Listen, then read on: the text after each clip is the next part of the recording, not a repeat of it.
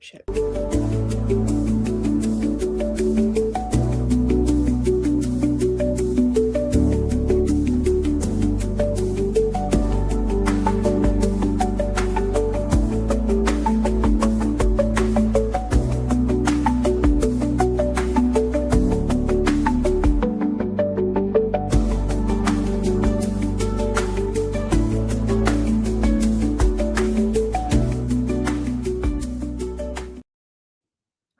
Hello. Welcome to, I guess, our stream.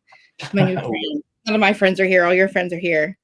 But I'm Reality with Krista Marie, and we are joined by my friend Carney, my new friend.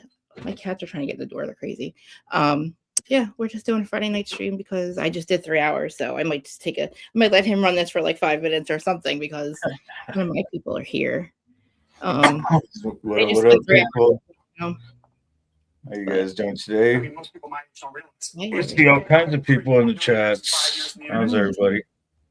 I'm just gonna show everybody's If anybody has a link or a channel, drop your shit. Yeah, I got mods already running. So cool. Hi. Hey Naomi, how you doing? Charles Darwin from Down Under. How you doing? This one looks familiar. Is that your friend? Is that somebody that was on your your Smoke. What's going on? He was on the stream with us this morning. Oh, cool. Yeah. Because it's StreamYard Link Daddy one doesn't matter. My weirdo people. I'm just kidding, guys, if you're here. No, you're good, Charles. I wanted to throw your membership out there. I wanted to change your blue cheese to green. Oh, you already changed it.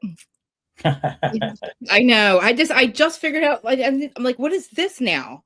How do I get to it again? Well, so on when I hit my 500, so on Christmas when we did our stream, I sat there and gave out 10 memberships right off the bat. That was my Christmas gift to everybody that helped me get, yeah, 5. So it took me. It'll be 5 years on January 1st, and I'm only at 30,000 because I'm a slow bird, And I didn't monetize until last year. This year went by so goddamn fast. I can't believe that it's like the end of the year. I can't. This year went by so fast. But I keep saying that I was like, oh, this year I'm gonna do this, I'm gonna do that, and then the house, everything, and then my God, this damn cats. I'll be right back. My cat's trying to get in. What are you doing? Hey, you guys, don't forget to hit that like, subscribe, hit the notification bell to let you know when the show is on. And also hit those super chats and super stickers and get the memberships up. So I forget to say that too. Sorry, guys. Don't mind me. I'll be calm in like 5 minutes. It just takes me a minute. Nah, yeah, I'll get it. It's your show. I'm just here, just enjoying it. There he is. Here's your friend, our friend. No, I literally sometimes I don't want to get off my streams. It's like, because what am I gonna do? Then I'll just sit there trying to plan the next one, And it's Friday. My husband plays PlayStation. Yeah, it's Friday. Ain't got no job. Exactly. Might as well get high. My husband doesn't expect he literally expects very little out of me every day. He knows now. I smoke all day too. That's probably why I'm only at 30,000 subs. I get comments all the time. Stop smoking the whole time. I'm like, why do you care? Like, you probably smoke. I get that all the time, and you know what? That's been me, and it's still gonna be me. Exactly. Honestly, it's called high tate 420. I mean, it wasn't legal in Jersey for so long. Like, I'm so happy that now I just want to smoke. I could walk down the street and go to the beach and smoke now. Yeah. Hey, Sick.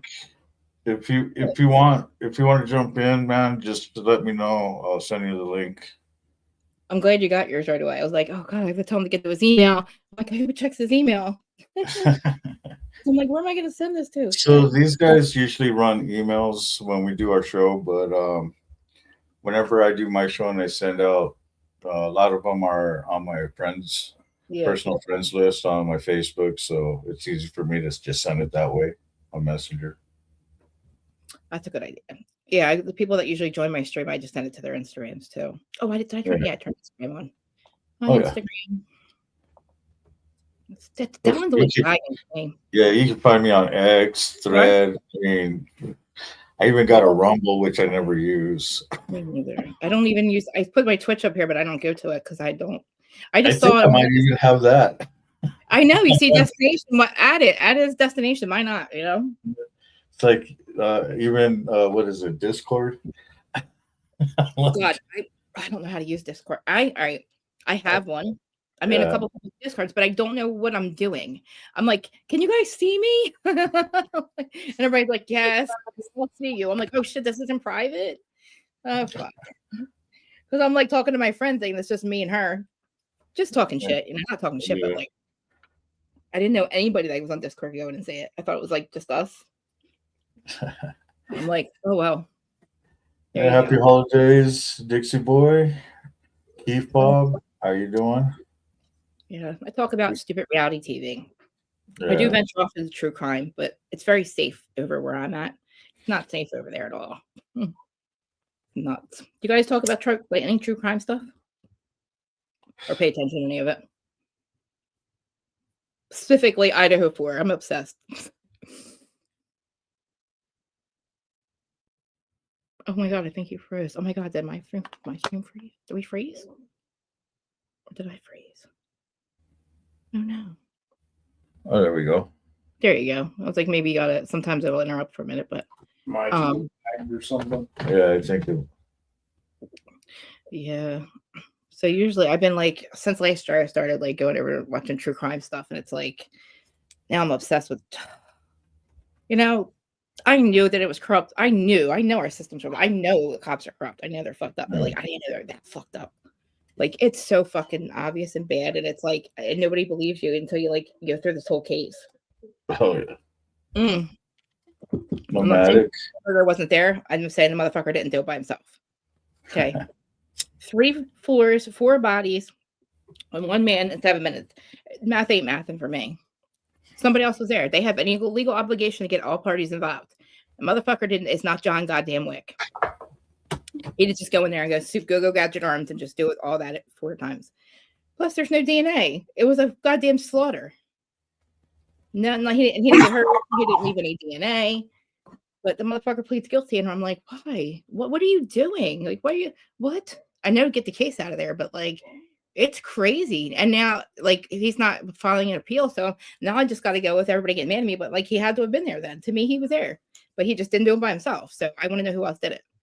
And I don't care who it is. Aryan Knights. I don't care if it's the cops. I don't care if it's fucking the CIA. I just want to know the truth. Like, I'm so sick of this shit. You know, it's just fucked up. It's just crazy. And I don't know what the fuck. Like, what are they hiding? There's 5 agencies and all these groups involved, and like nobody's calling each other out for the lies and the bullshit. So hello, you're all in bed with each other. There's multiple 3-letter agencies. The fucking Homeland Security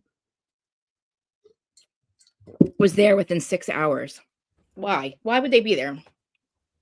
Idaho's a bordering state too. Remember that. So I saw a comment in there.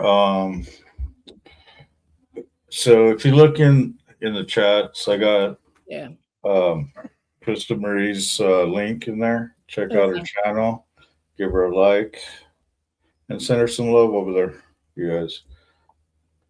So that's who I have up here on. Actually, I'm not. She's not on my stage. I'm on her stage. So she's got whole control. No, you can control stuff too. I thought it was like, I can't just be the talent today. We got Smoking Spaceman over there. What up, Kingpin? What's going on? I'll take Mountain Dew, brother. Thanks. So you're in New Mexico? Yes, ma'am. Are you always from there? I was born here, left here as a young kid, and I grew up in the carnival life. Grew up over in Sarasota, Florida with my adopted family, and finally came home after all these years I've been gone. Oh wow! Like you were really traveling. Oh yeah, I mean, I know, but like I know, but yeah. So you came to Jersey before? You've been here before, right? Oh yeah, Meadowlands, Giant Stadium. I used to play that fairgrounds or the parking lot many times. Dude, I love it there. I used to play Cherry Hill. I used to go to Yonkers. Hey guys. I used to just like to go and hit the sub and go out to Coney. It was one of my things every time I used to go out there. Oh, I mean, I don't leave here ever. It's kind of like I don't leave. I don't fly, right? So I'm never going to leave the state, unfortunately, until they portal us somewhere. They have to portal me, or I'm not going anywhere because I'm not going to get a plane, and I don't really drive. So where am I going to? It's take me forever to get anywhere. Any Bravo event that's not in Jersey, I'm not going. So I kind of fucked myself there. Yeah, it just got worse. It just got worse. And now I'm really not flying ever. Like, no, planes were falling out of the sky last year. The fuck? What do you want me to do? That would be me. That would be my plane. I gotta turn the fan on. Plus, like, literally, it's definitely a pole switch because I'm in Jersey. It's supposed to be snowy and cold here. I'm outside in like flip flops yesterday. Like, literally, I was in flip flops last year. It's like, I'm not even kidding you. And then it was like 20 degrees 2 days ago. I'm telling you, it's not just hot either. Okay. I just want to be the talent tonight. I just show up. Just kidding. Oh my god, I was 3 hours. I don't even know what the fuck we were talking about. I was talking about Bravo, and then I don't know what the fuck I was talking about. I was talking about this fucking guy right here. And I caught the last end of it too. Who the fuck looks like? Could you imagine waking up to this goddamn face every day? Look at that shit. Doing like psycho, and that's from 3 different occasions. This guy screamed like this. 3 different occasions, and there's more. I got more. I have a Patreon sub pod that we do to expose his ex-wife. Well, not yeah, I got one of them too. Yeah, it's not even really mine. It's we had a podcast. I had another podcast before that. Other it ended up so long story. She was working for him, and we're enemies, and then we stopped loving, and now we're back together, and it's the whole thing. Now she's exposing them, and I'm helping her.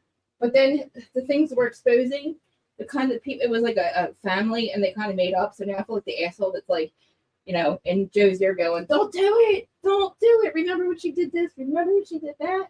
We have a whole file on this motherfucker and this chick, Teresa Judice. If anybody watches that, so I'm talking about Teresa Judice and Louis. He's in Florida. They're in Jersey, but Florida too. But he's bad. He's a grifter, narcissist, gaslighter, fucking liar, fraud. Who sent me a cease and desist once a week for like 5 weeks, and shut down podcasts I had before, and So I make his face whenever I'm mad. Like, literally, he was screaming, "I called Bodito! I wear Nono's pajamas! I wear your dead father's pajamas at night to make your sister feel safe." What, motherfucker? What? I don't feel safe. Do I get a vote? You're wearing your dead... You never met the man, but you're going to go wear her dead father's fucking pajamas and say it on camera to her brother that you're fighting with, that you stole money. I wear your dead father's pajamas at night. That was that one face. And I'm like, huh? I don't know where to put that shit. Where do I put that? Lou, come on, dude. This is why Tracy, don't bring randoms to dinner, Teresa. She brings this fucking dude to dinner. Next thing you know, she's marrying him. Then he's chasing his ex-girlfriend around. Then he's trying to shut us down. They shut everybody else down. He's just a piece of shit. He's probably going to fucking box me for this. Who cares? I mean, fuck it. So we're doing a Patreon to re-expose his ex-wife, who was just fighting with her brother. And like, listen, you got family secrets. The last bitch that should be telling anybody is your goddamn sister, right?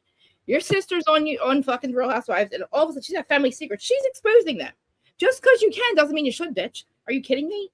Like, I've been trying to like explain this to her. I don't know what broke in her, and I don't know when it broke, but something broke in her a long time ago.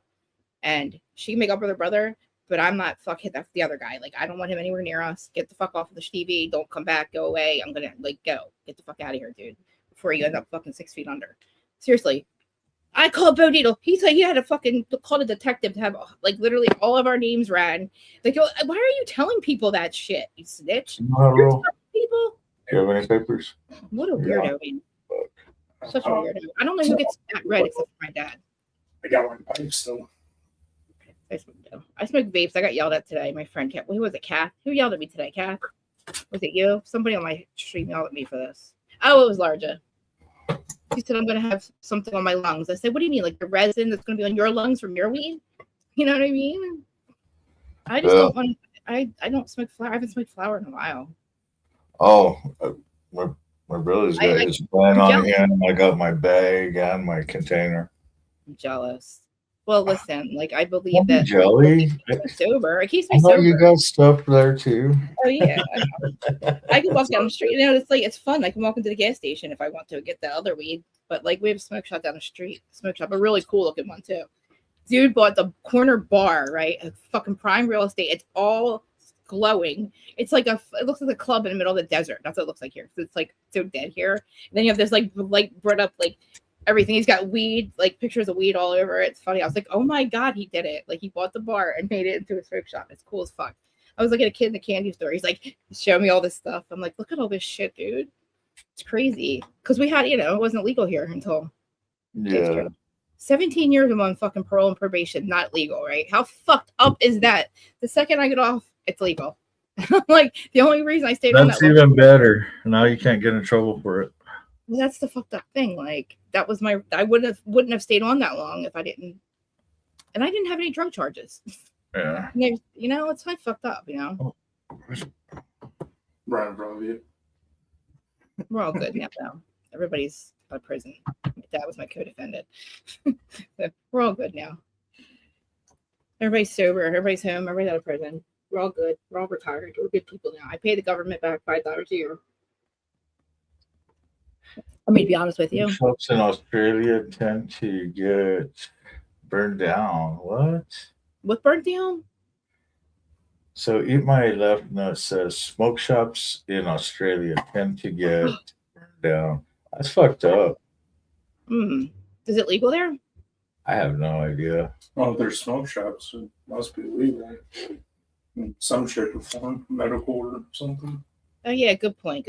I don't know. I could never go there. I've been smoking a lot, and my eyes are all fucking. I couldn't find my. I don't That's all right. Kath, what did you take her to edibles? My best. Hi, Dustin. Meet our new friends, Dustin. Hey, Dustin, Kathy, how you guys doing? Yes. Memory, is that how you pronounce it? Mamir. We can call her Danny. Mamir. Oh, okay. Grandma. She's in Canada. Okay. Hey. What's going on so loud? How are you doing? I'm trying to get to. Oh wait, I gotta get out of the chat. I was trying to post it all. Hey, new friends. There's Key Fob. Oh my God, let me tell you why. I'll tell you why I clicked on it, right? So is key fob food or is it like a fucking key? Is there key fob? The little key fob. Thank you. Okay, because Karen Reed is called key fob key. The Karen Reed profile. And I was like, oh, somebody's gonna debate the key fob. And I clicked on it. I was like, oh, who the fuck is this? I was like, oh shit. And that's literally how I found your stream. I thought you guys were cool as fuck. I was like, dude, if I tell them it's a long story, they're gonna be like, what the fuck are you talking about? I'm like, I thought it was a Karen Reed thing. I was going to debate people on key fob, and they're like, oh, he's talking about food. So today I'm Googling key fob and key fab. I'm like, guys, what is it? I said, I don't know what it is. Is it fab fob? And I'm like, if I tell them what the fuck I clicked on this for, they're gonna be like, what? Who the fuck is Karen Reed? But you guys might know Karen Reed trial. But yeah, we have key fob gate. And people just feel like that doesn't hold any like a black box. I said it's like a black box, right? I think. Something like that. Anyway, that was the whole point. But that's a long story. I should add your thing on here. I gave you you have access, don't you? What's up? I got the comments down. Is that cool? Yeah, you got it. Okay, good. Yeah, it doesn't give me the No? stuff. No, it's because you're hosting it. I know. Shit. I usually post them. Did you give a sick bastard coming up? What's his name? I don't want to call him that. Oh, sick? Is that what you call him, sick? Okay, I can do that. Yeah. Yeah, like I said, if he wants to jump up, Motobomb is in there, Keep Up. I mean, if those guys want to jump up, all they have to do is just say what up, and they know I'll send them the link. I have everybody's set up. Cool. No, call him sick.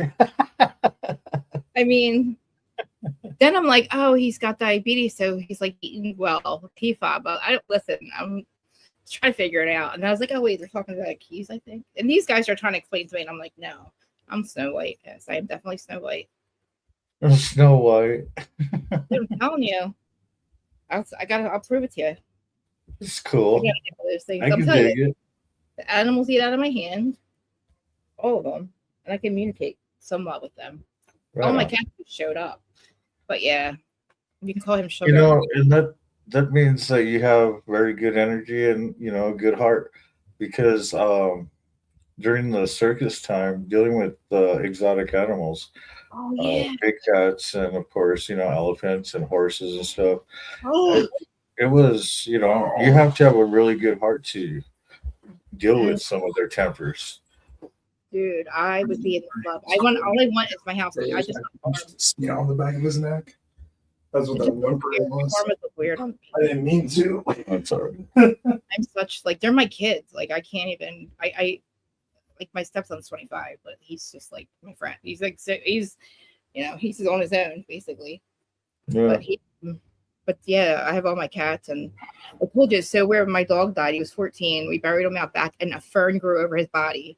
Right, got a picture of it, and never again. I have plants and I have like flower beds, so it is randomly in the middle of my grass. Like, well, I have fake grass, but in the middle of my fake grass is fucking fern. And that was another thing. It was fake grass. It grew through it, and it was a fern. And I'm like, my brother's like, die. My brother's like, Giblings, there's a body. I said, I know. The dog, like Jasper's under the ground, and it like literally grew over his body there for like 6 weeks. And then I had to bury 2 of my squirrels. Well, not my squirrels, but 2 of the squirrels that I accidentally drowned in my pool. And ferns grew out of the freaking gate behind. They were like behind my gate. Like I have like a compound post thingy. So they were back there. And literally ferns grew out of the thing. I was like, this is wild. I'm like, no motherfucking light. It's like crazy. I have to show you. My plants grow like 30 feet. I just had to cut them down for winter. But I have Mustafa banana trees, and they look like palm trees. And then my fucking neighbor is a goddamn tree killer. They're tree unalivers.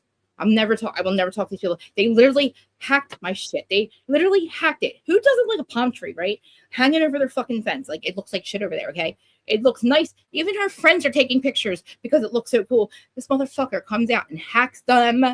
And I literally, imagine somebody hacking your kid. Like, this motherfucker, I have not called him by his name. I won't answer the door, the phone. I'm like, you're a fucking tree killer, motherfucker. They just moved in.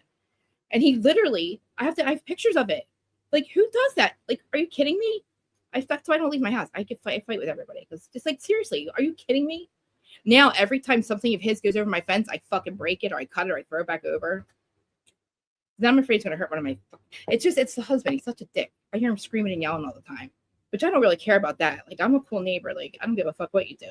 It's beyond me why anybody else would care what the fuck anybody else does in their own fucking house. But people around here don't mind their fucking business.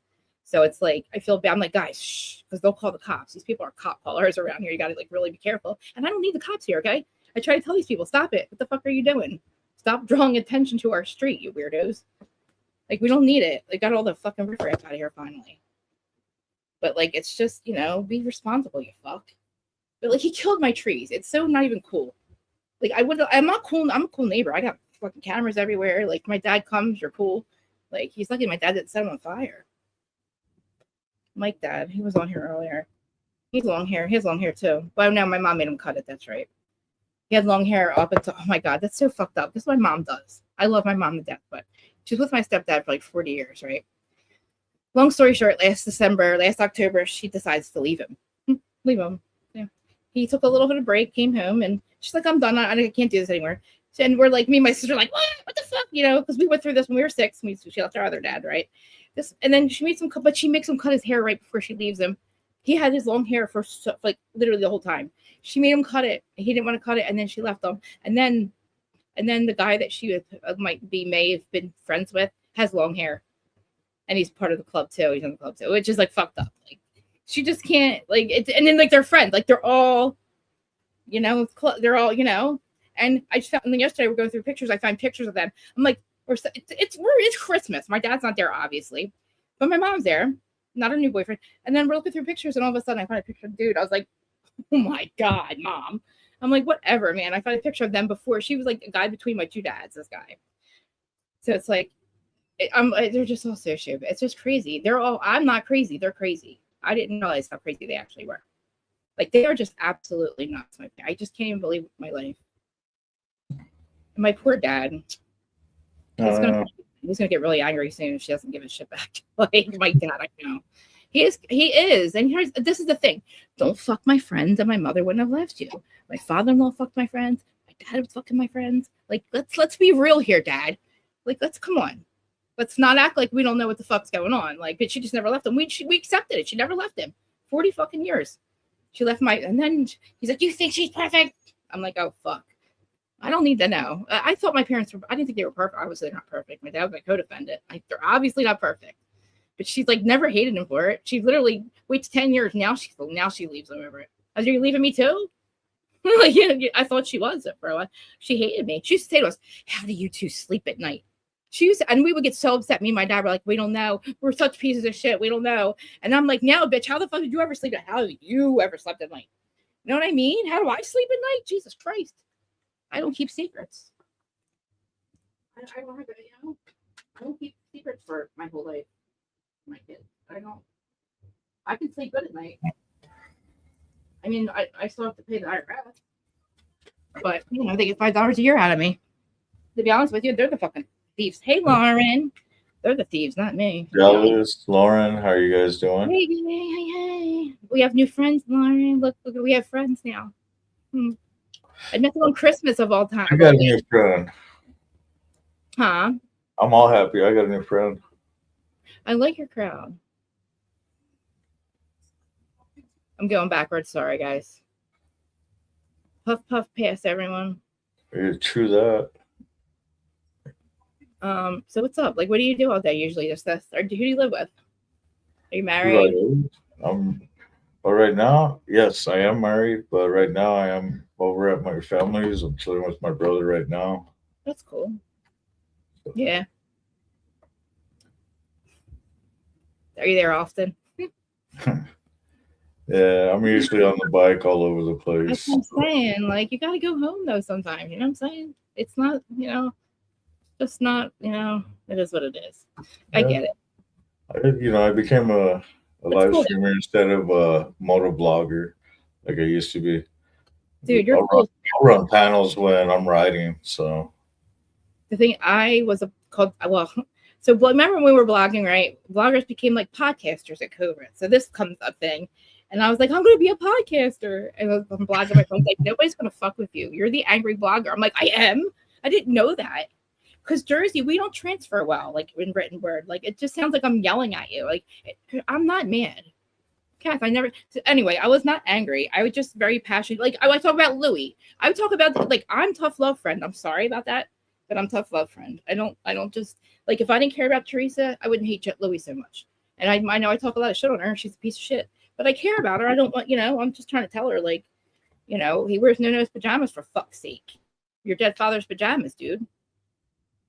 He's fucking literally calling Bo Deedle a fucking guy and having us names all ran and shit. And then he's telling us about it. Like, we're all felons. We know. What the fuck? Who cares? Like, Bravo's not going to fire anybody. Like, I don't work for them. I'm just a fucking little ass blogger that you tried to get fucking, blew up my shit. But whatever. Hadn't doxed me, fucking mugshot. Everybody knew. It's not a secret. It was not. My life's not a secret. I don't keep secrets like he does. Like, I mean, honestly, like, do you see that face? Look at this fucking psycho. Fucking, for fuck's sake, dude. Come on, Teresa. Be real. It's been, oh God, the wedding. Her hair was like out to here. Total Jersey wedding, too. Oh God, man. I swear. Fucking, I'm telling you, Freddie Mellencamp was hanging out in her hair. This chick, she's crazy. She was hanging out in Teresa's hair. Yeah, she married this fucking piece of shit. And it's like, it ruined the whole show. The show got canceled because of him, honestly. Podcasters get canceled. Show gets canceled. Now we're like, Real Housewives of Rhode Island. Where the fuck is Rhode Island? I'm like, really? Jersey's done. We're done. It's over. I have to be Kath. Because listen, I didn't, until people were tough love with me, I was dying. I died. Like, I needed tough love or I was going to die. I had no other runs in me. I overdosed. That was my last. When I got sober, I overdosed like on 12/21/12. It was like for like the 5th time, the last time. But that one fucked me up. And that one, like, something happened. A lot happened, actually. But dude, that one scared me. That one, and it was weird because I didn't ever want to get clean. I didn't give a fuck. I'm going to rehab for everybody else, like for 17 years, for probation, for parole, for my parents, for the courts. Just this, I didn't want to get clean. I didn't want to. I'm self-medicating. And be like, honestly, it was every drug you could think of. And then I got in a lot of trouble. And then I OD'd for like, oh God, I like literally, listen, Earth Angels are real. No cop has no fucking reason to ever do anything for me. I overdose. My friend drops me, throws me on the fucking sidewalk, steals my car, right? Go get her. She's ODing. Thank God he even took me there, you know? Steals my car, my fucking digital camera. Back then, digital cameras were cool. But anyway, I OD, and like, I die. They wake me up. I wake up, and I'm like, it takes me about a minute to realize what's going on. I look over, and I see a cop with my purse, and I'm like, fuck, I got a bundle of dope in there. And Xanax, I realized I just overdosed, so I'm fucked. And I'm like, and I start laughing. I don't know why. I was still like coming to, like, I'm freezing and my blood pressure. I'm still like waking up, you know? And I'm like, I'm fucked. I'm going to prison. Like, this is it. I'm done. Like, a bundle, I'm going. Like, I'm already fucked. Like, I'm already on. I'm illegal. I shouldn't even be here. Like, don't you told him my name? I'm like, what the fuck? And the lady's like, what are you laughing at? You just died. She's got an overdose history. So they're like talking to me like I'm some piece of shit. So I'm like, I'm fucked. Can't remember anybody's number. Anyway, so cop walks over to me and I'm like, God, that's it. I'm going. I'm going to be handcuffed to this goddamn thing. I just died. Like, I thought I was, you know, anyway, he goes like this. He comes over and he looks at me and he goes, I just threw out your wax baggies, but I have a Xanax in my hand. And I'm going to charge you with it, but you have 90 days to get clean. He literally said to me, I don't want you to die. He's like, I've seen you. He had no reason to be nice to me. He said to me, get clean and I will not charge you. And he literally did until this day. It was 12 years ago. I still talk to him. He just retired, actually. He was a cop in the town next to me. And he literally saved my life. My dad said, fuck you, go to rehab. Because I called my parents. I'm like, nope, not this time. So I stayed there. I went in crisis. I went away. I was away for like 2 years. I did everything. If I didn't, I wasn't going to get clean. But then you get clean and you got to go to prison. You know, because you're like, fuck, now I got to. And back then, they didn't give you Suboxone. Like, you're just. And they hated me. They gave me 364, not 65. So I had to stay at county. Like, I wouldn't get, you know what I mean? Like, just to fucking be an asshole. I would have, oh, God. Dude, I was bad. It was bad. Like, I was a fucking total, like, people don't get, like, people that know me now, like, people on here know me, but, like, I don't even know how. I think back now, and I'm like, I don't know how we all started. Like, my dad, we all just got out of trouble. Like, it didn't look good for a very long time. Like, I'm like, what? Look at us, Dad. Like, my uncles and me, my dad. I was like, my brother is normal. I'm not. I'm my dad. 1,000%. I'm totally my dad. And my ex-husband, he's in prison now. But he's not supposed to get out, but I think he's gonna get out. Dude. Got RICO'd. And then he tried to shoot up my house, and then Then he tried to do suicide by cop, which I knew he was gonna do that. And people don't get it, okay? Listen. He was fucked up when he did this. I know he would never try to kill me sober. I know that. Like, I know that. And people are like, no, he's going to try to kill me. No, the fuck he did. He was on Xanax and meth. Meth was different when he got out this time. It wasn't the same before he got out and he started doing it. And I'm like, it's not the same. Remember, like, watch out, he's crazy. He's crazy. I'm like, I'm married to somebody else. Totally different life. Husband that has has never been a criminal. Never even had a speeding ticket. I don't know what the fuck he's even doing with me at the time. Like, he's normal. Nothing like absolutely nothing like him. He's in prison for life. This one has a job, you know? And here we are. And it's like my dad patches him in. When we were 18, I said, Dad, you do that, I will never marry this motherfucker. And I will never tell. And he did it, but he patched him in. And I didn't talk to my dad for 12 years. And I didn't marry that motherfucker. Because I'm not my mother. But I ended up being it's just a whole thing.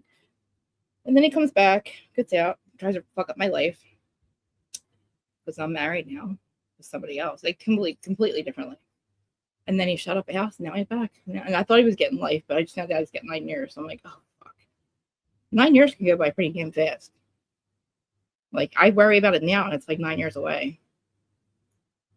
But, yeah.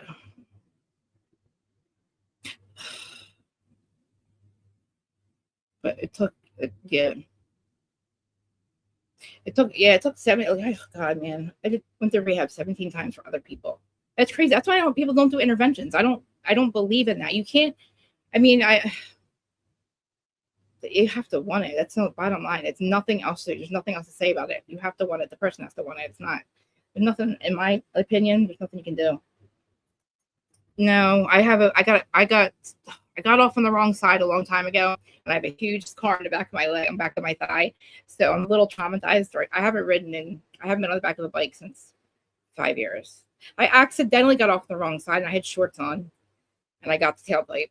And I've never, my whole leg, that burn, my whole leg, I thought I broke my leg. It felt like I broke my leg. A burn is like, I'm scared to death now. So I will one day. I don't ride, but I'll go in the back of one any day. But I'm just scared right now. How you doing, Lauren? Nice to meet you too. So loud asked, Krista, do you ride? No, I was just saying this. I'll get on the back of one. Maybe. I'm just a little traumatized right now because of my leg. It was, I just haven't had no. But I will I don't ride, but I can drive a bike, ride a bike. I just don't have one. And right now I think yeah. I don't have a license either right now. Do you know we have to pay? You have to literally retake your test if you lose your license here. Not just in your written test. Anywhere. If you lose your license and you're able to get it back, you have to get your reimbursement all over again. Sucks. I found that out a long time ago. I was going to say, don't you have to go to classes? All that again? Oh, yeah. Oregon has strong. Key fob license? Dude, I can't believe it. Was so funny. I'm like, why did I click on this channel? I was like, oh fuck yeah! I was looking to argue with Karen Reed people. Yeah, we just have a good time and enjoy ourselves. I mean, that's the whole thing. I mean, it's a bunch of motorcyclists across the country and then overseas that come in and join in. That's fucking amazing, dude. That's so cool. That's cool. I was looking at some of the stuff on the website. I mean, the whole coffee crew is pretty much in the chat. So, wow. Like I said, all they have to do is say, hey, send me the link and I will send it to you. Yeah. So, I already got permission. So. Yeah. You enjoyed the show this morning. And so, it's awesome. I was looking to see too. I was like, I gotta go get their link. And then I was like, oh, they were already live today. I missed it. But, yeah. What did I just do? Okay, yeah. I guess as long as I can still see the comments. All right, I got you. Key fob. What happened? Key fob asked for it. Oh yes. I was just telling my husband, I was like, I can't just I have to go do my stream. I'm like, I just want to be the talent. I'm like, I'm the one that said I would do it though. I'm just kidding. Oh, I didn't share the link. Oh my god, I didn't even share this. My camera keeps fucking up too. That's weird. I guess I would order another one, I think. Excuse me. Yeah, I'll be able to hear him, I think. Yeah, sure. I'm gonna change this background. I'm like Christmas is over, right? I can't wait. Now I want to take all my decorations down. I got just too many outside though. I do it and then I'm like, shit. I'm gonna take me forever to take them down. Riding. It's the truth. That is the truth. I just not to wear shorts, that day. Keep up, check your messenger, dude. Yeah. Wait. Thank you, Cassie. I appreciate it. Mm-hmm. My best. God, Louie, look at that face, man. Sorry, guys. My camera keeps fucking going out. Kath, ever since I switched from that fucking, what was I doing? Cal, where have you been all my life? I've known this girl since kindergarten. My longest friend ever. She's in Texas though. She left. So you're also streaming on Facebook too? Yeah, I'm on all of them too. We're on X, Facebook, Twitch, Twitter, and Instagram. Both Facebook sites. The brand's one and my personal one. Well, I just shared the YouTube on Facebook. I forgot to share it to shoot, I can't get to my comment. There you go. Kel, I miss you. I was just saying all my friends around here. I hate them all. Are you coming home soon?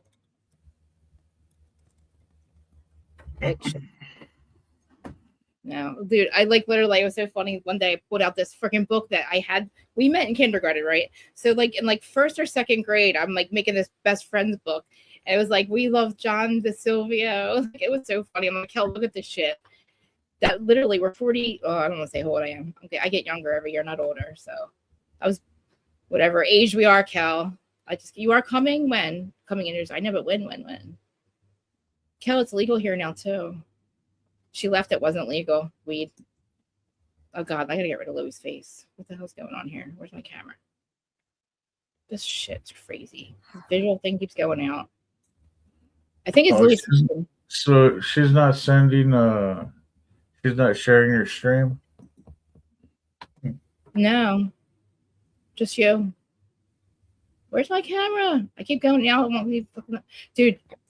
Well, I always tell. Okay, so I always tell the Carney riders, you know, don't forget to subscribe, and then the whole thing is share it on your social media, Facebook, Twitch. I don't care where it's at.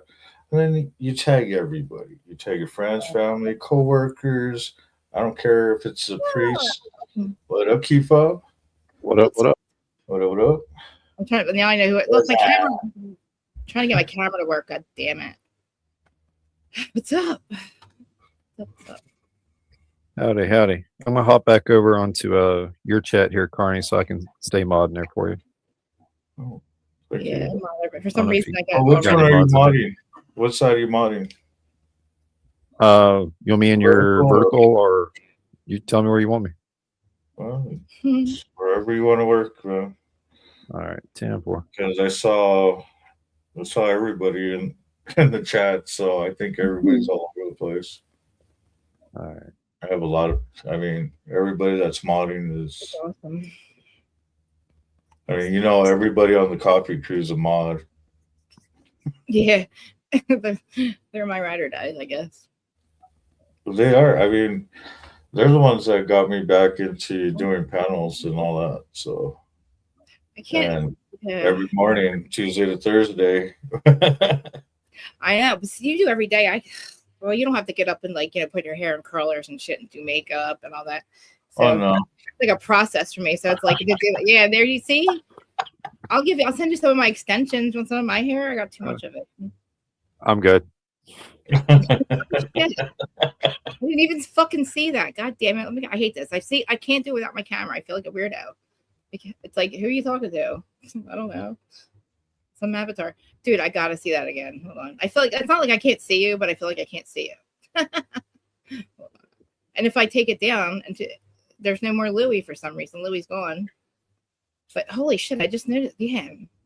So do you have hair in the back too, or just that? Just that. That's cool as fuck. That's crazy. Well, my husband. He likes the bick. Yeah. I got too much hair. That's a huge. It's literally we have to unclog the outside drain every month, once a month at least. Too much hair. Why is this fucking camera not working? Dude, there must be solar flares right now. This never happens. I switched to Streamlabs for 1 month and then came back to StreamYard, and this is all fucked now. So Lauren says, I never tried weed. I was never interested in trying it. You know what? I feel about people that think weed, man. It scare me. People scare me that don't smoke weed.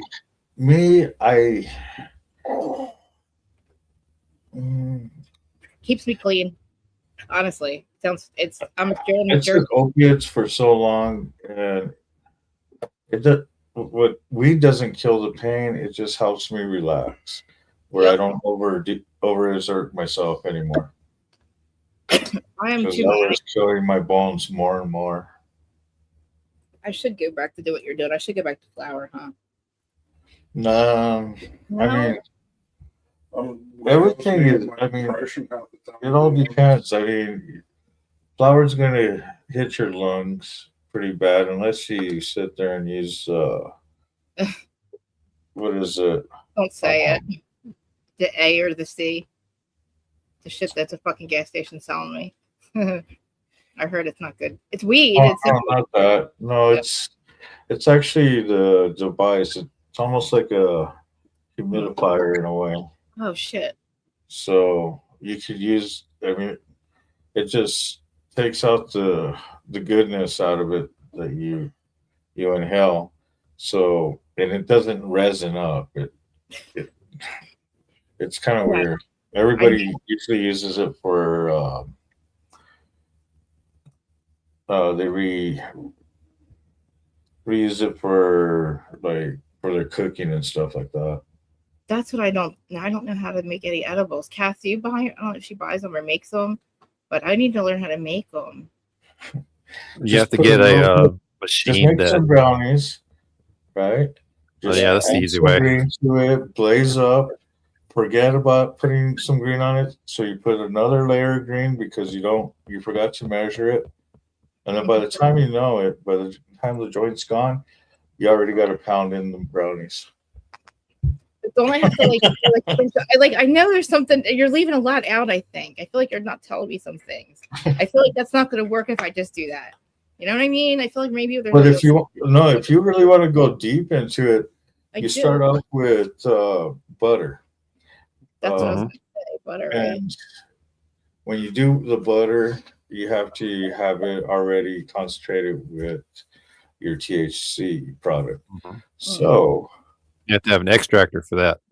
yeah. He left the So you fucking. get you have to go through all the layers where Yeah. it's just nothing but a weed brownie. You gotta show me. Listen, I'm really not good at directions.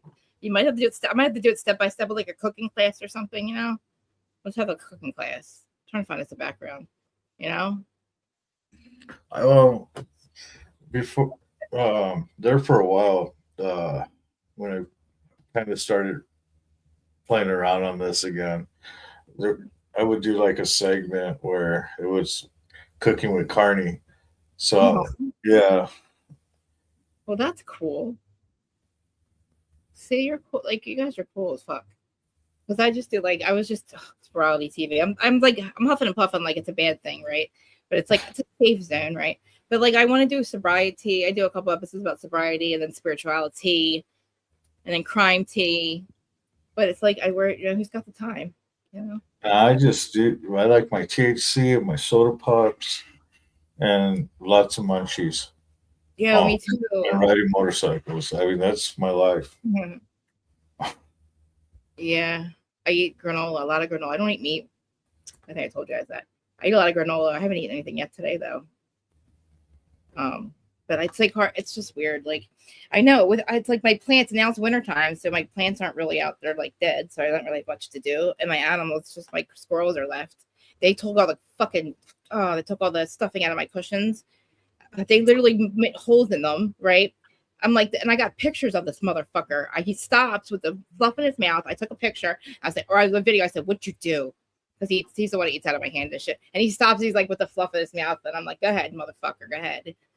I left. I mean, honestly, at this point, he already ruined 2 last winter, or I guess winter. It's just they're expensive, man. I have to have 8 of them, right? 4 of them are fucked now. Thanks, this fucker out here. But he's got a family. Got to make it warm. I gave the cat heater. I got my cats. My cats have heaters because Jersey gets a little cold sometimes, and they're probably warmer. They're probably warm without it, but just in case. It's not cold here anymore. It's not I don't know if anybody's ever okay. I feel like you can't see me. You can't see me. I feel like Jersey, we're not. We used to get so much more snow. We used to get blizzards here. I don't know where are you from? What do we call him? What is your name? I don't want to call you Keyfob, but is that what we call him? Keyfob's fine. Keyfob, okay. Where do you live? I like Keyfob. Yeah, right. Mayo, Florida. Oh wow, you sound like you're from Florida too. Oh no. I just moved here 6 months ago. From where? Georgia, middle Georgia. Okay, well, wow. Hey, you know what? Yeah. Do you know that show about Here Comes Honey Boo Boo or something like that? Yeah. Yeah, the town she was from. Oh wow. Oh my God, June. See, I followed that whole story with her. She's doing good now, but that was a shame. But I'm glad. I know. I listen. I'm a tough love friend, but I have compassion. I was there, but I would have fall from grace. Well, I don't say grace, but you know what I mean. It's just, and then it's playing out on reality TV. It plays out on TV is not a good thing. It doesn't end well. I tell people this is not a sustainable lifestyle for y'all. You cannot depend on housewives for the rest of your lives. We got white trash bitch from fucking Atlanta who had she had older kids and she had 3 little kids, 4 little kids they did. So they had a reality show. It was really successful for a long time. And then it stopped. And then now they call the cops once a week for their toxic ass bullshit in front of their kids on camera, which is stupid. It's a body camera. She's not like, Bravo wants nothing to do with her. But like literally, like it's like Atlanta, people are just crazy. This reality TV, it's not for everyone. And June, unfortunately, like me, was a self-medicator.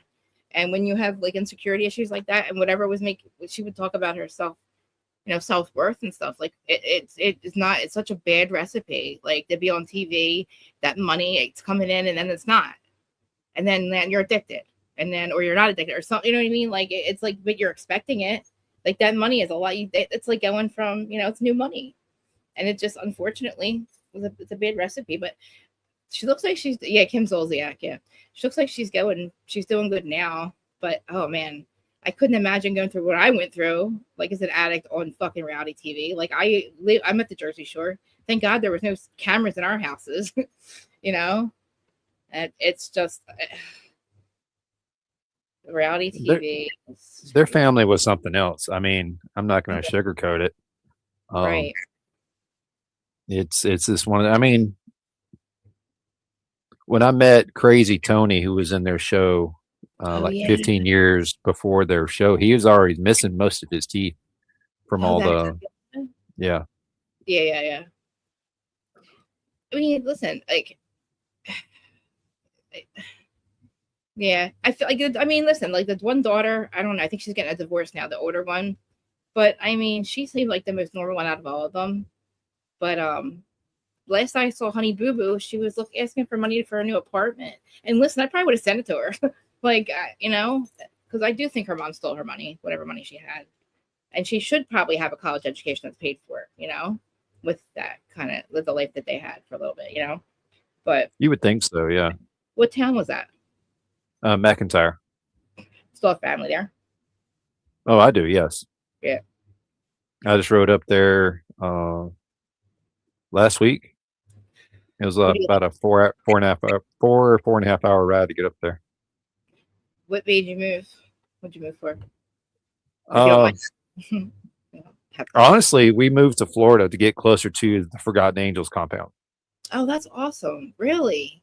Yeah, that's the whole reason we moved to Florida. I would have preferred moving further north where it's colder. Yeah. But we were finding, me and Brainy, we were finding that we were killing ourselves with work trying to make it to where we could visit Forgotten Angels twice a year. And we wanted to improve. We wanted to do better for us, to do better for them, so we could do more for them. And that's why we moved to Florida. Can I ask you, like, the origin, like, what was it created for, or was it somebody that you know, or just did you join in after? I joined in late in the game. I would say late in the game. Most of us who found it through Shade Tree Surgeon, his YouTube channel, and then we all fell in line in short order. But it's an amazing organization. I go there at least once a month now. Yeah. That it's only 3 hours away. Can you tell? I pick up. Yeah. What is it? What do they do? Like, what's it? I read a little bit about it, but it's for, it's just for help and like in need, right? Kids in need or something. Yeah, it's for the kids that have been aged up and out of the foster care system, and not just the foster care system. Where, let's say, I have a foster child who's now 18. Yeah. As a real father, I'm still going to take care of this child as they grow past that, right? That's not what happens to these kids. These kids are put four people to a room and given the bare minimum of state requirements. That's 18th birthday, they're handed. Once they're 18, they get kicked out of the house and they got nothing. Yep. Yeah, this organization helps out those young adults in their journey to the next step of their life. Right, and it's like, and then the older they get, it's the harder for them to get adopted, right? Or even foster care, I guess. They don't do foster care when they get a little bit older, do they? No. Once you're 18, you're an adult, and that's it. You're, as far as the government's concerned, you're no longer their problem. Damn. And these young men and women come in. The young women, most of them come in with a child or more. Oh wow. Most of them have either addiction issues or some type of legal issue that they're having to work through. I know there's 2 on the property now that they're having to work through their legal issues with them. Mm. But that's good that they have somebody that actually do that, because it's a lot. Like when you're stuck with you know, you need to find a home. You have no place. You don't have peace of mind because you don't know where your head's laying down. You know, and then you got to worry about, you know, I'm a self-medicator. You have to worry about your addiction. And then you have a child. Then you got to get a job. You know, like life, adulting is hard. And Toilet flappers old. And these young men and women aren't given any of the skills to navigate life, right? Even as an adult that was brought up with proper training and, you know, says yes ma'am, no sir, all the other good stuff. I fucked up. It works though, right? Right? Flushes. Exactly. If you go up in the, you have to pop the top and go and flush. I get it. Like I had, you know, like you said, like a life, and I still couldn't get it together. You know, it took me until I was 36, and I had no plans of getting clean. I don't know what I was going to do. I just, for some reason, didn't care. But but then watching, I couldn't imagine, you know. Isn't there, like, do they have so, like, you know how when you go to rehab, then they have the sober living kind of house? Do they have organized, like, houses like that where they can go live, transitioning kind of thing? Like, it's not really transitioning. It's like there's two guys that live on the property. They live there full time. I mean, that they don't go anywhere. Oh, they go to work, they go to school, and that's their home. Oh, that's good. Okay. David and Cindy will never kick them off the property unless they're not. Oh, that's amazing. Doing what they're supposed to. And if you ever go to the camp out, you'll see it. The property is almost covered with tiny homes. And each is either a storage for this person's stuff, or this kid's living here, this kid's living there. Last year, or actually this year, they bought a house called the Adderley House. Okay. And that's supposed to be a house for the young women, the young mothers that come into the program. And not to be bringing up a sad story, but the reasoning behind that house is a young Miss Adderley was in their program, and her uncle, if I remember the story correctly, murdered her over her COVID check. Oh my God. And they were only able to do that to her because they didn't have a place for her to go. There was no safe place for Miss Adderley to currently stay. So she went back to her family's house, and that's where her uncle killed her. Jesus Christ. Did he get caught? Yeah. Yeah. It was not something that went away quietly. But that's why they bought one of the houses. Actually on, they refer to it as Pearson property. Okay.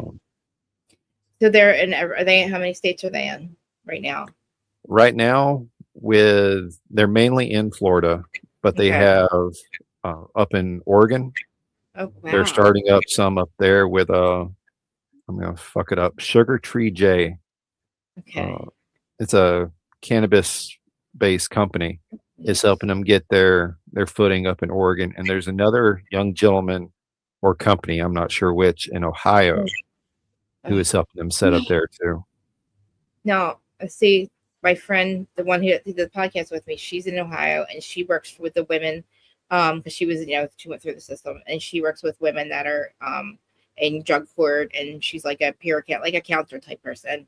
And she was we were just talking about, like, having a place for them to go, because there's no, a lot of the problem is, like, they're living with people that they're not safe, but it's not where they can stay. It's not somewhere where they can be sustainable and, like, go to work and stuff. But it's like, family members and stuff.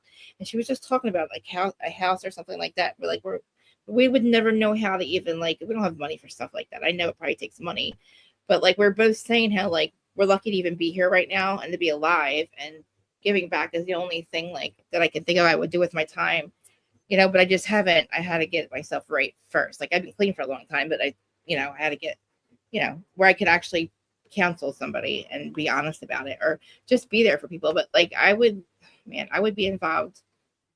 I would volunteer and be involved with it, something like that. If they came up here by me, I would do everything I could to get something like that started. If you guys, we have twice a year when we have the camp outs there in March and October. We have people who travel all the way from Red Rider up in British Columbia. She travels Yeah. down. There's a couple guys from Europe that come over. One guy from Australia. Oh wow. Where are they at? And of course, all they're in Tampa. Actually, Valrico, Florida, which is a little outskirt of Tampa, but it's the same place. How long? But the campouts are amazing. Oh, that sounds like, you know what? That like so what? So I guess everybody gets together. It's a big like just everybody gets to once a year. Or how often do they do it?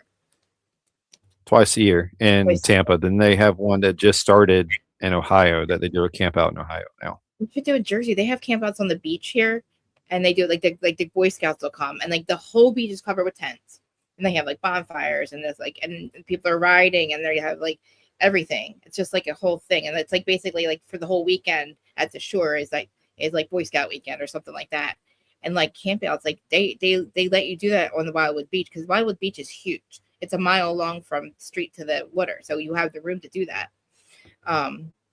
And yeah, man, they set like food up. There's places for food trucks. I don't know, like all kinds of stuff.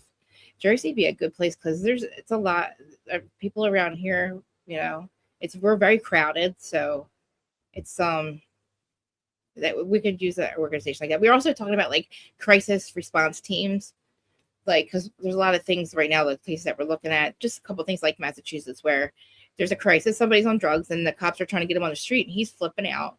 He's in a mode like he wanted to unalive himself. At that point, the cops can't handle him. They actually murdered him. He's died. They had him down and he had stopped breathing. He went to cardiac arrest while they were trying to. He wasn't resisting, but there's a whole case. You could probably look it up. But some stuff like that. Now, if there's a crisis response team, and then another thing, that week, an officer from in Boston, she was postpartum. And she is a police officer, and her husband was a firefighter, or fiance was a firefighter. He said she was threatening to hurt herself and the baby. He goes and he gets a restraining order against her, right? She has no idea this is happening. He shows up with another officer to grab her, take the baby from her. She goes, gets her service weapon. A cop follows her up. She takes the gun to put it to her head. He shoots her in the chest, right? She doesn't die.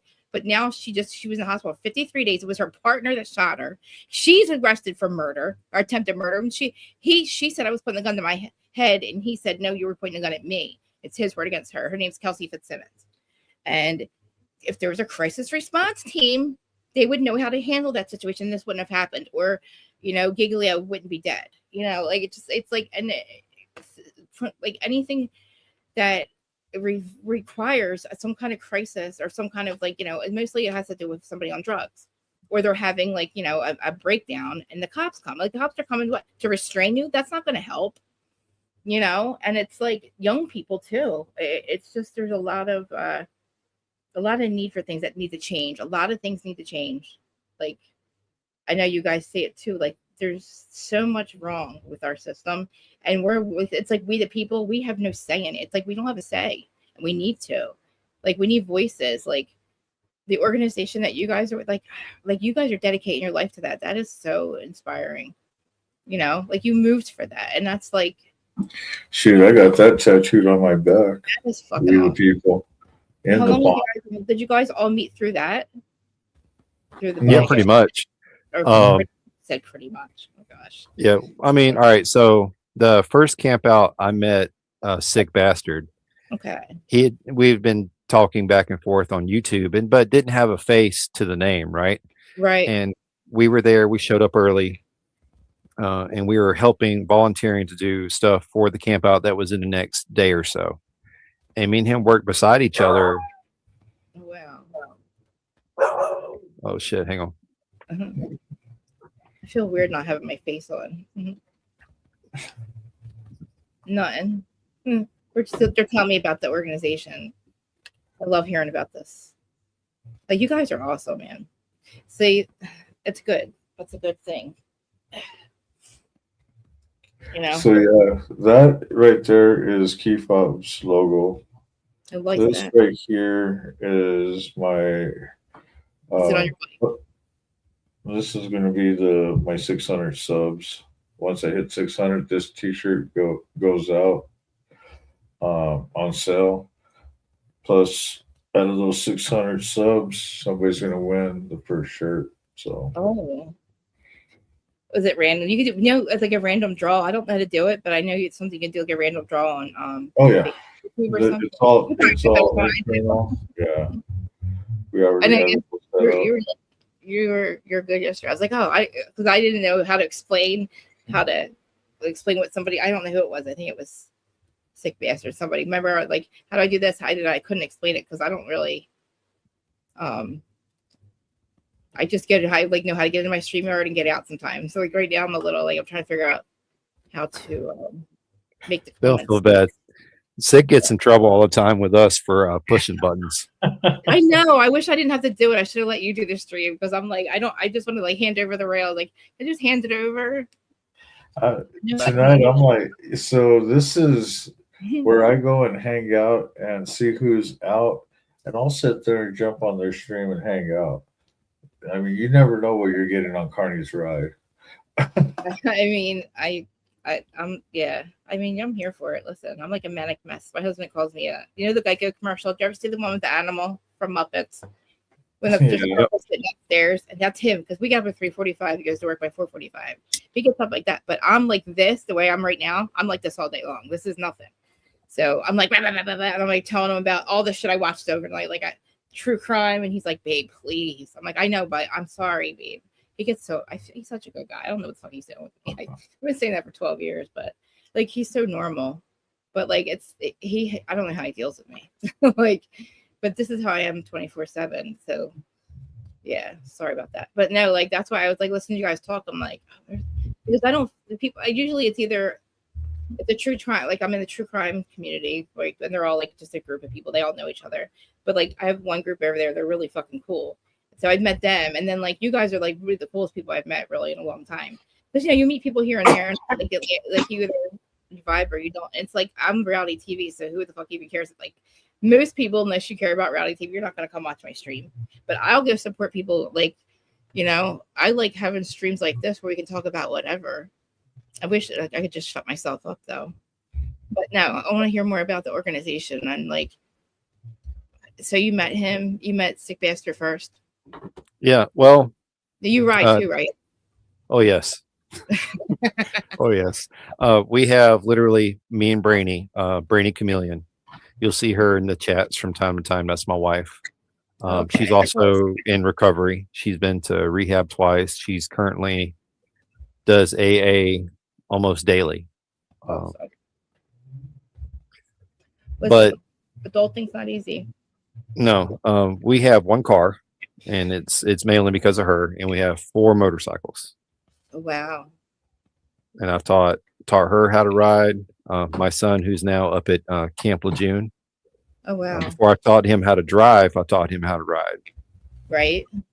So he's got his own bike and rides with a group up there, and yeah. We just do a lot of riding. I know. I rode a bike. My dad had me on a bike before. I was on it, never in a car. He taught me how to drive a car when I was 12. He taught me how to I was on the back of his bike since I was basically, as long as I can remember, I was on the back of his bike. But he also, when my mom was 7 months pregnant, he flipped his bike. He flipped off of it and basically cut his leg off. So he had to it took almost a year and a half for him to be able to even walk again. So then we started riding. The first thing he did was start riding again, but he had me on the bike. So we couldn't really go very fast, but yeah. You'll see in our comments, and we even link to his lives, Insane Wheels. He was hit by a drunk driver while riding his motorcycle, and he has lost a leg. Yeah, just around the corner from his house on the way home. That's exactly where my dad was. He was on the corner. He had one more street to turn down, and he would have been into the park, where the trailer park where they were living. That's back in the 70s too. But he barely he rode. He's rode since then, but he could never really, he still limps. I was looking yesterday, he still limps. But yeah, he was like 22 or something. And my parents were that was my biological. They were really, really young. My mom was like really, really young, way younger than my dad. But then they both married other people. And they were like, me and Brandy crashed back in 2018. Oh shit. We were going to help a friend move. I was just wearing a t-shirt, blue jeans. She was wearing a tank top, gym shorts, and I told her before we went on the ride, Wow. you put on my chaps. You're not. We're about to take down the interstate. You're going to put on chaps because the rocks on the interstate would tear you up. Yeah. And we went to the gas station, and she was begging, "Can we switch helmets? Can we switch helmets?" Like, no, I'll wear the skull cap. You wear the full face, and that's how we're going to do it.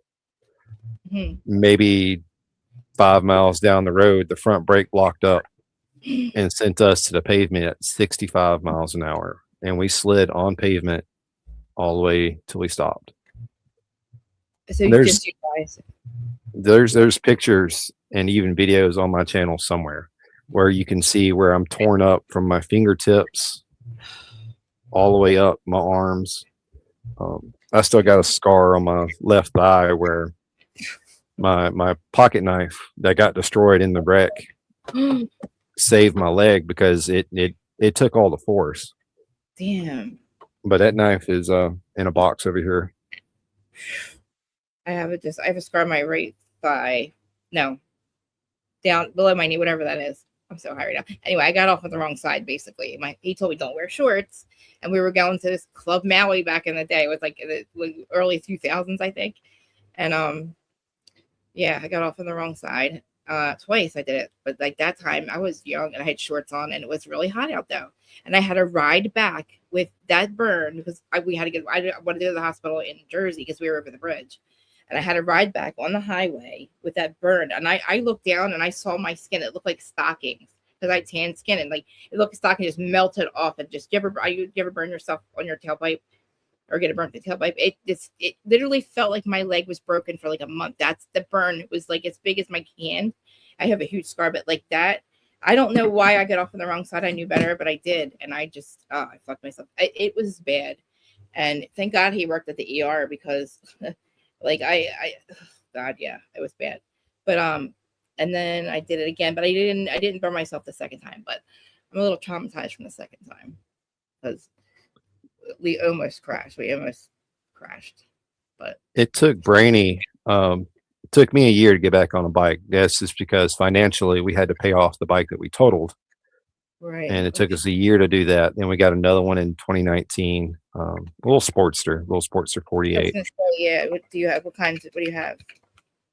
Then we traded that one in, and you'll see in my collection, I have a 2018 Fat Bob.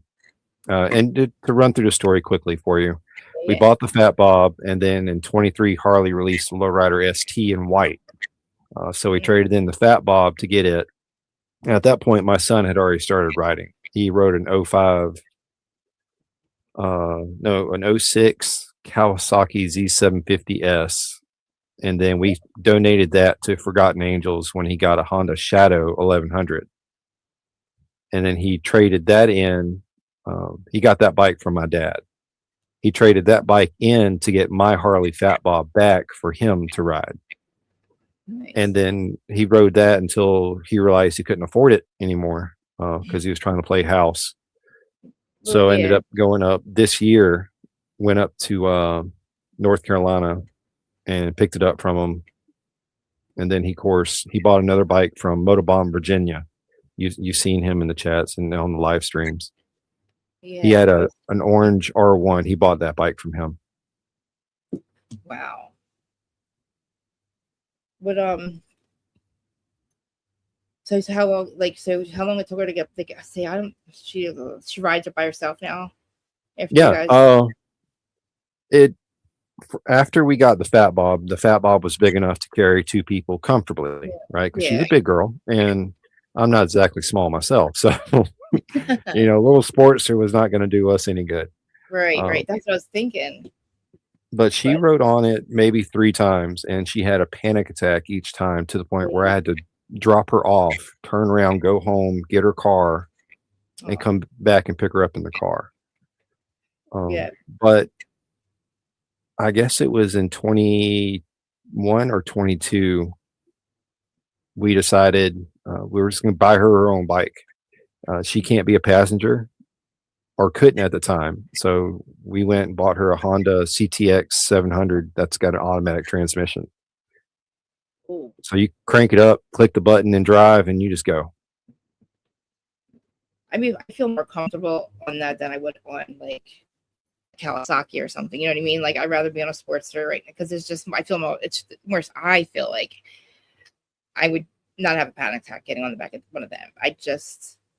I'm spared. I don't know because also too like I don't know what it is. My anxiety got really bad. It's just I don't know if it's from I had like there was a couple people in my life that committed suicide in the last like 10 or 12 years. And it's like I just started to get really bad anxiety and then trying to get clear. I don't know. Everything freaks me out now. It's just I think about doing that. I'm like, and it just I don't for some reason I feel like it's a sign like I just can't do it. I can't do it. For me, and maybe Carney can jump in on this one as well, but for me, it's an understanding that, you know, I'm going to die exactly when it's time, the way I'm supposed to. There's nothing I can do about it. There's nothing I can say. I can't beg my way out of it. And, you know, motorcycles bring us happiness. They're the phrase There's wind therapy, appointments you can't call in for. right? When it's your time, it's your time. So, you know, you can't live in fear. And that's kind of how Brainy took it. She had her spiritual awakening just before her second trip to rehab. Oh, thank God. And of course she would though. That's good. she's in a lot better place mentally now. She'll get on my bike with me and ride as a passenger now, which she wouldn't do for 3-4 years. I'm telling you right now, if I didn't have an awakening, I also too feel like that was why I was able to stay clean this time. I don't know how she feels about it, but like I feel like it's not like it makes you you have a better understanding of life and you realize that it wasn't done to you. Everything's been done for you. And that's when you're like, oh, you know what I mean? Like to me, like that people, they always want to know like how to do, how are we able to stay clean this time? Like how, and I don't, people aren't ready to hear spirituality. They're not ready to hear how this time, like, you know what I mean? To say like, talk about awakenings and stuff. They don't want to, people and other people that they don't understand either, but that truly is part of the reason I was able to stay clean this time. And it's been a long time, but I'll put it this way, like I haven't stuck a needle in my arm. I haven't snorted, smoked, or shot anything in my body since 2012. You know, I smoke pot. So people are like, you're not clean, you smoke pot. Oh, that's, you know, so, okay, fine. I'm clean off the drugs that were killing me for 24 years of my life. You know, like I had no future. Like there was no. You can put her link in the chat. All right. Anybody's link too, yeah. Like I just, you know, and I really see there's no, I don't know about, I don't find any groups on here on YouTube where we could talk. Like I tried to do like a sobriety thing, but then it's hard to have, you know, I don't know, I'm up there by myself sometimes, but like I feel like we need a group like that. I don't know, because I can't, there's like people that want to talk about it, but then I talk about it, but if people that didn't go through, they don't understand, it's hard to, you know, you feel like you're just like, I don't know. I'm always like the weirdo in the group, you know. Well, you can't. So when you say weirdo, I feel like I'm the weirdo because I'm the one that will sit there in a sobriety, you know, in a meeting. Yeah. I mean, doing this where a lot of people are on sobriety with a drink in my hand and a bowl in the other. And I'm still trying to make money. The cool part is I know a lot of the people have accepted that, and I know there's some that are like, oh man, this fucking guy, and it's like, you know, it's the old Carney in me. It's, you know, I'm always about making a buck, and I like doing what I do, but I like listening to people. People probably think they know that you're not bad intended at all. Like you have no bad intentions whatsoever. So like it's like I would understand, and I hope too people, like I still say don't smoke, it's triggering for people, but I'm sorry. Sometimes I just do it. I don't realize I'm still on camera. It's just because I'm all day long. But I know I'm on camera. I'm on camera majority of my day. So I have nothing about sobriety, and I'm like, here, smoke my bowl. I'm talking about sobriety. You know what I mean? But like, no, like I don't know how old you guys are, but I'm in my 50s. Are you not quite there yet? I don't want to. I mean, I get younger every year, so I tell everybody because listen, we were telling the universe we were getting older. Guess what? It listened, and now guess what? Now we know better. So now we tell on the day I was born, I'm a year younger every year and see what happens. So I'm 35 again, okay? Because I'll tell you, I was born in 1977, but I want to be 30. Like, I just feel like I'm not telling the universe like you're older. That was so dumb of us. We didn't know any better. They really like fluoride really fucked our brains up, man. Like, I don't know what you guys. The year is a snake, huh? Don't is that what I am? Yeah. I didn't know that. That's not good. That was my sister. Yeah. Wait, when is the snake year? When is that again? 77. No, but I mean, like, isn't it like every year? Like, what's next year? Like, what's 2026 a year or something? What is it? Please don't tell me it's like the opposite of the snake. 25, I think, was the year of the dragon. And if I remember the story right, 74 was a tiger. I'm gonna look it up. Yeah, because like, listen, I heard that like, what is that bad that I'm a snake year? I never know that because I'm supposed to have. I need to have a good year next year. Not my years aren't really bad. Like, I'm lucky to be here, but I mean, I need to get. I need to get my house done. We need to gut this house, and I want to be able to pay for it without my husband having to pay for it. And my goal is to have it done by next December for Christmas because I need my family back together, and I want to have them all here, but I can't do it the way my house is now. This house needs it, so like I want to start. I need to have a good year next year, and I don't ask people for money on here, but like, you know, I do. I mean, it would be nice, but you know, YouTube doesn't give us shit. And, you know, you're going to be really upset when you see what they take from us. It's so fucking ridiculous, man. It pissed me off. I didn't know about the 54%. Anyway, I'm grateful for getting everything. YouTube takes 30%. No, 58 or 48 or some shit. It's 48. 30%. So if you want to bypass the instead of paying YouTube that 30%, you can always hit us on 30. the Cash Apps or PayPal. 30, you're going to be pissed the fuck off when you realize it's 48. I'm back, I think. Oh shit, I think it just came back, my camera.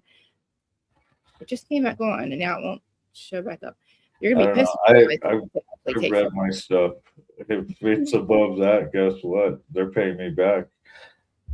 It's on the contract.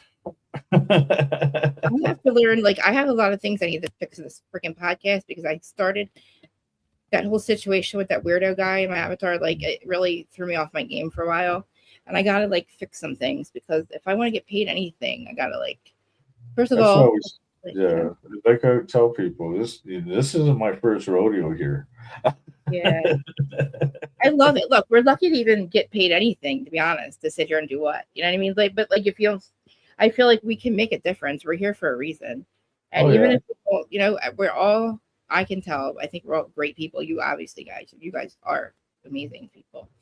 And, you know, like, that's the kind of people that we need. Because like, you don't even know if you were even, oh God, these cases got me like fucked up.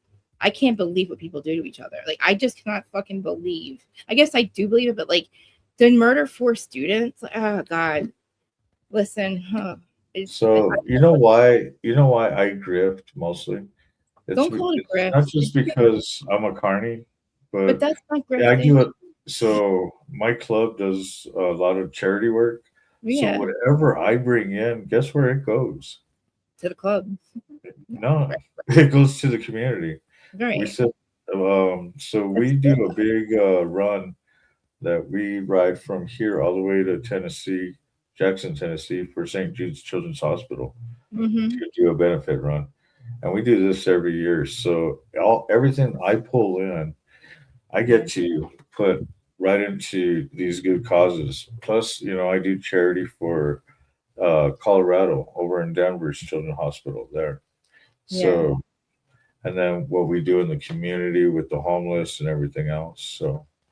You know, it is for a good cause. I mean, it is a good cause. It is, because if you guys aren't doing it, because honestly, like, there's a need for it, you know. Hey, Brother Ratchet, how you doing tonight? I see you in the chats. Hey, Ratchet. People look at you and they're like, oh, they're a bunch of criminals. They're a bunch of murderers. Like they honestly, like, the first thing they think of is like, oh, the Aryan Knights did it because they're a biker club. It's like, you guys have no idea. It's not like that. Like, they do a lot of good things, but like, it's the first thing they went to. But like, it's not. It's like they have no idea. But like, around here, we need But no, there's a lot of change. Like, Jersey's not too bad, but like Massachusetts is so corrupt. They have, that's where those two, you know, They had 4 guys on camera, and they murdered this guy. He kept saying, "I can't breathe. I can't breathe." Obviously, he's having trouble breathing. His heart gave out while they were on top of him. And then, it's all fucking on camera, and they all got arrested. They all are going down for murder, but like that should never happen. And like back to what I was saying, like we need their crisis response teams. We need, like organizations like what you guys have with that organization, Fallen Angels, right? The Forgotten Angels. Forgotten Angels. I got to make sure I have the link. I'm gonna put it onto my subscription, whatever. I think I can put up like when we put up like was like not charity, but it's called charity, but like donations, like we get like funding or something. I can put like for donations for it, right? Actually, what they do, I think they have bike raffles that go on all the time throughout the year. They have bike raffles. Like right now, they were supposed to call a bike for a winner for a bike last Saturday, but one of the big contributors to the organization died in a motorcycle accident that night. So they canceled the draw, and not canceling, postponed it. Yeah. I mean, because I didn't realize who it was until after Sick had actually sent me the information on the memorial ride. As soon as I saw who it was, like, oh shit.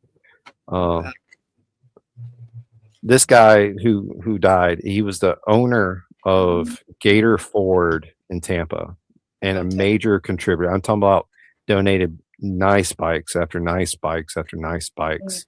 I mean, we've donated bikes, me and Brainy. We've donated 2. One was okay, the other one was a boat anchor. But this guy was going way above and beyond what we can do. That's amazing. Wow. They have bike raffles all the time. And then you guys, like, obviously people online, you buy it, right? Like it's not just the people in town, or they don't have to be in where they're at, right?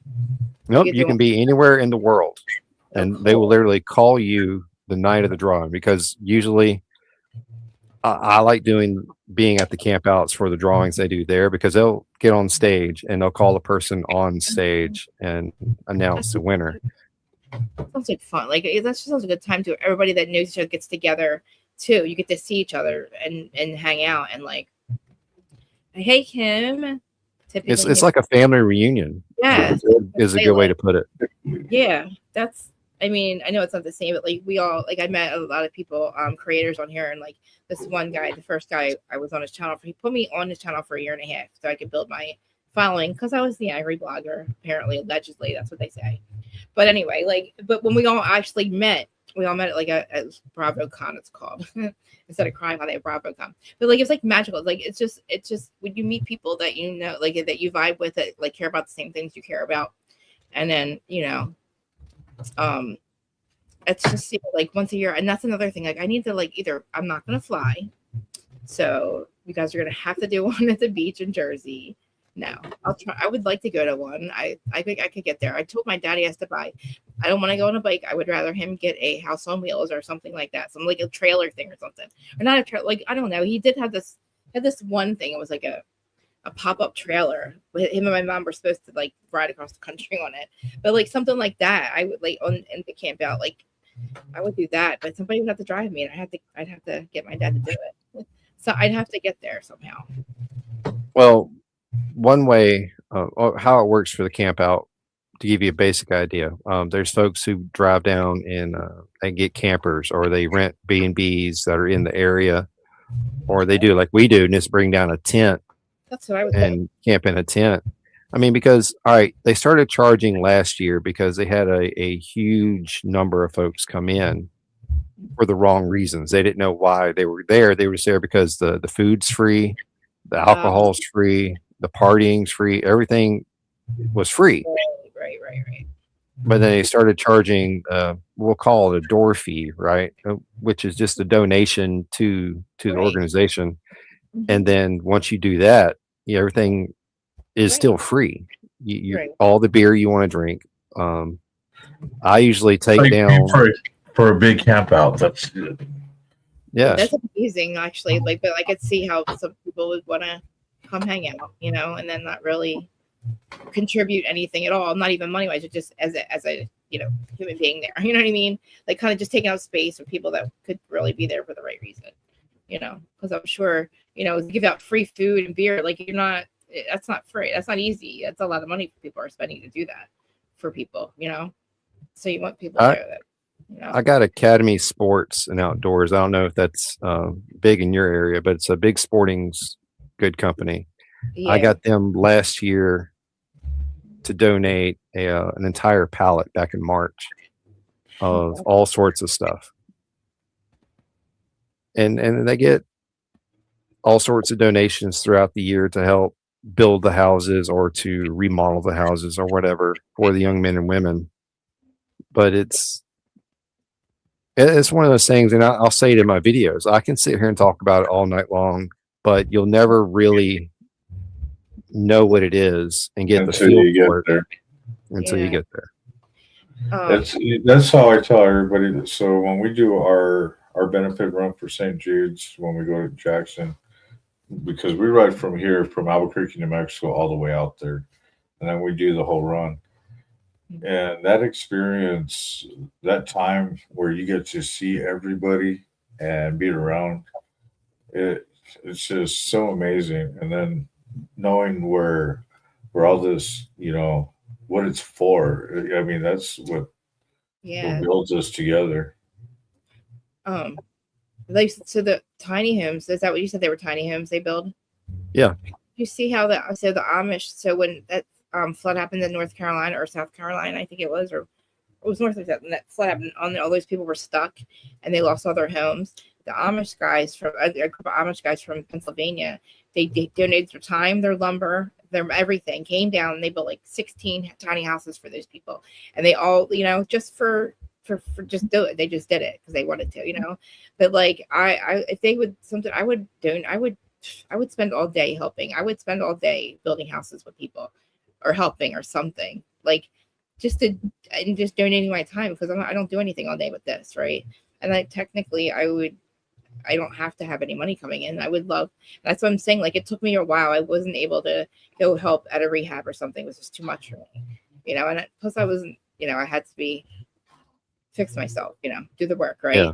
And now I'm able to be like, I think I could handle that, and I could help somebody, or I could try to. Anyway, I don't know how much I could, what I can contribute, but like I would give my time and my energy and everything into an organization like that, just to, I would do that. And it's like, but around every penny counts. Every penny counts.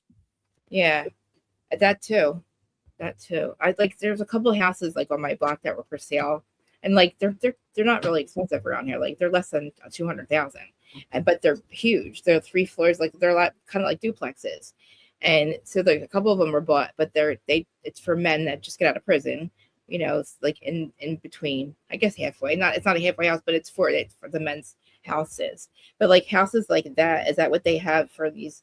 Is that what they live in, or they have like on like just a bunch of houses on a property? They do this, or how do they work their homes and stuff, or like their properties? So like, for the main property, what I call lovingly, of course, the compound. And if any of y'all look up shade tree surgeon, you'll kind of understand why I call it a compound.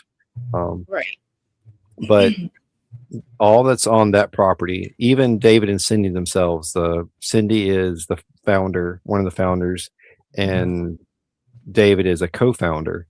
They don't live in a big house, a fancy house. They live in literally a portable, or we call them portables down here. It's a classroom.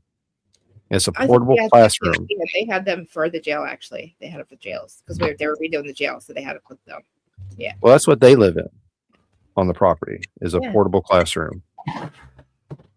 And then Shep lives in it's a storage shed. That's what it is. It's a big storage shed. He lives in that. And then those types of buildings are all over the property. Now, of course, like I said, they do have the Adderley house now. Yeah. Wow. I wish, yeah. Like, I understand the whole compound thing, because they had, I guess it was just like it was a piece of land. It wasn't enclosed or anything, but they had for like, for women. I guess it's like women too that were just getting out of prison as well. But it was run by a private organization. But they had like 4 or 5 houses on it, and then they had those little not portable sheds, but I guess they're called. I don't know. I want to call them tiny houses. I don't know, but they're just. I'll have to show you a picture. Well, probably the classroom ones, but they had a couple of them. But like I'm assuming that there's a need for it everywhere, not just you know what I mean, because that's it to get people involved. But you know, I don't know how much it costs to even start something like. Or do they? I don't know what you do. Like, so it's you said there's a couple in Florida, right? So Yeah, do they have friends of theirs? They just and so they have their house there, and then they'll do like the same thing that Cindy and what's his name, Dave? You said David. Yeah. So they would do something like that, right? Somebody that lives on the property with the people with the kids, or I don't want to say kids, but you know what I mean. And then wow, see, And Sick himself, don't like they said. Ratchet said in the comments, people don't see the work that's done in the background, and you won't hear Sick tell you this story. right. But between the camp out and the December event, me and him have been down there 2 or 3 times, and he actually stayed down there and took one of the young men to see his probation officer and handle that situation because the kid can't drive. He doesn't have a license anymore because of all the mistakes he's made. Yeah. He can't even leave the property without being escorted by someone who can be in charge over him. Right. That's so. And you have to check it out. I mean, I can sit here, like I said, I can tell you about it, but no, I like hearing the website. Check it out. Because I'm trying to figure. I'm like looking at it, but I don't know. I was on the Key Fab YouTube channel, but then I saw the website and I didn't know where I got lost. I was going from clicking on that, then I clicked on that. I'm like, wait, I got to do this when I can open it and just read because I don't know whose channel. I'm like, couldn't figure out whose channel I was on. Then I was looking for everybody else's channel. I'm like, I don't know because I heard you talking about it a little bit. I guess Six trying to raise money. He wants to go where to see you guys or Six raising money for a slightly different situation. And it's my channel is mainly about promoting your individual happiness, whatever brings you joy, right? And he's in a situation where someone is stealing his happiness. And we're trying to get him where he can basically rebuild himself into what he used to be. Wow. So he has to leave. He needs to leave. And he's got a place to go. He's just got to get to that point where he can leave and have a place to actually to sleep, to lay his head down. I was going to say, peace of mind where he lays his head down at night and know that he's okay when he wakes up in the morning and he's okay to go back to sleep at night. He knows my property here is open to him. All he's got to do is, however he is going to make this move, work with me to where we can get it situated, where we can get him here on the property and doing what makes him happy. How he has to take his bike, I guess, or could he get there another way and then have his bike shipped to you? Or he's got a van. He's only an hour away from me. Okay. Oh, wow. Okay. That's one of the benefits to where we moved to in Florida. And again, Sick was not in the picture when we planned this move. It was all about getting where we can support the Forgotten Angels better. Because again, just like Ratchet said, the people in the background making it possible for these events. Right. You never really see them. You don't hear about them. And Shep is one of those guys who is constantly working on the property, constantly, like even the campouts, he's working. So anytime we can go down there and help with that work, like we have been, it's worth every minute of it. Like I had somebody steal my happiness for a long time, and but I thought it was my fault. You know what I mean? Like I just thought I'm the piece of crap, drug addict daughter or drug addict wife, like whatever. I'm the loser, not them. but it was like somebody, and I didn't know what I said I didn't have peace of mind, and nobody that understands what that means. Like, when I say peace of mind, I didn't even know what that meant. Like, to me, it's like laying my head down and like knowing that my house isn't getting raided. I'm not gonna have to, nobody's taking my home from me. Nobody's making me feel unsafe, like physically or emotionally. Like, and then my fault, always having a case or always like worrying about court, or I'm an addict, or I gotta like, you play the game, and like I don't know how I survived it all. Like I didn't feel, but like even my house, you would think, but on the outside it looks safe, but no, because me and my sister are running around, we're ripping and running. My dad's not the best either. Like, we're all not, not exactly on the right side of the wall. And then it's like, that's scary though, because people know where you live. And like, I was always afraid people were going to come get us because our house is raided a few times. But like, as you get older, but who am I? I'm the drug addict daughter. I had nowhere to go. But anyway, the whole point is I didn't know what peace of mind meant. And then again, when I was with somebody that was, we'll say unavailable, but was mine first, but unavailable for 20 years. That wasn't a safe situation either, like mentally or like physically, you know what I mean? Like adulting. I didn't know how to be an adult when I got clean. But like I met my parents, well, let's say my mom was, when I finally did get clean, I don't know if they finally let me come home, and like I was 36, but I met my husband, who's a normal person, we'll say. That's what Brandy calls me, a normie. Like he saved my life being a normal person. I would die if my ex and I were the same person. We literally were the same person. That was not good. Like, I say he would never kill me sober, but we would destroy each other just because we can't be in the same room with each other for Howard's house. The whole point is my husband's like the opposite of me. It's weird, and it's like, but he loves me to fucking death, and I don't know why. Like, I'm a nut. Like, I put him through a lot. I didn't mean it. Like, he puts up, I'm bipolar. He puts up with me mentally. I'll sit there and I don't know why I'm so mean to him sometimes. And like, he just takes it. I don't know why. And he's like, I don't care. And I'll apologize. He's like, it's okay, babe. I know. Like, it's just, I don't get it. But like, if without him, I would not be able to be here. Like typically unique. I was going to say to her earlier, she was talking about what her and what their podcast was about in the very beginning. It was about talking about their kids that were going through mental illness and stuff like that, but they couldn't get it going. But I want her to, I want to do a show with her because, we've all have a story, but like a lot of us don't feel like our stories are, I don't feel like my story is unique. I just feel like I was another fucking dead junkie. I would have been another dead junkie, and that's what people would have been. That's what I would have been. And that's all I was to anybody, you know what I mean? And that's all I would have been. But I didn't want that. Like, I had friends that died. I didn't want their life to mean nothing. I had 2 friends that took their own life. Like, my best friend shot herself in the head, and then like that was 20 years ago. I just was able to watch something that had, like, I couldn't even watch any, like, my life. I didn't have, I'll just say peace of mind, right? But like I didn't want to be that. I didn't want, like, I had no reason for anybody to even, my husband had no reason to fucking be with me. Like, I was 6 months clean, but I still lived at home. I had my $20,000. I owe the IRS now about $100,000. He paid off like 20,000 of my fines. Like, I don't know what happened. Like, I met him, and he just loved me. And then I started to love myself. I was really fucked up. Like, I got clean, but then he's dealing with me right now. I'm an adult who's now sober, trying to fucking be an adult, a wife. So like, and live on my own. Like, we'll live with him, be a wife, which I'm good at, thank God. Like, but like him loving me, like, I don't love myself. I'm so fucking insecure. I still am. But like, he's just, like, I was a drug addict. I got clean, but like, I have put people into his life that stole from us, and I just get over and over, like, but he stays with me.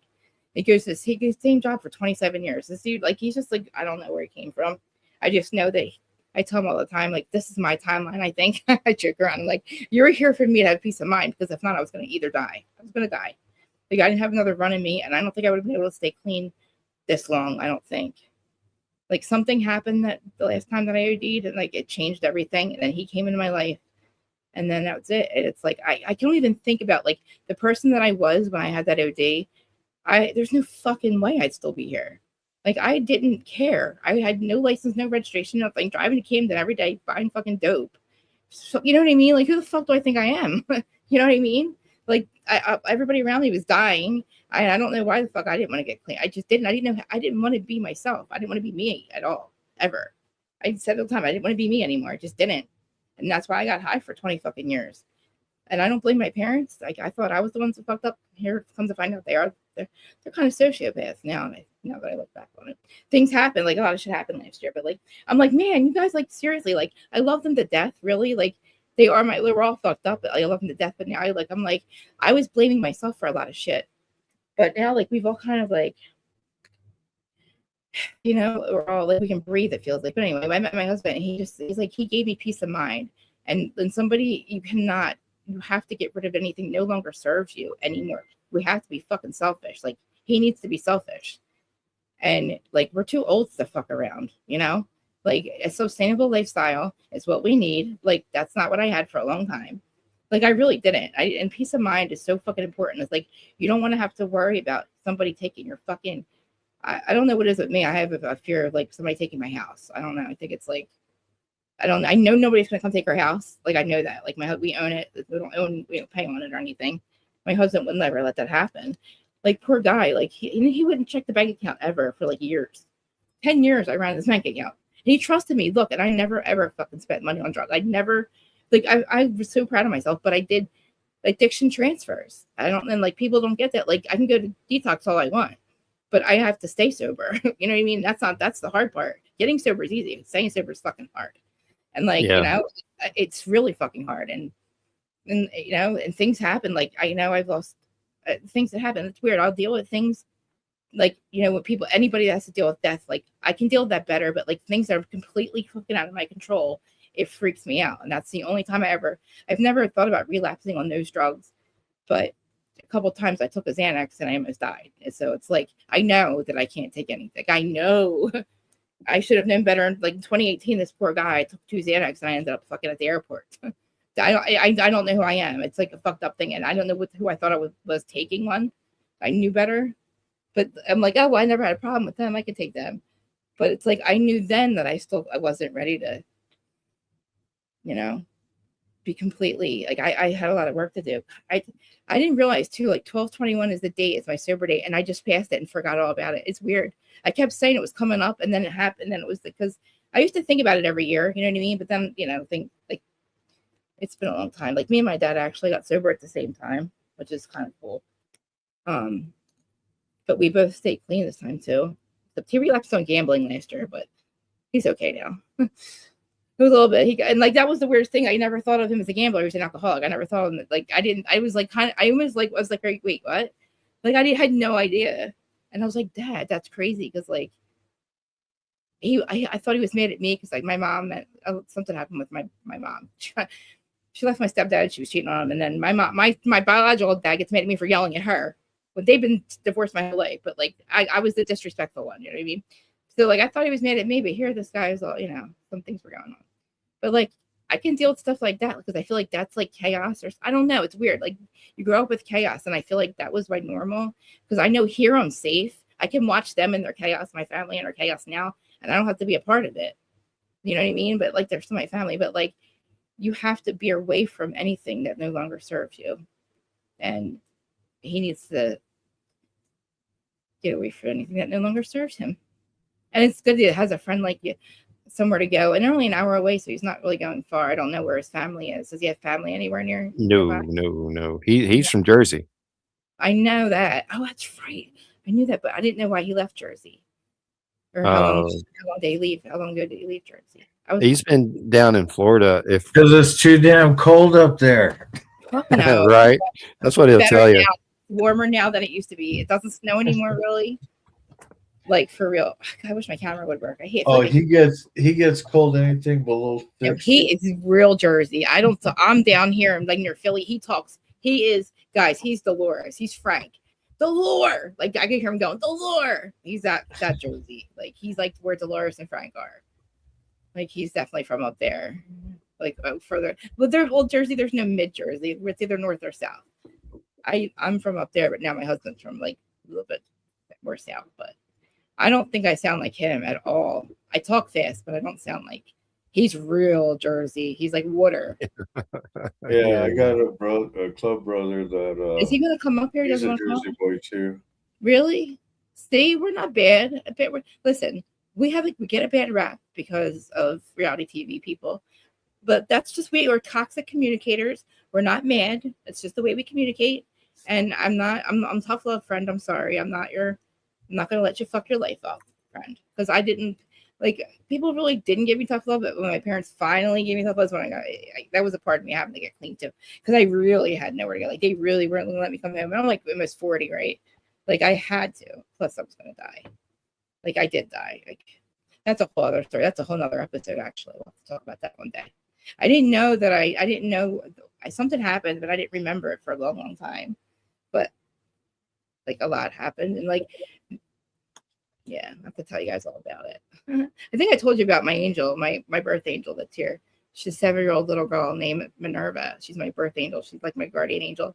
She's been with me every incarnation. This is my first time being human, so she's with me. But like, I always knew I was a kid trapped in an adult's body. That's what I feel like. Like, somebody's like, you're gonna fly to Bravo. I'm like, no, I need my parents. What do you mean? What the fuck? I want to fly? What do you mean? Like, I can't go buy a ticket. Like, what do you buy a ticket? Like, my friends are like buying tickets, getting hotel rooms. I'm like, I need my mom or dad. Like, I need my parents now. Like, I don't know how to do shit, you know? Like, I was like, you know, I don't leave Jersey. It's like staycation here, you know? But like, still, I wouldn't know how to do stuff. So anyway, yeah, she's with me all the time. But like, I don't think I'd be alive without my guardian angel. But anyway, so the number 109 that's when I was born, the time I was born. So I saw it like 3 times since we've been on this live. And I saw it earlier, and I think I mentioned it earlier, but that's crazy because I know that's her now. Like, I can't perceive them, but my friend who's a psychic can perceive the energies around me. So I knew she was here, but I didn't know about her until just recently, like about 2 years ago. And it was like, it makes sense because I feel like I am a kid trapped in an adult's body, like my husband. Like, I ran the bank account, but I was spending the money. You know what I mean? Like, I couldn't stop myself. But like, I don't think, like, I don't know. I always said, like, I don't know. I did have a job before COVID. I worked at a high school, but I look like a high schooler myself, so nobody really took me seriously. But no, like COVID, I had to leave. That sucked. Like, you're with these kids from freshman year, and then, you know, like, and then COVID happened, and they couldn't graduate. We didn't get to see these kids graduate. It sucked. I was like the hall aide, so, you know. But like, and then he's like, no, it's an adult job. I'm like, yeah, I know, but this is more me. I like to. And finally, he's like, you don't have to work. I'm like, oh, thank God. Thank God. Because literally I needed to, like, I knew how to do it. It's hard to heal when you have to go fucking to work and like listen to these. I hate listening to people. I'm not a good person. I don't like to work for other people. I had a huge problem. That's my dad's fault. I had a huge problem with that. So I really never could, you know, I never really worked for anybody that I had to like really answer to, you know? So then when I had to a little bit, when I worked with my husband, I was like, this sucks. And he's like, you don't have to work, babe. He's like, work on your mental health. Because, you know, it's a lot, like, I'm lucky. I know that, but I don't think that I'd be able to stay clean if I wasn't able to like do the work, and I wasn't able to do the work if I had a good work. No, I didn't start doing this until 5 years ago, but this is like, I've never felt like I was like I did anything that was worth anything, really. I was always taking. You know, I felt like that anyway. And so like, I don't even know what I give with this, but like, I just feel like there's got to be something, like a better reason for me to still be here, because I should have died a couple times. I did. Like, and then I know that I'm here for a reason, but I just want to figure out what exactly that is. Like, I feel like I'm getting to that purpose. Like, when I think about what you guys do, like, it makes me exciting. Like, if I could do it, like, if I could just, I would love to do that. I wish I could, there's something like that around here, like, or they would figure out what we could do around here. Anything, like, I don't know if they even have, maybe there's like a program or something around here, like maybe like there may be like a sister program or something like that, where just, you know, peer counselors, just to be peer counselors for somebody. I don't know. I don't know. A lot of big communities have similar programs that do the same thing. But it's just like March of Dimes, right? So you donate $1 to March of Dimes, and the actual cancer research may get a dime of the dollar because of so much overhead. And that's one of the different things you see in Forgotten Angels. Yeah. David and Cindy don't have nice cars. I mean, they're nice cars, don't get me wrong. I know what you mean. But again, they live in a modest. Yeah, a tiny yeah. And all the money that donates to their charity is literally funneled right back out to support the young men and women. That's awesome. Now, how many people do they have now living there? How many adults? kids, on the brothers. property. If I understand the messages correctly, they just got in 2 or 3 more, Oh wow. but I haven't been down there since before Thanksgiving. But it was 3 that live on the property, the actual what I call the compound. The compound, yeah. Oh wow. Are you streaming Keep Up? No, what's up? I was just wondering, Coach Muttering. Oh yeah, I don't know that name. Do you? Who? Oh, I just saw. You want me to block them? I'll block them. You want me to block it? Oh no, you're good. Oh, okay. just- I actually just noticed it now. I don't know. we usually tolerate troll Yeah. certain degree.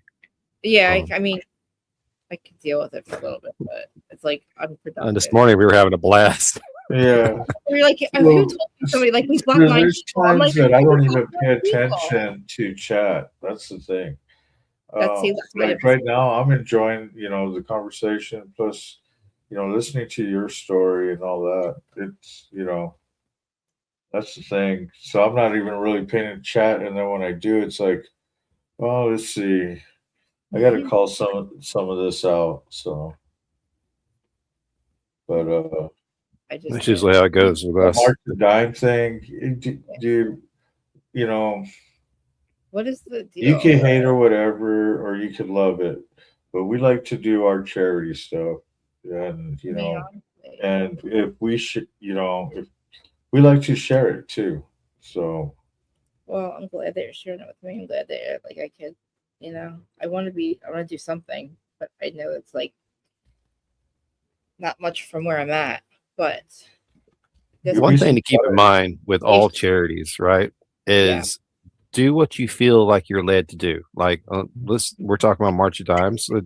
yeah, If you feel donating $100,000 to them is what you need to do, even though a very tiny percentage of that is only going to the true cause, well, then that's Right. fine. You're doing what you're being led to do regardless. If you didn't donate anything, then they wouldn't get a percentage of anything. Right. That's And true. that's a good way to look at it, is no matter how much they get something. Yeah. I know. I just noticed that I think somewhere on YouTube we can put something like that. Like I think it asks you if you want to add some kind of like link for like GoFundMe or anything like that. I have to check it out, see how to put it on there. Because I gotta change my channel up. I gotta do a lot of stuff like that. But I want to do like not meetings. I don't know whatever we're calling this, but whatever we're doing, talking about this kind of stuff. I feel good. let's see what your title is: Friday Night Confessionals, New Year's Manifesting, and Live Chat with Friends. So we're chilling. I know. I feel like I'm like. Well, it seems like you guys are chilling and I'm blazing. So we're good. I've been trying to fix my fucking camera. I feel like it's so weird for me not to be like I can't see. I feel like you guys. I don't know if it's weird. Like I'm like talking, like I'm not there or something. I feel like when you have these conversations, you like talk to each other, look at each other. You know what I mean? It feels weird, like because I'm usually live. I don't usually Don't let that bother you. We have like in our panels anywhere between 4 to 6 to 9 people, and at any given time, one of us will just go icon, and that's all we'll be. We'll be talking, but we'll be an icon. That's it. Or avatar, whichever you want to look at it. Like a couple of the guys that for the true crime, like I was doing panels with them, like because he had a phone and I was able to like pull up the pictures and stuff, so we would do that. But like, he would ask me, he would give me 15 minutes notice. And I'm like, I'm not going on camera. Like, guys, I don't look like this, but I'm not doing my show. Like, you know what I mean? It's like I didn't like so I got a little bit used to doing my avatar, but I still would rather. That's one thing about my show too. I want people to show face, and when you go behind the avatar, it's usually when you're doing stuff or you've been on panel quite a bit, like right now, this is great because one, you have your actual picture on your avatar, and two, this is your show, and I'm just here, and hanging out with you. I mean, you came onto, into our chats and hung out with us, and he said, "Hey, you should go on. You should go on." And I'm like, "Well, these are times I go on people's, on their platforms." Just the talent, right? This is when you get to be just the talent. Show up. Yeah, I get to chill and relax. Well, I remember I was on for 3.5 hours, right? I had like a half Yeah. hour in between. Oh, that's nothing. I'm like, I gotta end this one, guys, because I was like, what did I do? I had another. I went and got a coffee, and I was still late. But I have to wait. What are we at here? I was gonna make you turn on that. Is that you over there? Is that you in the chat right there? Yes. Yeah. I want to make it. I was gonna see. Should I mod you on my side so you can take it in case you want to kick people out? I'll give you the keys to that because I don't know how long you want to deal with people that are fucking being disrespectful to our people. You know what I mean? Like I know that it's I like we have pretty good people over here. Like I'm sure they can handle it, but at some point it's like I don't Am know. I a real carny? I I got over 30 years in the business. I've been listen, with you I have since I to was run a to kid. the ladies' room and it's like it's across the house. So I'm gonna go down for like 3 minutes. Is that cool or not? But well, it's gonna be longer than that. I need to take a bathroom break. Remember, I didn't have time. I figured. You're good. Just say, hey, I gotta go to the bathroom, and Yeah. I would say, let we're me see used if I to it. So handle your stuff. Okay, wait. Let me go mod you real quick. Let me see if I can mod you. So I make everybody mod because sometimes I'm not paying attention and I don't want people to get fucked up. Fuck people. I trust my mods too, but they're not like they don't have to be here. here, I'll type something real quick. I'll tend to antagonize the trolls a little bit more because Yeah, every same comment here. they do is helping the algorithm, right? So I'll let them say a few things. Once they start getting like, there's a couple that spell out words. Oh yeah, down the Yeah, thing. no, yeah, they're gone instantly. But I normally don't have to boot anybody because we have in our coffee show so many mods that are constantly watching. Like if I'm streaming off this broadcast, it's either going horizontal and vertical. It's doing both. Mine is set up both of them right now. I can't. It bothers me to have it, but that's hard enough. Probably because right now I have you guys up here, so it would probably make me really confused if I have mine. I shut it off. But all right, I'll be right back. Where am I at? Wait, do I have it on or you have? No, I don't have it on. Don't listen to me. See what's happening right now. By this time I've been smoking all day long. Okay, that's another thing. All right. So where is Sick tonight? I saw him in the comments earlier, but and that's what I was wondering. I told him just say what's up, and if he wanted to, I'd send him the link. Same with Moto too.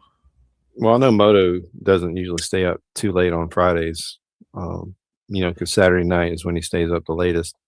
Yeah, but you never know what kind of mood he's actually chimed in on some of my shows in the chats. I'm like, holy cow, what is he doing up at this time? Sick's currently in his 12x12 cell, so Yeah. That's okay. He's got his laptop, his phone, his headphones. He could jump on and be like, I can't hear her, lock the door and everything. we actually have when I got up earlier, we've I think it's a pack of coyotes is circling our property. Yeah. Hey, Rick Spicer, if you want, check out my channel, man. I've been with, like I said, I've been with it for over 30 years in the carnival business within the circus, carnival, film, music. I mean, I've been there, done that, had the t-shirt, wore it out, used it as a shop rag before it I-86 in the can. So,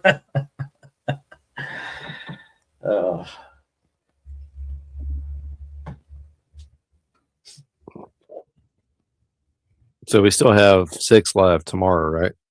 Yeah. Or not 6, but motos. Motos. Okay. I didn't know if he had. I saw something where he had scheduled something, but I didn't see what. I'm gonna shoot this out. I mean, you know how I grift and do all that, try to make money. But this is not about making money. What would be cool is if Ratchet will have my bike finished, so I could do the show tomorrow while I'm riding it. Yeah, that'd be nice. Ratchet, That'd get be- on that, buddy. But then again, like I said, I'm cool whenever it's done. I'm not really in a rush, but hint, hint, nudge, nudge, wink, wink. You know what I mean? Yeah, yeah, I got you. No, look, man, I got the Fat Bob. The rear brakes on it are, I think, almost down to the metal. So I have to do the brakes on that, and then of course the ST is sitting there with a blown out Shoot, I could put my clutch. link up. Yeah. And I think I almost have the money to order a new clutch. But then the tire's still burned out on that, so it'll be another. It may be ready by March. It depends on how the job market goes. Trying to fix my camera real quick. I'm back though. I'm trying to fix it again. Hold on. Hey, typically, are you looking for CARNY'S channel or my channel? Here, I'll put my link up real quick. Or actually, I'll put this live on. I'll put You this got in it? the chat for you guys, and there you go. You got it? Yeah, Okay. thanks. And I mean, here I have one of my mods up here on the panel with us. And how many mods do I have in my chats? It's all good. I mean, I'm so used to running my channel by myself. I mean, sometimes I forget I do got mods. It's all I look over it. I can't. I see all blue, so I don't know. And Rick, you're on your own. You're on an island by yourself. Sorry, Rick. Love you. No, I have 8 cats. Did I tell you that? What's So that? I got Yeah, I have 8 cats. I had to feed a couple of them just now too. They're all looking at me. 5 in the house and 3 outside. 10 dogs. I got you beat. Oh, you have, dude, that's right. Somebody has 8 dogs. That's you, right? Yep, 10 of them. See, I'm telling you, I would have if my husband stopped. He said no after 3. Like no more, no more, no more. But it's like, what am I supposed to do? Say no? Dude, my cats just showed up. Like I'm not gonna just go. Like it's getting to be a little bit much because I have an outside. Like I literally turned my gazebo into a house for them with like heat and everything because they want to be outside, but they don't leave my yard. Like they haven't left my yard in like 2 years. And then another one showed up this year. He's really fucking cute. But like I have 5 I have inside are like my kids. They're my kids, man. I want to see your dogs though. I got one coming. What kind of dogs are they? All right, so this one, oh, come on, baby. She just woke up from a nap. She's not moving real fast. Come on. Man, I thought 8 cats was a lot. Oh my god, So- I'm gonna die. I love So it. this is Siete. She was supposed to be our 7th dog and last dog. And there's a story why we got more after that. I want to hear it. I want to hear all of it. Well, so Anubis and Sabeto, I got them. They were at a church that literally is built on the property that my grandmother used to have her house, and just above that, like 100 yards, was my house, and our whole family lived on that little section, right? Mhm. And I was riding back from town one day, and there were 2 stray dogs hanging out at that church, and all of my dogs through my childhood died on that road. All of them got hit by a car or a truck or something and died on that road. Okay. So when I saw those 2 there, I immediately turned around, stopped, saw they didn't have any food. So I got back on the bike, rode to the store, got some dog food, came back and fed them. And this was back in February. And Georgia was still in the freezing conditions then. And these dogs didn't have any place to go except for sitting outside this church. So I called Brainy and said, look, there's these two dogs that are where all my dogs have died. I'm not leaving them here. And she says, we can't get them, can't get them. I'm like, well, all right. I'll be here in the morning when you come back by. Right. So she stopped, and then that's how we ended up with Sabato and Anubis. So that's number 7 and 8, right? No, that's 8 and 9. Oh, Because 8 this and is number 7. Oh, She was found at a gas station out in the wow. middle of nowhere. She's going to go lay back on the couch. She's That's spoiled. the only one that I got was Sterling Marie. She's the one that she literally sleeps on top. Like she sleeps in my neck. It's still, she's like, she was just here. I wish she would come back in. But my friend called me one day. She's like, there's a kitten outside. Her mom just got hit by a car. She's in the middle of the street. She won't leave. Like she didn't know what to do. And she was running around and like running back and forth. Like she was staying in that spot, and it broke my fucking heart. I was like, oh, bring her to me. Because she was with her mom. And then her mom got hit. And then poor little Sterling Marie, I don't know where she is, but she came to me. She was so little. And we only had one cat at that time. So that was easy, right? And he had his cat was like 14 at the time. We still have her, meow meow. I call her meow meow. But I was starting to get attached to her. And then Sterling Marie came. But then we had my dog, my lab Pit. And he lived to be 14. And then when he died, right after that, all these cats started showing up in my yard. Like it was Sterling I had to Mr. Man, I thought was a girl at first. And then we found out he was Mr. Man. He was man. So he's Manchester Mansfield Miller. That's him. Then I got Sterling Marie. She's Sterling Marie. We have Meow Meow Marie. Then we got Fang shows up. Oh shit. Earmuffs. She doesn't like when I tell people she has a fang tooth. Because she gets really upset about it. So she can't tell her. But we call her Fang, but really sweet Marie. So we got her. And then wait, who was after her? Wait, 1, 2, 3, 4. Oh, and then my neighbor calls me one day and he's like, oh my God, I got your calico cat. I got your cat. I'm like, oh, I'll come. He's like, come get her. She's outside of your yard. So I'm thinking he's talking about my one that's outside. That's a pink calico, right? I thought he hands me this little kitten, my little Riley Ann. Where are you at, Riley Ann? She's like a kitten. I'm like, and he hands her. I was like, that's not my cat, but fuck it. I took her and I run in the house. I'm like, babe. He's like, no. I'm like, yeah. I was like, I'm not gonna fucking. I'm like, no. Like she's hungry. She showed up at Steve's and he thought it was all right. I'm not fucking giving her back. But she's amazing now. My husband loves cats, thank God. Like if it was dogs, he would say no.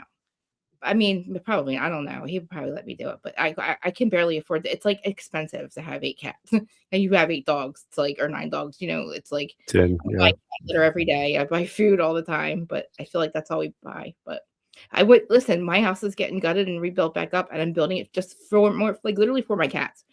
Well, me too. I want it all open, right? And I want to put like a railing thing, not a railing, but something they can like a track around the whole, like upside of maybe like the wall, and then definitely at the bottom. But like they always zip up and down the steps now, and they're really gonna fucking love it after this because I'm getting rid of all the fucking walls and shit. I just want everything open, and they're gonna love it. But I'm literally doing it like, and the one room's just gonna be for them. Like I have my studio room, and then I'm gonna have room just for because I need room for these litter boxes. I can't just have them. You can't just put 3 litter boxes anywhere, right? Like they need space. I think there's a come here. I want to show you Mr. Man. Who's that? I know it's Sterling. Come here, babe. She's always with me. Come here, mom. Come here. Hurry up. Why don't you want to come say hi? You were just here. Come here. Hurry up. Show them how fucking cute you are. Come here, guys. You know how she is. She barely shows up anymore. Come on. Come on. The camera's on. What are you doing? She usually likes when I'm live. She's so. The camera's not working anyway, so you're okay. You're right. It's not. I think I'm back on. There we go. Come here, Sterling. Come here. I'll change the Every time she calls that cat, man, I'm looking for her. I know. I heard you guys saying Sterling yesterday. I was like, Sterling Marie. I was like, that's so funny. Yeah. I'm like, where's Sterling? I'm looking for him in the chat. So. Right. Come here. Like if he popped his head on her channel right now, I'd be like, you know how there's a psychic named Sterling on YouTube, and one day I guess I was typing his name to somebody in my predictive in my iPhone, right? And I was like, what am I going to name her when I get a name her? And I was like, somebody give me something. What should I name her? And I started to type something, and Sterling came out. I was like, that's it. That's her name. And then because of me, because I'm Krista Marie, that's how they all got their middle names. But because outside is Eloise Marie, Colby. I don't know why I started calling him that. And then Kovu King David Miller, because he's got the king sign on his forehead, and he's huge. And he's the only other male I have. And he reminds me of my Pata, so my grandfather. So he's King David. But we call him Kovus. Well, I do. I'm not like literally they come here and they don't leave. Like they don't like they won't leave. Well, I feed them and I give them a home. But like the ones that are outside, they come in. Maybe they came in twice last year. The two that were here, Eloise Marie and Colby. But then I can't really bring the three more in here because my husband like we're trying to get the house done and five more. I already 5 cats. Like when we have this contractor come with, they either live on one floor. They do one floor at a time. So I'm gonna have all my cats upstairs. If I have 3 more in the house, it's gonna be really really fucking hard because I'm gonna have to keep them in rooms with me. And right now they want the whole house. And the whole reason I've been waiting so long to get these contractors here is because I didn't want to take my cats and go somewhere. They wanted us to leave actually. I'm like, no, I'm not leaving my house. Like I can't do that. Everything I have is like my weeds here, my cats are here, my plants are here, like my podcast is here, my home. I know I don't leave. I have anxiety to leave. I don't like leaving. Like honestly, like You're gonna get on a bike. I think of something. Once you get on a bike, you always want to be gone. We would do like this thing because we all live at the shore, right? So like staycation's the only thing really that makes sense. So we would switch houses. My family member, we would all switch houses just so we'd be a different house. And it kind of feels like it's because why we wouldn't pay for? We're not going to pay for another house, you know. And then we were renting other ones out. But then we would me and my siblings would switch houses. But I don't really like. I would my uncle rides, but he's all the way in West Virginia.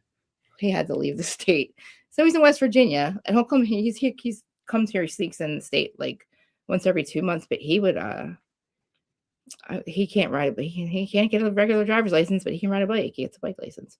But he's in West Virginia, and he only comes home for like I don't know once every couple months. But sneaks in, sneaks out. But I would ride with him. Like I would ride with him, but I don't know what he's up to.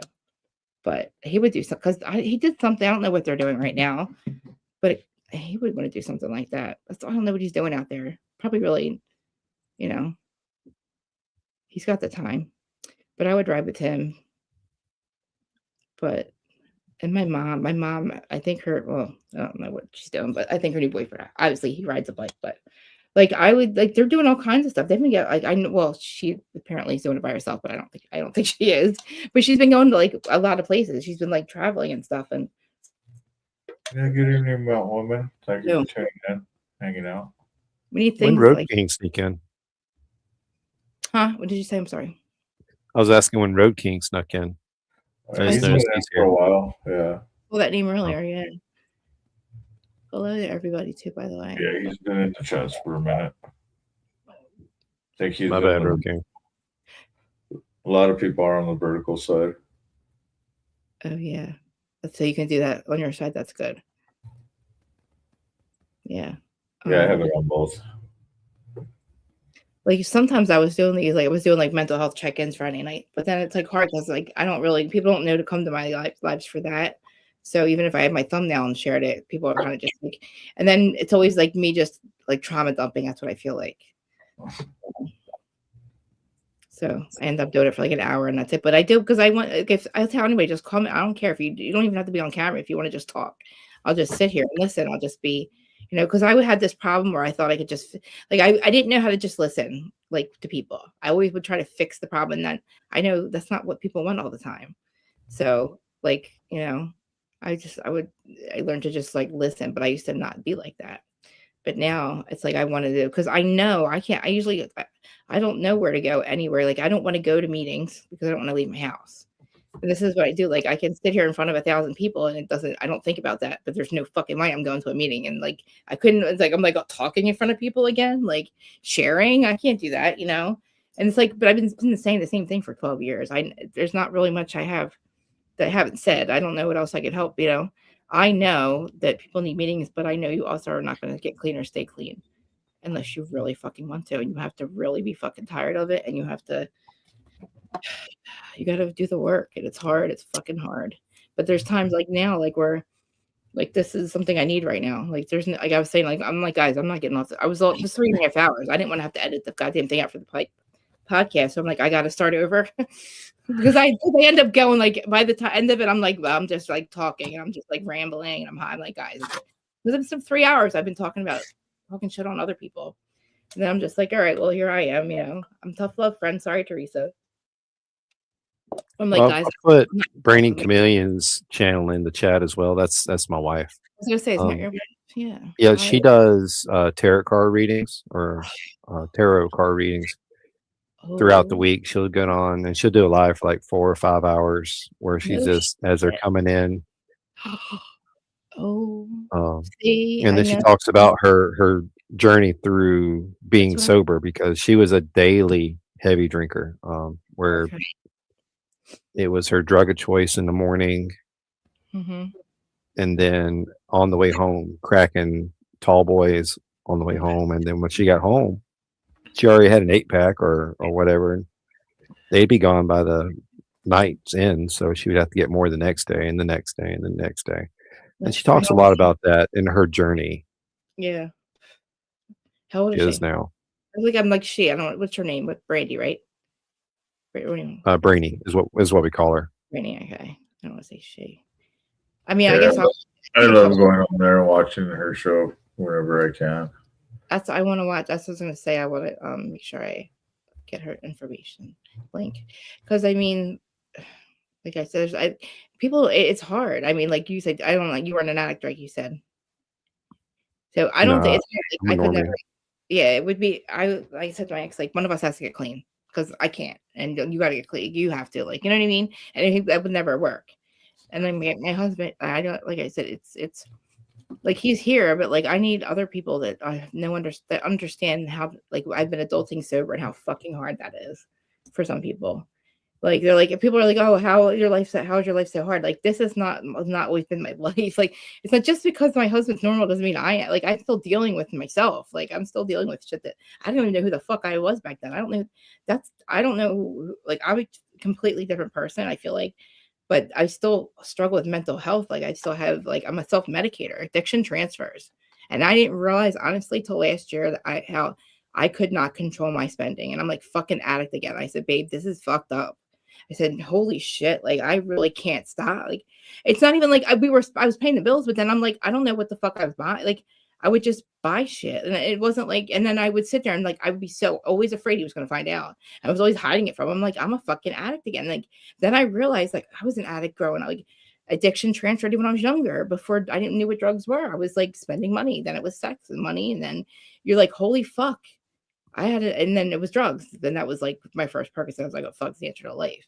My best friend's an alcoholic too, by the way. Like she's still actively like I don't know. I like fighting to get my dad sober, right? Then I become and we're growing up. Then I become the addict. Then I get all guilty because of everything I'd ever said to him, not understanding what it was to be an addict, and like wasn't choosing that over us. Like that was just his life. His like he was functioning, but like when you're like a kid and you're watching your mom and your dad fight over it all the time, it's like you feel like that's your life sucks. And you're like, so I was always yelling at him, right? And then I become the addict, and we become there we are, oh, now we're hanging out and we're doing like coke and like we're drinking and it's like, but then that's not fucking cool, like you can't do that. It's not, like I'm just, you know what I mean? It didn't end well, but it's like I felt so guilty, but like, then it's like my best friend, like I fight to get her sober too. And it's like crazy. I didn't realize I got to stop doing that because I was like fighting. I can't even keep myself sober I couldn't do it for so long. But unfortunately, I'm an enabler. Like I don't understand. Enabling for me is hard. It's hard to like when I say able, like I would let her come here and drink, right? But I was making sure only because I can to make her not lose her kids. Like if she's here with her kids, I'm going to make sure she's not losing her kids. She's always one fuck up away from losing them, and then it ended up happening on my watch. Like I let her drink one day, and that's the day she lost her kids. And she got them back, but like I was for 10 years on baby daddy while motherfucker's in jail. Gets her pregnant, goes to jail. Okay, fine, you fuck up, right? Elena's 2.5 weeks old. 7 years later, he gets out. I'm baby daddy the whole time. This motherfucker locks her up again and goes back to jail. Now she's drinking. And so we're all back to square one again, right? But like, I understand her. She knows I understand. I get it. That's me. But I didn't have fucking kids. You know what I mean? I didn't have kids because of who I was. Like, I didn't have kids because I knew that I couldn't do that. I could not have, I didn't have it in me really to be a mom, unfortunately.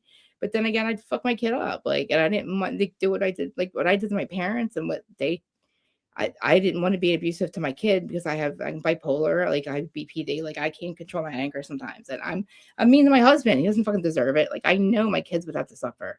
Like me and his stepson, like, dude, I was fist fighting his girlfriends. Like, I don't have it in me to be like, I kicked the kid out. We had one party. I'm like, holy fuck, dude. My parents, I disrespected them every day. And they never kicked me out. Here I am kicking him out, just because his girlfriends are fucking assholes.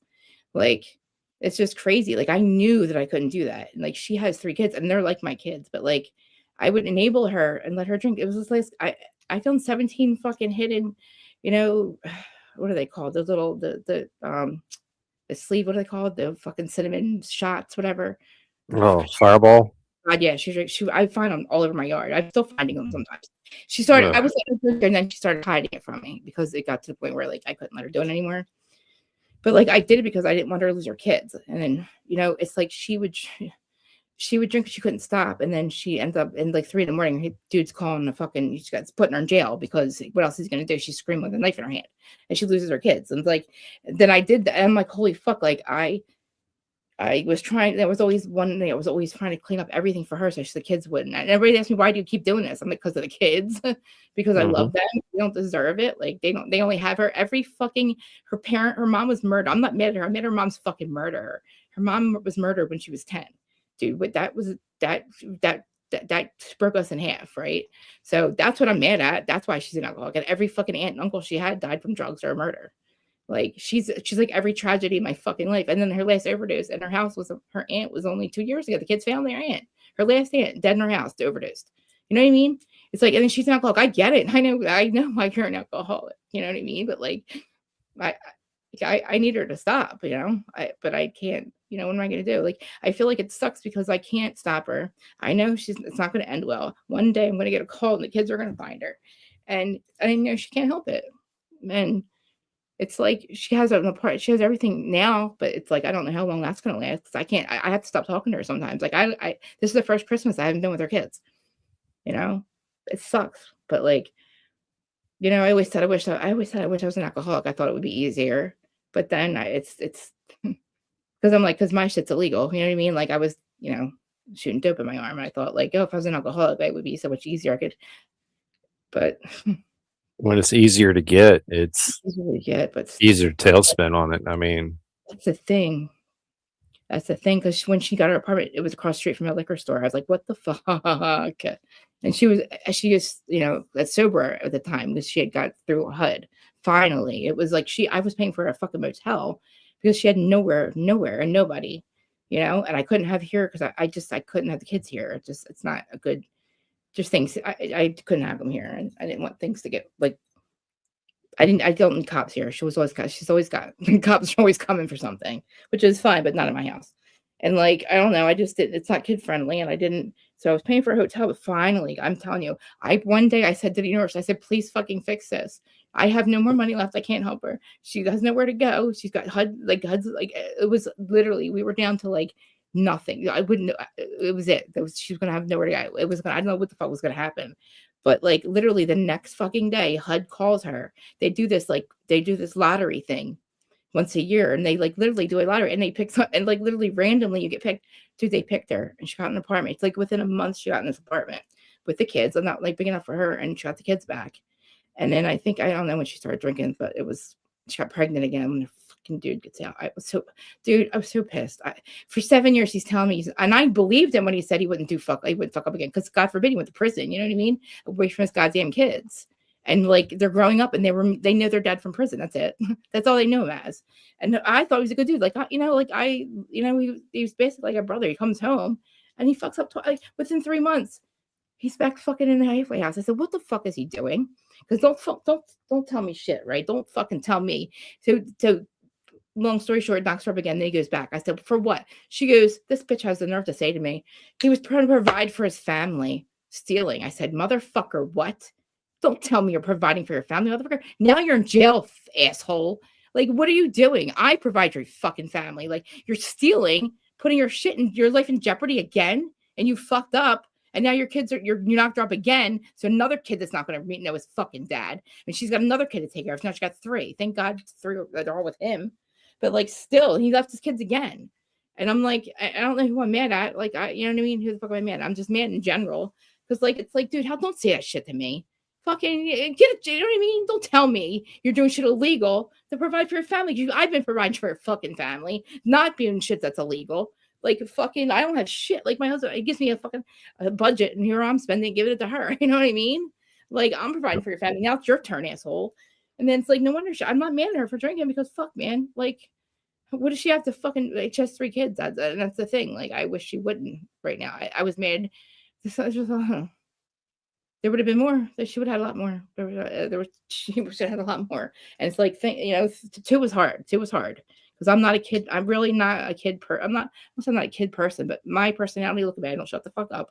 I love my cats. I give them attention. But when I want to just like, there's sometimes I can't stand myself and I just don't want to be around anybody. And I couldn't imagine a poor kid having to be with me, Like I need to go outside and I hug my trees, like for real. Like I have signs on all my trees that says we hug trees here. Like I call them healer. I have a tree out there that I heal. I was going to ask you about the land that all your dogs died on. Is it Indian burial? Is it an old Indian burial site? It's just a major highway. Because that's fucked up. Like I didn't know this, but we had a house that we had like this farmhouse, right? And I always wanted to get it back. It was like my grandparents. They died really young, right? My dad's parents. But on the property, I remember he said a lot of bad things happened there. Cause I was like, I want the farmhouse back. Like I cry every time I see it. Like, my grandparents died, like devastated me. Felt like my parents. They died when I was like 3 or 4, right? So like he said that it was on an Indian burial site. He's like, that's why all our dogs died. And I said, Uncle Matt, I don't remember. Like, I didn't think of it like that. I just thought, fuck, you guys are a bunch of fucking bikers. Bad things are going to happen there. You know what I mean? There's always bad things. My trauma is from watching you guys fight and shit. Like just all these guys being drunk all the time and like just fighting part, how that shit is. Yeah. And like, I'm a kid, right? And I'm thinking my dad's the coolest guy in the room, but really they're a bunch of fucking outlaws, which is fine.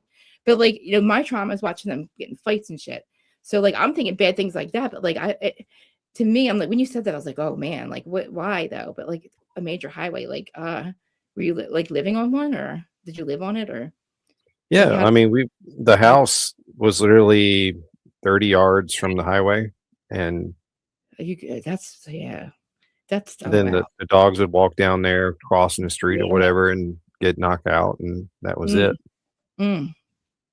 Yeah. I don't know if I could, like right now, like I say, my cats, like they don't leave my yard, but I also live on like a really, really, like it's a very like back, my street's way back off like a main road. But most of them, I think they're like these cats, right? Here's Fang. She's so cute. Oh wait, I can't sit down. I keep forgetting my camera's not on. Mom, I can't get my face not working.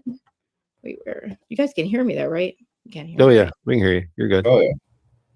I should just put your picture up. I should make you my avatar so they can see it. She's so cute. She actually looks like she looks upset all the time. She looks sad, but she's really not. She's like the most lovable. They're all lovable, but it's funny. Like I don't know this. So this is the story. So 2 of these cats, right? The last 2 that I got, which is the one Fang we call her. Really, she's sweet Marie. But they came to my yard, right? And she had a collar on her, right? I didn't know that the tortoiseshell, the little kitten that my neighbor gave me, came from the same house. But long story short, this girl that was living next door to the house that she was renting next door, she had this cat that was 14 that she brought from New York. And for some reason, she decided she just couldn't put it outside and didn't want it anymore. I didn't know this, right? I didn't know it was her cat.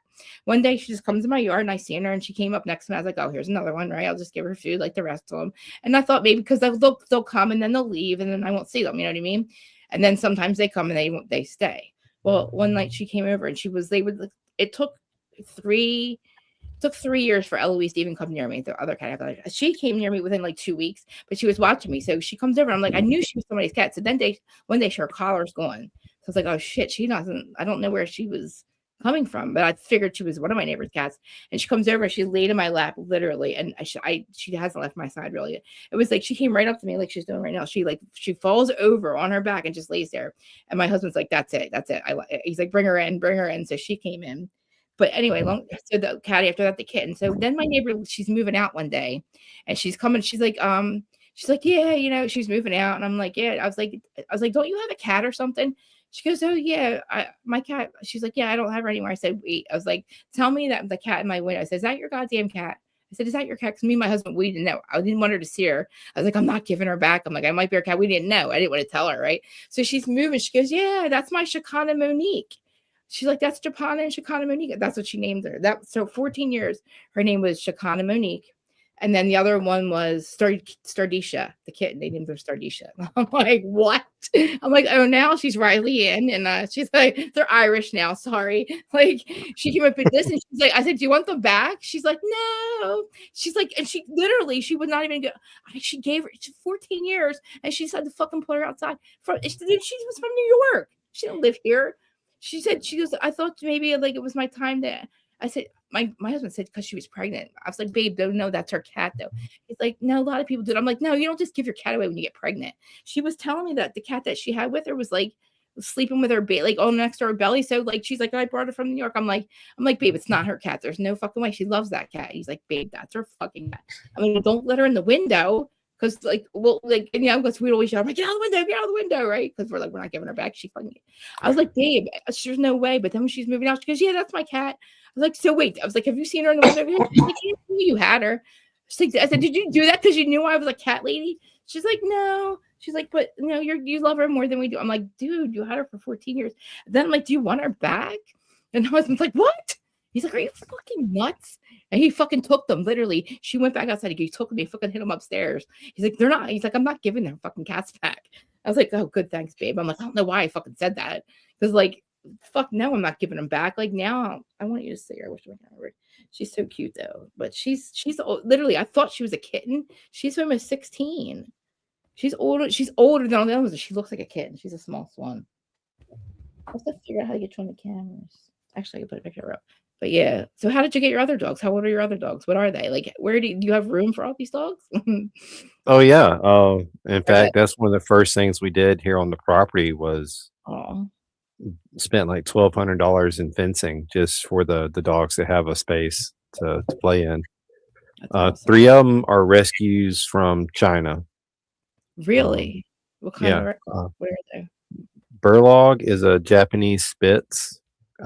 Mei Mei is a Japanese Spitz / Chinese street dog is a nice way to put it. But she's kind of a mutt. Yeah. Then of course a little bit is our little Yorkie. He was a runt of a litter, and they were going to end up putting him down, but we rescued him, and then after that we got Cerberus, which is our 90-something pound blackmouth cur. Holy bull. Then we got Twig. She's a plot hound, a Brindle plot hound. Oh. Then Siete, the pit bull. And you'll see Siete in a lot of my shorts because we have to keep her isolated from the other 2 females because she'll literally try to kill the females. That's what happened. Yeah. Oh wow. Then after Siete, we got Anubis and Sabedo. And then while Brainy was off at no, I forgot one. Privy is he's the only one who's not a rescue is Privy because he's the child of Mei Mei and Burlog. Aww. And then when Brainy Chameleon went to rehab again this year for the second time, I went to Possum Southern Rescue, which is the adoption agency or pet rescue that we support up in Georgia. Mm-hmm. And they had adult beverage named dogs. All of them were like rum or vodka or named different things, right? So I went up there one day and adopted the dog named Whiskey. Oh, and he's going to be about 110 pounds when he gets full grown. He's almost a year. Wow, that's a big fucking dog. Yeah, we go through about 90 to 120 pounds of dog food a week. Yeah, I think I buy that 20-pound bag of cat food. I buy that probably at least once a week. Which isn't big. It's only $20, but the cat litter is like killing me. It's like I have 3 litter boxes and I have to clean it every other. I actually change it every other day because I have 5 cats in here. Think about how much poop it's a lot. It's like crazy, and it's funny because there's 4 girls and 1 boy.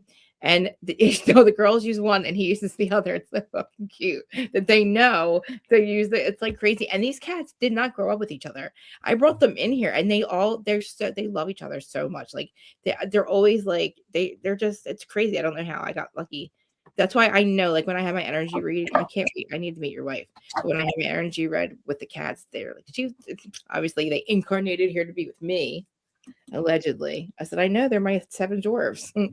I think I have 8 though, because I'm Snow fucking White over here. But I do the pendulum. That's all I can do though. But I really, I don't know tarot. But I want somebody. I like to watch tarot, like tarot a lot. I want to meet your wife, but I want to like literally. I need to be a medium. I need to connect with you. Like I want to be medium. That's what I don't know if how I can ever quiet my brain. Like I've tried. I've asked my guides and guardians. I've literally said, I need you guys. Like, come on, let's go. Like I wanted because if I can't connect to the other side, like that's what timeline I need to be on, because I feel like I know they're there, but it makes me crazy not to be able to communicate.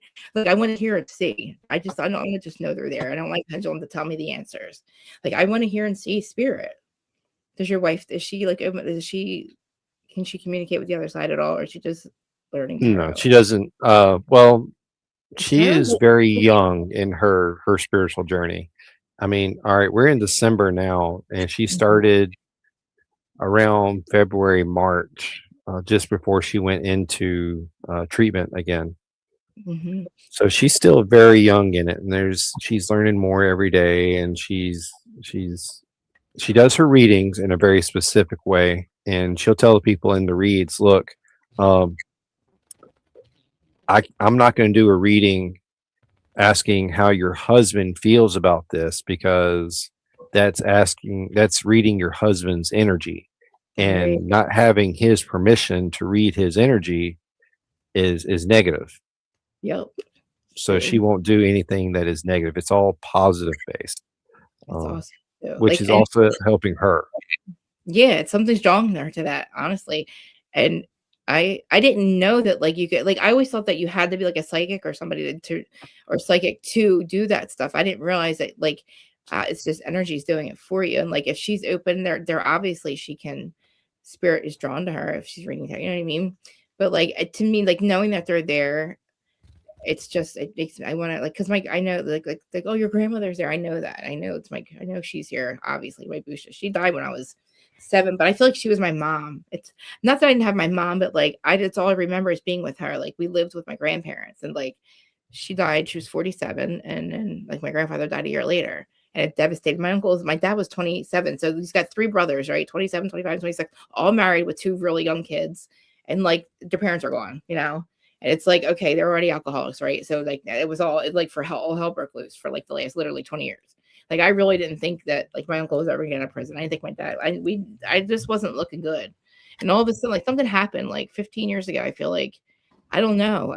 I guess we all woke up. I think I could say, but like also it's funny because like I'm the last addict in the family. I realized, oh my god, because my uncles were addicts, my grandfather was an alcoholic, and then my nieces and nephews, they don't, as far as I know, aren't addicted to anything. And I'm the last one. I was the last one. Actually, was I the last one to get clean? I think I was the last one to get clean out of all of us. And then they're like, do you realize that's why? Because I was like, why? I don't know why my grandparents died. Like I need a fucking reason why they're not on this side. Like I have not seen a good one yet, right? Like I didn't understand it. Now I realize that there's no way we would have been able to do this without their help on the other side. Because I mean, it was bad. Like there was no reason for us to be here, like at all. And like there's no way. I feel like they died because there was no way that we were able to. And also too, like when my best friend, all her family was murdered or they died, we didn't understand that, right? And we had a psychic. We went together, and she told us that if they didn't because there's a lot of like, so she's got 3 kids, they're young. I'm not a mom, so I don't know how to look like them all the time, but we were sure. So we have a shore house, so we would go there with the kids. We were always, and you would say, if you have kids, you always have to watch them. And there's so many times where like we just caught something at the last minute. Like Kaden was always like falling in the pool, and like I'm like, Maureen, we can't. It always happens when we're together. I don't know why. I said a lot of things like happen, like bad things almost happen, and then literally they told us that the people, all her aunts and uncles on the other side, that they needed to be on the other side because we needed them to catch them because we had too much going on and we needed help. Because again, I don't have kids. She did, and it's like I met her when her kids were 2 and like 2 weeks old. I literally looked outside and I saw this girl like she's sleeping in her car, and I'm like, oh god, she was waiting for the house to be the house next door to. He just needed the CO, but she had nowhere to go because this motherfucker gets arrested, and she's out on her own, like with a baby and a 2-year-old. And I'm like, my husband's like, I know her, she's from this town. I'm like, well, I was like, can we just like ask her to come sleep in the house? Like, I don't like she's sleeping in her car, babe, and like. Literally, I met her was like that. We connected like it was instant. It was crazy. Like we know now that we were supposed to be here together, but I at my point, like I don't know, like I don't know. It's never rehab, but she stops drinking, and then like she stopped drinking for like a year just recently. But then her ex-boyfriend, the one that she's with when the dude's in jail, her baby's out in jail, he's an alcoholic too. So they know they can't be together. So it's like when I know they're together, I know she's drinking again. But it's like I don't know what to do. I mean, I enable her. I enable her by because I'm not gonna tell her no. I don't want her to be sick. You know what I mean? Like I know she'll be sick, right? But then like I'm responsible to make sure the kids don't get taken that night. Like, and then so now I walk away from her, and she has another baby, right? And I don't get attached to her kid. I said, Marina, I'm not fucking doing that. Like the kids got taken, and it killed me. It almost killed me. Like I didn't know it. I can't. I'm not their mom. I'm not their aunt. I can't see them.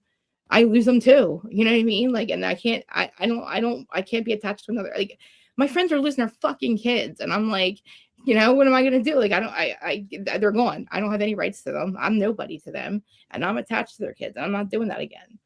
Like, and it fucks me up because it's like, I understand her addiction, but I don't understand. Like, I don't know how to what to do. It's like I'm not trying to make it about me because it's not about me. But I can't. What am I? That's the reason why I'm not in her life right now because I can't fucking handle it. But either way, I'm fucking upset. Either way, half of my soul's gone. I already lost my other half of soul. She's gone and she took her life. This one, it's like, I don't know. Where's this life lesson? I asked, we and her, we'll sit there and we'll just talk to her. She'll say, what are we doing? Like, what kind of lesson is this for us? Like, why am I still drinking? Like, why can't I stay? Like, she said she doesn't want to stop drinking. But again, she knows she's actually a lot younger than me too. But it's just I don't know. Right now she's, hey, Terry, as Mama Bear, talking about Marine. It's just, we're just talking about it, like how I kind of was enabling her last summer. Well, I was enabling, not kind of, I did fucking enable her. Because, she was going to do it anyway, Like, There's nothing you can do about it. When she's ready to stop is when she'll be able to stop. But until then. Do you have, like, can I ask you a question there? Did you do anything? Like, did you give your wife a bottom line? Like, did you do anything like that? Because I feel like I should be doing that. I'm not. Like, I don't know. The like, first time if you I didn't know it was, I knew it was a problem because she was going to treatment. She was doing the Suboxone clinic and doing that every day, right? Yep. So I knew it was a problem. Mm-hmm. But she, if I remember how it went correctly, she went down to her parents one day, and then she called me and said she had to go to rehab. And I was like, all right.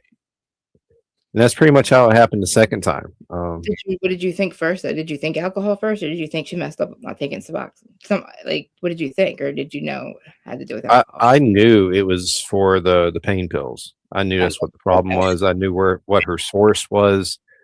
All that stuff I knew the information on.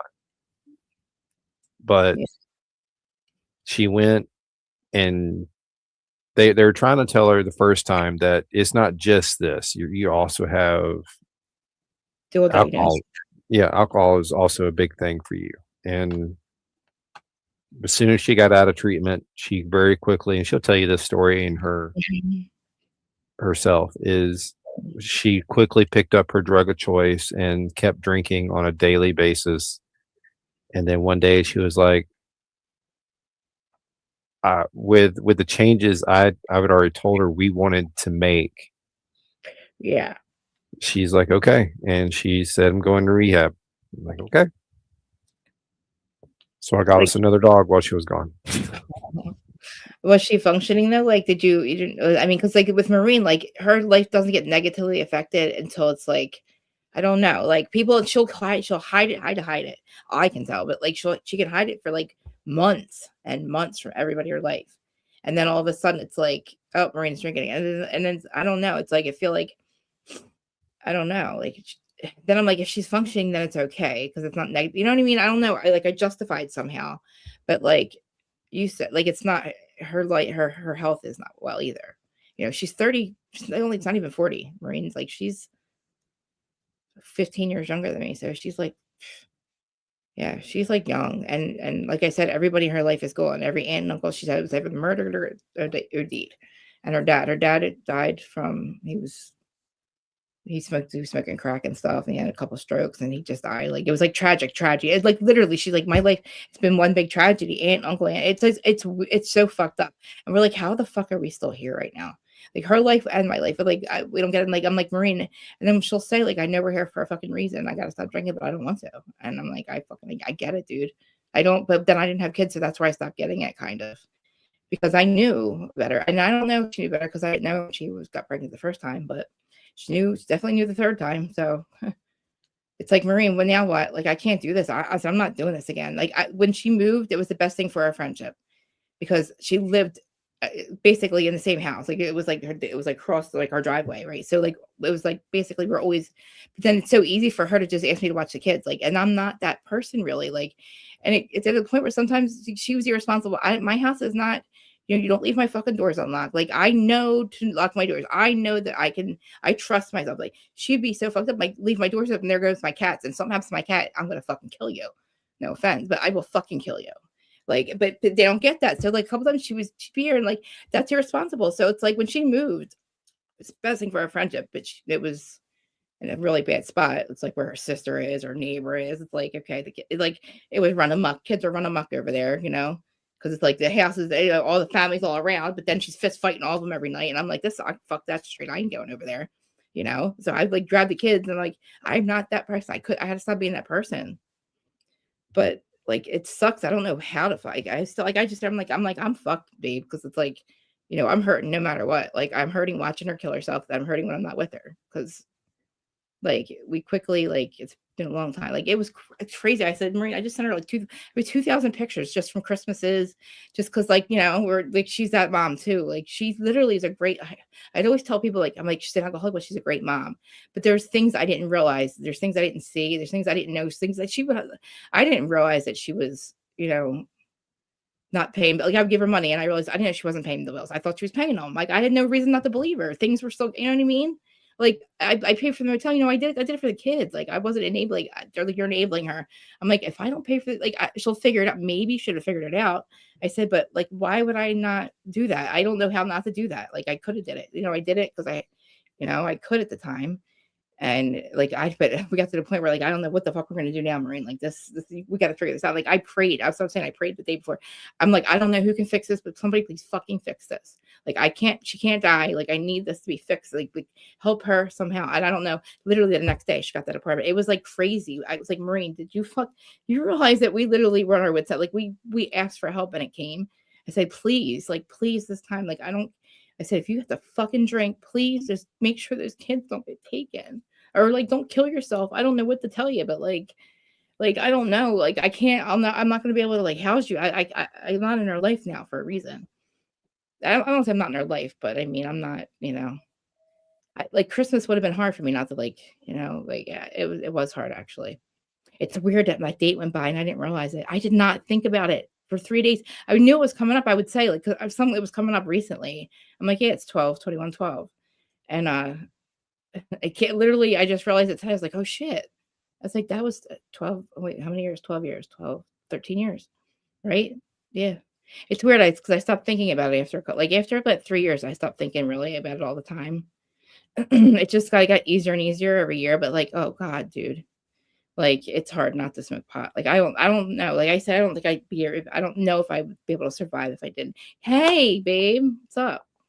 Just hanging out. It's a dual stream. I'm just hanging out, just talking. I'm like trauma dumping on everyone. they think like I'm like, it's like I'm like fine now. My life's okay now. It's just crazy because I didn't realize that, like, I don't know what I didn't realize. I don't know. It's like I thought maybe if I had peace of mind, like, I wouldn't want to use or something.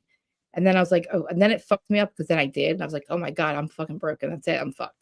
Like I have everything. Like he's like, I have a husband that's amazing. I'm lucky I even fucking got him. Like I don't know where the fuck, you know what I mean? Like here I am, imposter syndrome, and it's like, and then I was like, fuck, I still want to get high, or not get high, but like I'm still like I can't calm the fuck down, or like I didn't know, and I'm like, no, I was like, fuck that, I'm spending his money. I'm spending money, like I'm an addict again, and that fucked me up because I'm like, oh shit.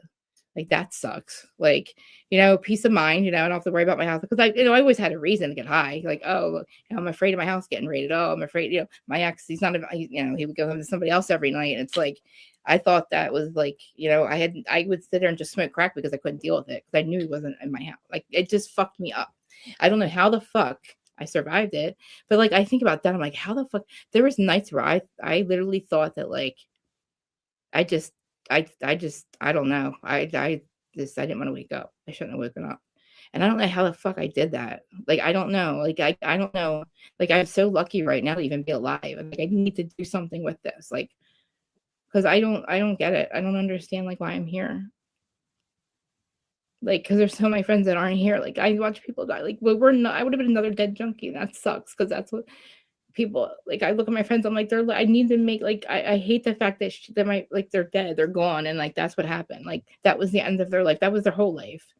It's like they didn't choose. Like my one friend, just like she didn't choose her own entire fucking family to be gone and have to do this by herself. Like and literally, and then not be an addict or an alcoholic or whatever, And then here I am. My dad's my fucking drug buddy. That's fucked up. It's like I don't even blame him actually. Like I don't even like. I have more guilt because I was mean to him when I was a kid. I have more guilt over that. Like, but just watch us now. Like I was looking at it, I was like, look at us. Like we're all fucking clean. We're not, we're all bipolar, but whatever. Like we laugh about that. And then my dad will go, it's because we're aliens. I'm like, I know, Dad, I know. And the brother's like, no, we're not. And then that's the whole thing. And I have to tell my brother he's not one of us. Get the fuck because like we know we're aliens. And I said, but Dad, I'm like, we're not in jail. We're clean. We got your husband. I like, I mean, my aunt and uncle literally got back together. They were together since they were 18. And then she left him for like 20 years.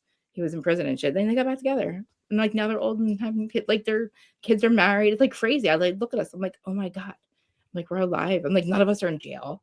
I'm like, nobody's in trouble. I'm like, for the most part, we're okay. Like, there's no more like there's no, they're old now, they're in their 70s. So it's like there's no more that. There's no more funny stuff. Like they're not outlaws, retired outlaws, I call them, but they're not like they think they're cool now, but they're really not. I'm like, Dad, you don't do shit. Like you're too old. Like you're gonna end up getting in trouble. Like literally, my mom just left his ass for something that happened 10 years ago. I don't know. He wanted to go to this, like when my mom was, the guy that my mom was saying, me, him, and my fucking sister in a car going to this guy's house. I said, what the fuck do we think we're doing? My dad's like, we got there, like, we're like, what are we doing? What the fuck do we think we're doing? We like, get the fuck back to the house now, Dad. So turn the fucking car around. This is ridiculous. We're not going to beat him up. Like, I don't know what we thought we were doing. Like, literally, I said, Dad, come on. Me and my sisters were like, this fucking guy called my mom sexy, this motherfucker. I was pissed. I was like, dude. Then I'm like, guys, what are we doing? I'm like, turn the fucking car around, Dad. Like, this is crazy. And like, what are we going to tell his wife? Like, what are you going to beat him up? But Dad's like, I'm going to fuck him up. I'm like, no, you're not. She made me cut my hair. This motherfucker's got long hair. I'm like, I know. Let's please turn the car around, please. I'm like, this is crazy. We were just so late. I'm like laughing. I'm like, this is nuts. Let's go back home, please. I'm like, I don't know what the fuck we're doing. Me and my sister are nuts. It's like we feel like we're 6 years old again. Like literally, I don't live with my parents. So obviously, what am I thinking? Like my mom's leaving me or something, right? I'm like, nothing's changing. Like I'm not losing her. I was just mad at her because she hurt my dad badly. But I get it. I kind of get it, but I didn't, it's weird. My mom showed no signs of unhappiness. I mean, I don't know what happened. I thought she had no feelings. I didn't think she had emotions because never really see her get angry. She used to say, I used to sleep at night. She would say shit like that. But like, I didn't think she hated him. I didn't think, like, I don't know. I didn't know that she hated him as much as she did. Like, she fucking hates him. She left last October. She has not even she don't even care about her shit. She's fucking out. She went to live with my aunt. She's like, I thought she was happy before. And now I see her, she's fucking really happy. Sorry, Dad, if you're listening, but she is. And she hates it. It's so sad. It bothers me. She hates him so much. But I get it now. But I didn't understand. My sister's the one that lives with them. But she was living to take care of them because they were getting a little older, And my dad, like, he can't move as much. But like, when she left, she was doing a lot of things, and she's like, she basically said, I'm not taking care of him. I just want to take care of him.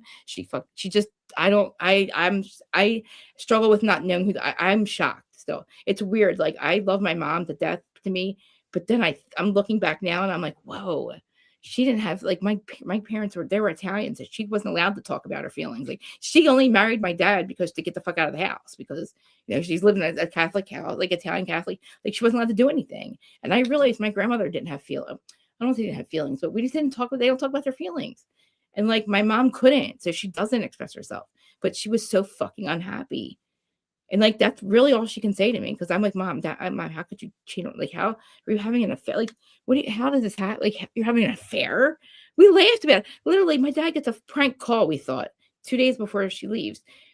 Some random lady said, hey, Mike Clancy, your wife Anne-Marie, blah, blah, blah, is having an affair with Keith, blah, blah, blah. I just called them, and like, and my dad's like, who the fuck is this? And she's like, just no, and hangs up. And we're like, ha ha ha, joking her. I'm like, oh yeah, look at prank call. They laughed about it. Like, we're like, that's the last thing. Me and my sister are like, that's fucking weird, right? And then 2 days later, she's like, I'm out of here. My sister's calling me. She's like, I'm like, what do you mean? She's like, she's fucking leaving. I'm like, what? She better get the fuck over here. Get the fuck over here. And look, and we unfortunately looked through her cell phone, like, because my mom's using a cell phone to her, my dad, like, Mom, for 5 years, you're texting another guy. Like, I'm just saying, everybody knows it's not a secret, so I'm not like getting nervous. But think about it. I didn't know my mom I didn't think she even paid her. My mom, I thought she was an angel. I know she paid her bills on time. I knew she was a good one. My dad was, you know, she was a good one, right? Like, but holy shit. I'm like, I look at her now, I'm like, Mom, I'm somewhat glad you're not perfect. And I get it. Now I get you, because now I realize we're more alike than I thought. But like, remember, like, you're not supposed to know how your parents feel. I'm like, well, like, you know your parents' character, though. Like, I kind of was joking around in the beginning. I'm like, Mom, you're a liar and a whore. I'm like, holy shit. I'm like, you're a fucking mistress, Mom. You're a fucking lie. Like, but I was mad, but that's just how I communicated. And she'd be like, Frida. And then she just like kind of was like, oh, she don't give a fuck. She does not give a fuck. And good for her. She had cancer 3 times.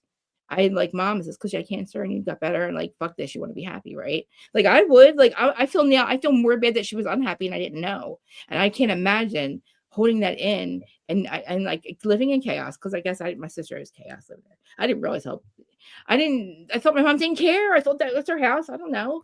Like, I thought she was just my mom. That's who my mom is. It's like, everything's great. Everything's wonderful. Everything's fucking perfect, right? And then it's like, she just looked at me. She goes, she's like, I'm not going. She's like, I can't believe you guys didn't think I was. How did you think I was happy? I'm like, Mom, you don't talk. You said nothing. I said, why didn't you tell me you're unhappy? Why would I do that? I'm like, oh, I don't know. It's your husband. I don't know. You've been with him since high school. I said, Mom, like, it's just crazy, because she just acted like she just had, like, her life never existed. That's what it is. That life never fucking existed to her. She don't give a fuck. She don't even want her clothes, dude. I'm like, holy shit. Like, wow, holy fuck. I thought they're like my little gold parents, like their grandparents now. And all 4 of them get along. All 4 of my parents, because fuck, it's been like fucking a long ass time. My stepmom's been in the picture for a long time too. Her and I are more alike. And then she calls me, she's like, your fucking father's fucking gambling. Now I'm leaving him too. I'm like, so now you're getting a fucking divorce too? Fuck my life. I'm like, this sucks. I'm like, then I'm worried about him because he relives on gambling. I'm like, gambling? I'm like, Jesus fuck. I'm like, really, Dad? Whatever, man. He stopped now, but like, that was the whole thing. I'm like, now you're fucking getting the divorce too. I'm like, great, I'm gonna kill. Like, this is nuts. I'm 40 fucking however I'm gonna say, but like, and here I am, and my husband's like, calm down. I'm like, no, my fucking parent. I don't know who I'm gonna live with now. I don't know who. Like, like my sister, because we're 6 years old. It's like we're 6 years old again, you know. And shit, my sister's still losing her mind. Now she's not talking to my mom. Now she's not talking to her. Now I'm over it because it's been a year, but now she's not talking to her because now she fucking left me with him. Now I gotta fucking take care of him because they fight because, you know, he's a fucking. I didn't realize how I go over there and I'm like, because it's so calm here, except me, I'm the chaos, but like it can be calm here. Like I'm used to it now.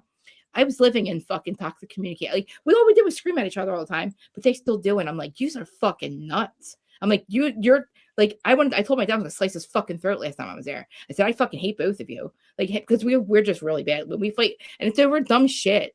And then we get so mad, but like they do this all the time. And I'm like, Shannon, how the fuck did we? I said, holy shit, I just realized I'm yelling at you guys for this, but I'm doing it too. I'm telling you, I'm gonna both. I'm gonna fucking kill you both. Like me and my sister almost killed each other again over just like, I don't know. I don't fucking know. Like it just like, and then, but that's how they fucking live now. And it's like, I didn't realize that. Like me and my dad, like sometimes we're closer now, I guess, because it was like, that shocked us. When my mom did it, shocked the fuck out of us. Because we're like, holy shit, we didn't know she had dinner.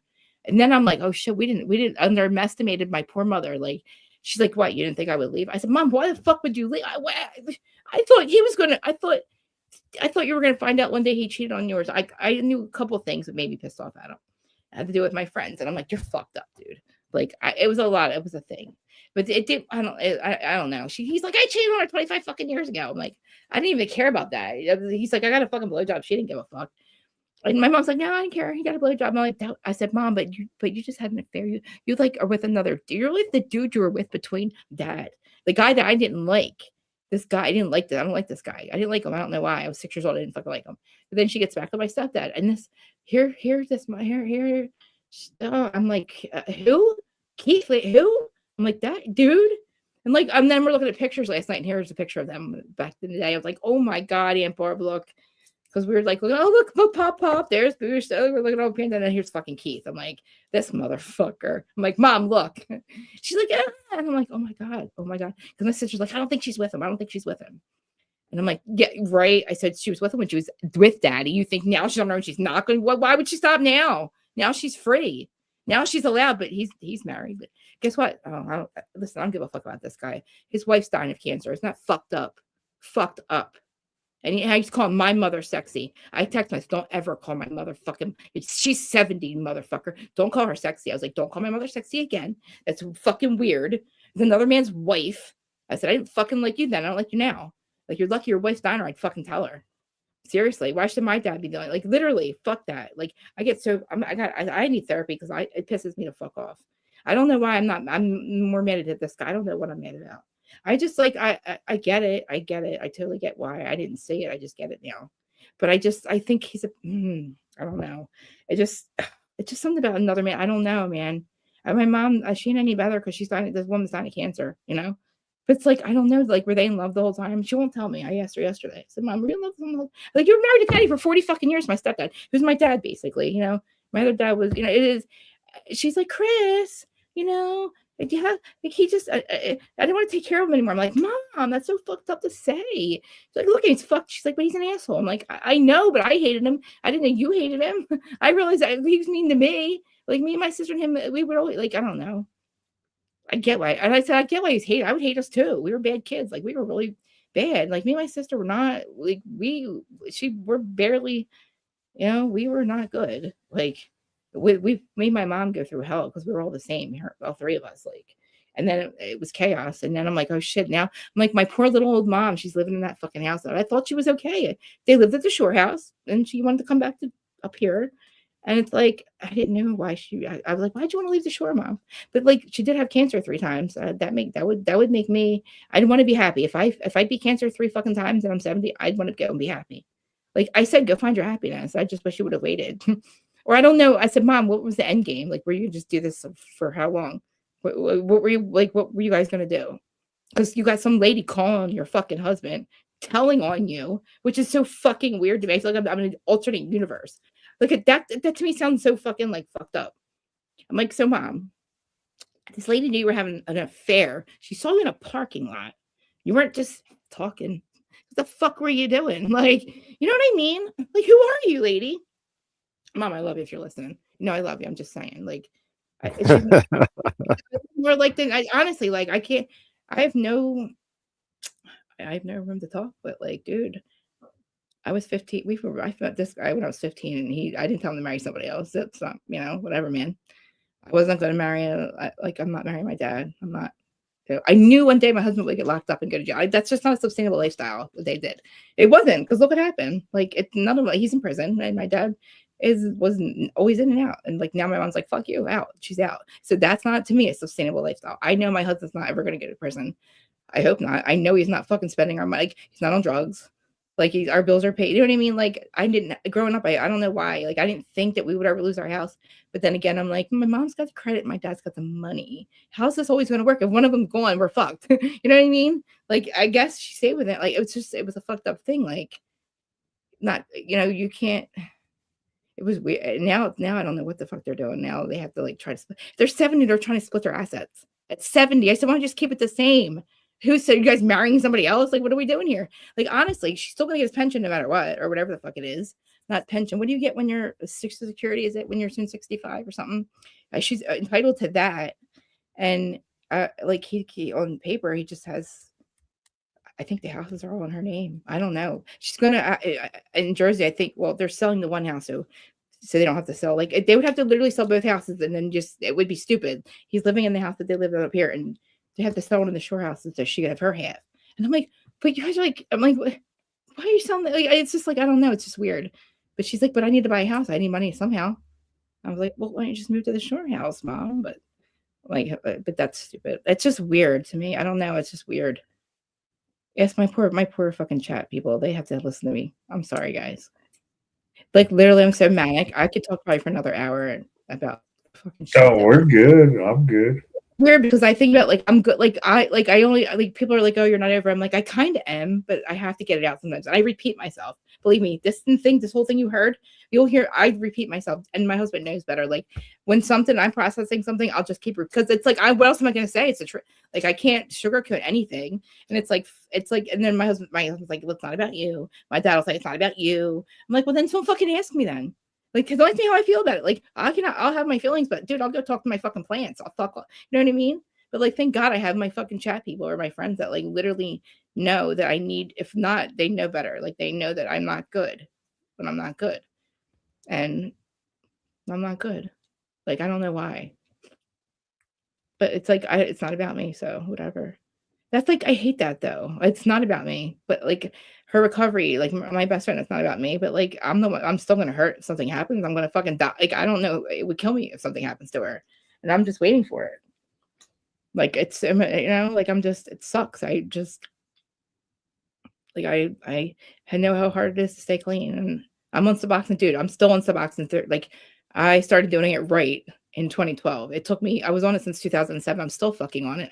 I hate that I'm fucking on it because I don't have any, they're like, so I said to my doctor, I want to get off it finally. Right. Cause like, what the fuck am I still taking it for? I'm afraid of withdrawal. That's literally why I still take it. And there's a way you can do it. My doctor basically said, no, my doctor, I've known him all this time. He literally played the harp in my wedding. Like that. He knows what it would mean to me to get the fuck off of him. And I'm like, I'm still going to come here for my other meds. Like, dude, he basically said no. I'm like, what? I'm like, I'm fucking almost 50, mother. Like, you got me on gabapentin, you got me addicted to something else and Suboxone. Okay. I'm not very happy about it. You know what I mean? Like, I would like to not have to pay you this. Like, I don't want to do this anymore. It's 13 years. And then he goes, well, you'll probably just want to get high. I'm like, motherfucker, you don't think I can get high if I want to get high? If I want to get high, I'll go get high. I don't need you to be off of somebody. You know what I mean? I don't think he gets it. Like, I'm like, don't you get it? I wasn't even like, I didn't do it right until I wanted to. Like, I do them right now. Like, it's been a long fucking time. And now I want to go off. He's like, oh, you'll just want to get high. He's like, well, I'll go fucking get high. You know what I mean? Like, what the fuck? Like, it's crazy. I don't want to be the one. I hate being on them. It's just to me, it's like, we don't know what it's doing to us. I don't know what, like, I think we were probably one of the first people to be on Suboxone ever. And like, I remember they first came out. I don't know what the long-term side effects of this is. I know that, like, I don't know what the fuck could happen to me if I don't know. My friend, he's a little bit older than me. We were on him with this thing. He goes, do yourself a favor, stay on him. I said, dude, he goes, it's been 3 years and I still feel like shit. I said, dude, like, fuck. You know what I mean? Because who knows? Like, it's blocking it, literally. Because I know, I remember in the beginning I would try to get high, but it didn't work. I know better now. I've known better for a long time. I said something stupid the other day. So I was like, I could take perks. I'm like, my husband's like, yeah. He's like, no, you can't. I'm like, he's like, you probably can't. And he's like, why would you even think about it? Because I was like, I don't know. It's been a long time. I said, because I don't feel like I would be addicted to it. He goes, but why do you want? He's like, if you want to take them, he's like, obviously there's a. I'm like, I thought about it. I was like, oh shit, it's weird. Like and then I don't know. Like the Suboxone that he gives me, I take a whole one. That's it. But like you would think by now. Or like just wean yourself off. I'm like, you don't get it. Like, I don't know if you ever went through withdrawal, but there's a reason why we stay on them. It's a reason why I'm still on them. It's not about not getting high. Trust me, I did that work already. It's just, they fucked us up. Thank God for them. But like, I don't know. I gotta just say, like, everybody's like, I don't want to be on them because it just is like my old life, but it's also like, well, I don't have the time. I really don't want to be sick. Why should I have to be sick? Why should I have to feel like shit? Like, you know what I mean? I feel like fuck that. Like we got this, like I shouldn't have to go through shit. I don't know. I feel like it's fucked up that like now I have to go through, like the whole reason I'm on them is so I don't feel like shit. It's like, and then, so fuck it. It's not, but then I'm like, oh fuck, I don't know what it's doing to me. And then my friend's like, well, you're vaping every day. You don't know that you're tan every day. I'm like, well, I know. Well, whatever, man. Like, okay, I know that, but I don't know, man. That like, I don't know. If you're on Suboxone, you know what it feels like to go through withdrawal. Who knows, like what this is? I've never Like, gone through any type of withdrawals or anything, listen, but I've seen Brainy do it, and Yeah. it's it's not. It's not. You don't do it. You just can't. You can't. It's not fucking. It's something like you. It's like you're. It's. I don't know, man. Even my worst enemy. Like, I'm telling you, I give people Suboxone. Like, I'd rather you take. Like, I would not. I don't want anybody to be. Like, it is the worst. It gets so. And I feel like it's so fucking unfair, too, because it's like we didn't choose this. Like, we kind of did. We don't. But it's like that is. I haven't felt that in a long time. I mistakenly was taking methadone pills, right? Just because I was getting high off them at one point. I didn't know that you can't take Suboxone after that. Holy fuck. I learned that lesson real quick, dude. I literally almost had to go to the hospital. It was the worst. It was like get your withdrawal in like 10 times where I was like, oh, I'll just take a Suboxone because I ran out of methadone pills. I didn't know. It was like fucking 2010. You know what I mean? Nobody knew, right? Oh my God. So yeah, but I haven't withdrawn, and it's been a long time, probably since before I OD'd. But I almost ran out one or two times, but since I've been here, I don't run out of them. But like, oh holy fuck! But it's like crazy too because I hate going to the fucking doctor every month. I just hate going there. I hate going there. I always hate going there. I hate sitting there. I feel like I watched it. He should literally just call them in at this point. I'm the only one that probably pays him. I'm probably the only one that's fucking cleaning that place. I'm just saying. Like, I show up every month. It's like, but I'm like, it's like my poor husband's got to drive me. It's like not his life. Poor guy. I brought all these fucking pieces of shit in his life at one point. Like I feel like my wedding picture, right? There's 5 X's over my bridesmaids' heads. Because literally, one by one, systematically, they have tried, like, they're stolen from him. He did not choose this. Our gun got, literally, my best friend's husband stole our gun. His poor, like, and he had to look for it too. It wasn't just like, easy. Like he was like helping me move hard, like heavy shit that I needed moved out of the house. And literally I walked away for like 10 minutes and within 10 minutes, motherfucker stole my poor husband. Like it's still gone. I couldn't report it. And then that was the last thing. And then somebody stole our card. Like we had the HSA card, which is like money on the card for your prescriptions. It's like the deductible, but you can pay for people's prescriptions or my prescriptions. My friend stole it. We didn't know he was using it. Like it's like crazy shit. And I'm poor. And then my best friend steals his wallet.